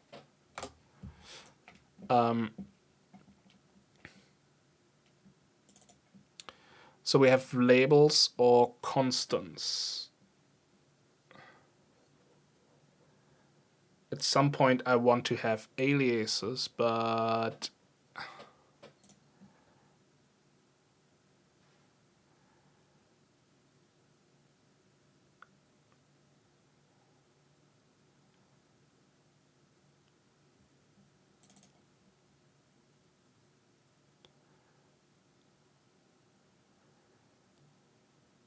yeah, I already got that on the other one. Luckily, with the Game Boy instruction set, it's quite easy. It's like all of them are really just 16-bit addresses, and that's it. So you just leave out enough space, with zeros or whatever, and remember their position, and then just go back and just fill it in. There's only one instruction where you can, one jump instruction where you can jump to the highest pages in memory. And with that, you can save a byte. But I mean, if you already know the position where you have to fill in the address, you can kind of see what instruction there is, and then you know that you just need to put in an 8-bit offset instead of 16. So that's fun. But yeah, that was fun to work with. It's especially fun if you need to watch out for like bank switching and that kind of stuff, right? Because you need to put the 16-bit addresses there, not the actual addresses on the ROM output, which could be higher than 16-bit, and all this kind of fun stuff. Yeah, it's awesome.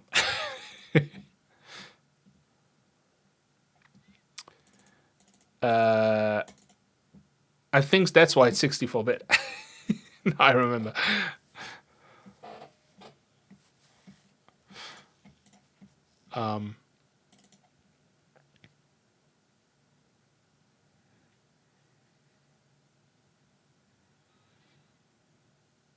I think. I'm not quite sure.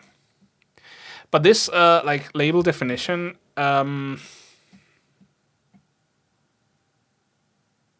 don't think I need that. Like all I need is like this in here. Right?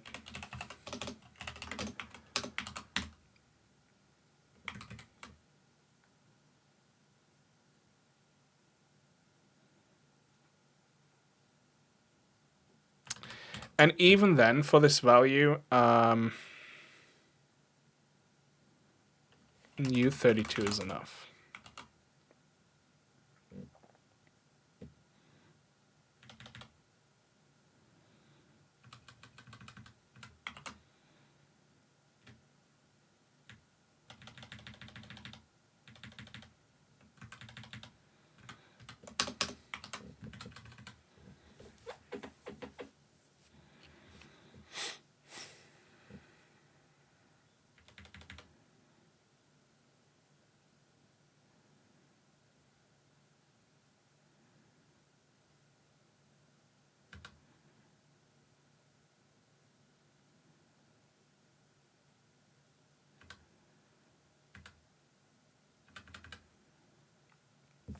And unresolved symbols, do I want them in here?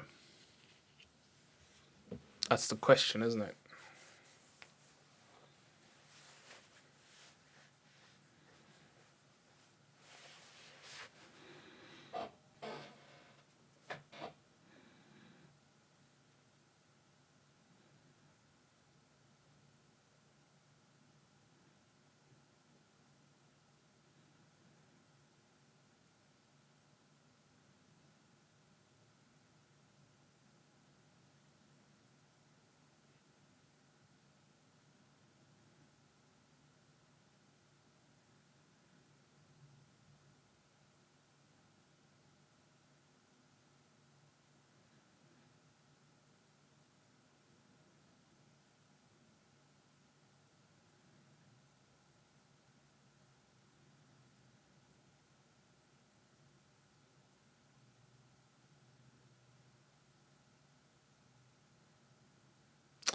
So if I have an unresolved symbol in there,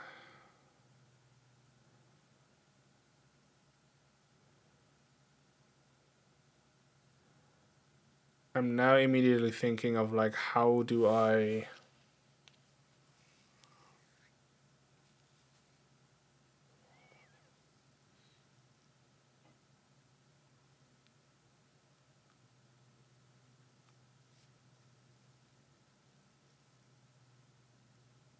Well, basically at some point what I need, right, is a list or an array or whatever of all the unresolved symbols, right? So, and each of them has the symbol name, right? Then it has the line, column, position, and file name of where this unresolved symbol is.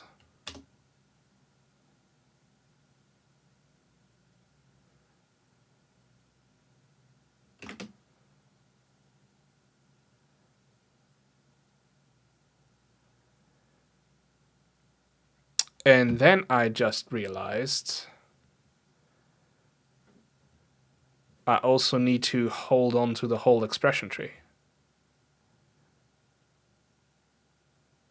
Ugh. For that line.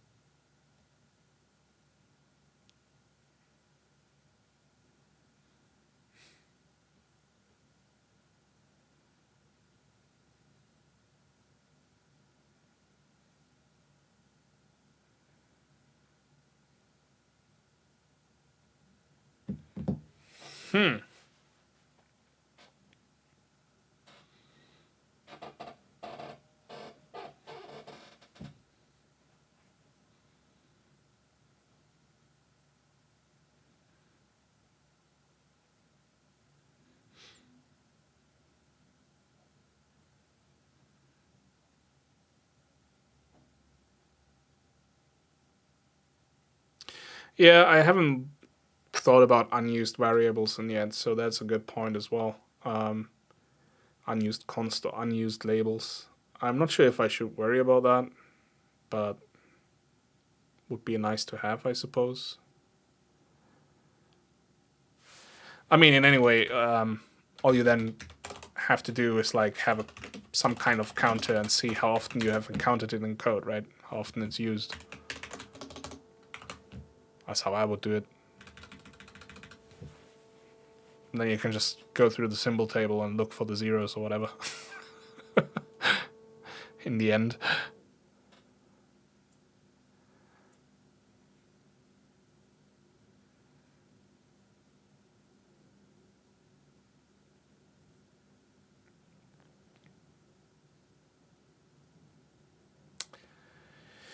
Well, I've been almost going for 5 hours though, so, and I kind of need to walk the dog and get some food in me, so, but let me think about this a little bit more, and then it's probably something I have to do next. I'm not happy to leave all this in the broken state, but whatever.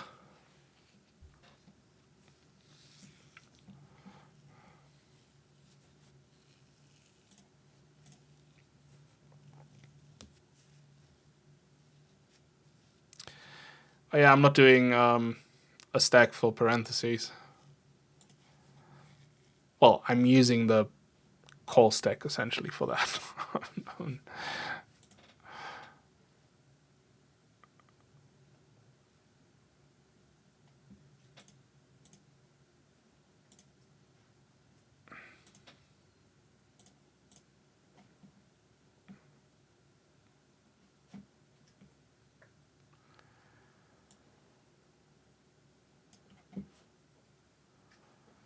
So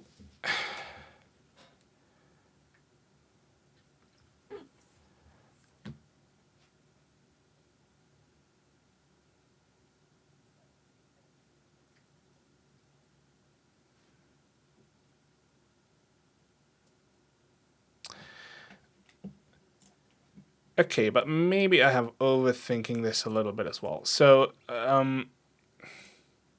I'm just trying to build a tree, right? I don't really need to resolve the identifiers just yet. I'll do that once I actually parse the instruction, right? So once I do that, I know exactly what kind of instruction I have, right? In that particular line of code. I know where, well, I know how wide it will be, right? In terms of bytes. Because like, and because of how many, well, I know because of the instruction type, right? And I know because of how many operands I have. And then once I start to validate the operands, I know if there's an unresolved symbol in there or not. That is the moment where I should check.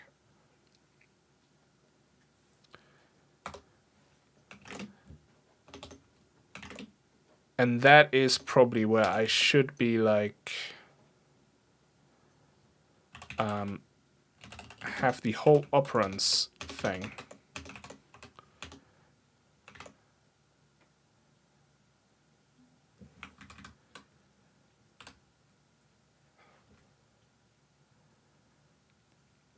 Actually, I can just hold on to the whole statement, right?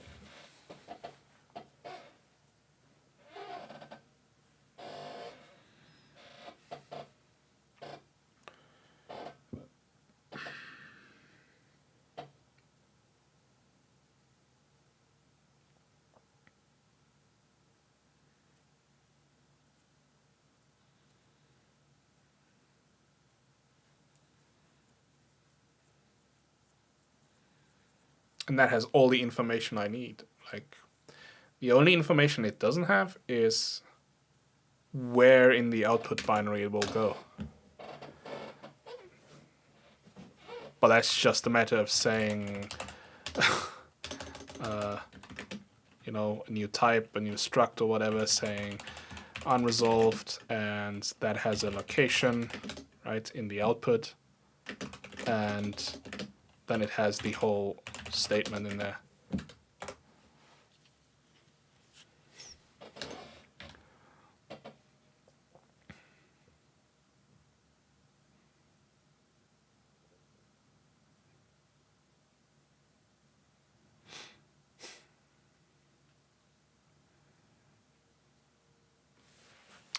So yeah, I think I'm worrying too much about like errors and making this whole valid and stuff when that is not the concern of what I'm doing here.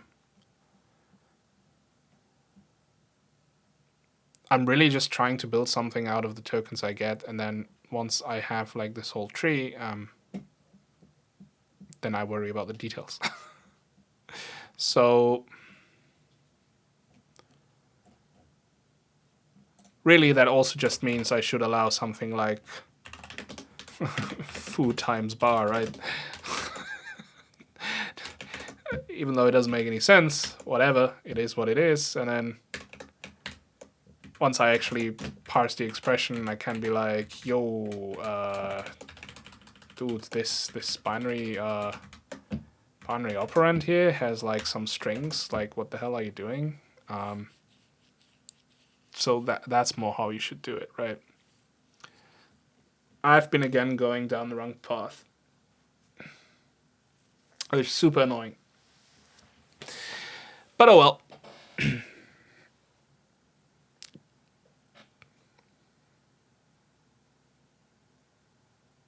This is the problem when I leave this project dormant for like, 4 days a week. No, 5 days a week. Jeez. So yeah, wrong paths are good. They make you learn exactly that. Like I said, my old assembler didn't have these expression trees. I didn't even bother with expressions. It was just straightforward. You either had a valid number in there or you didn't, right? It was just pure and basic top-down parsing and like nothing fancy in there. But then I realized I kind of do want some arithmetic and stuff because I want to have labels. I want to calculate the address based on the labels, right? Without having to actually count the numbers as I did here. That's why this is there. Yeah.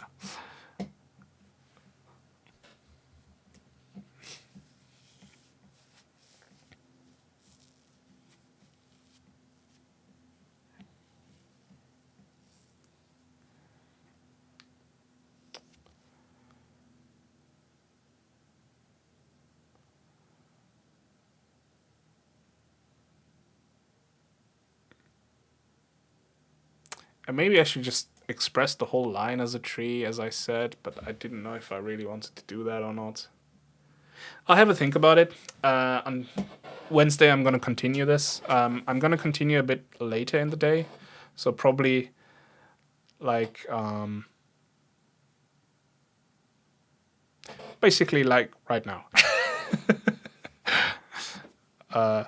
That's going to be the time when I start on Wednesdays. And maybe I can do a Thursday stream as well.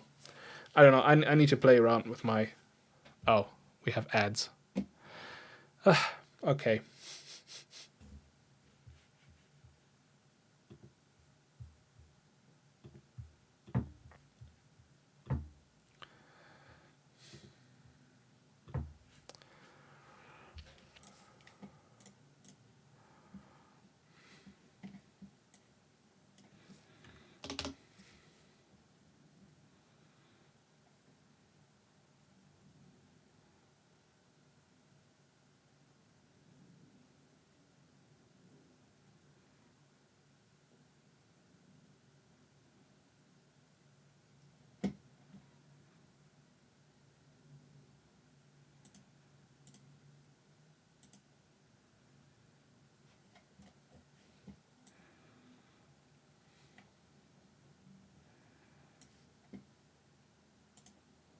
I'm going to wait out the ads, so 30 seconds.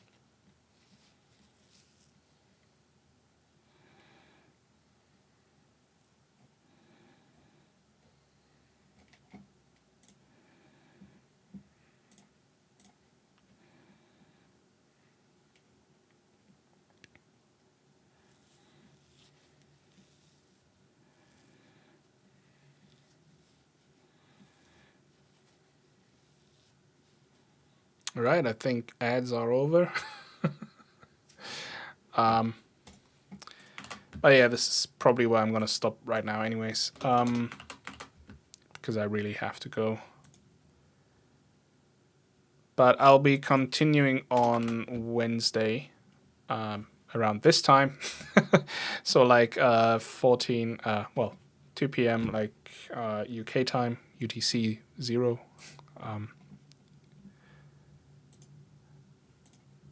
I'm going to change my schedule on the Twitch homepage. So if you guys are interested in how this is going further, then just feel free to stop by. Yeah, I have a think about of how I do these trees and make sure that I can hold on to parts of the expression tree where some symbols are unresolved.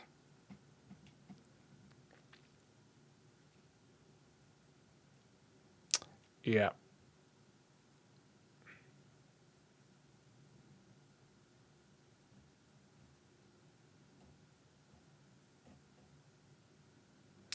Okay, that's it. I have nothing more. Sorry for those that just joined. But I've been streaming for almost 5 hours and I really need a break now. So thank you for watching and I'll see you Wednesday, hopefully.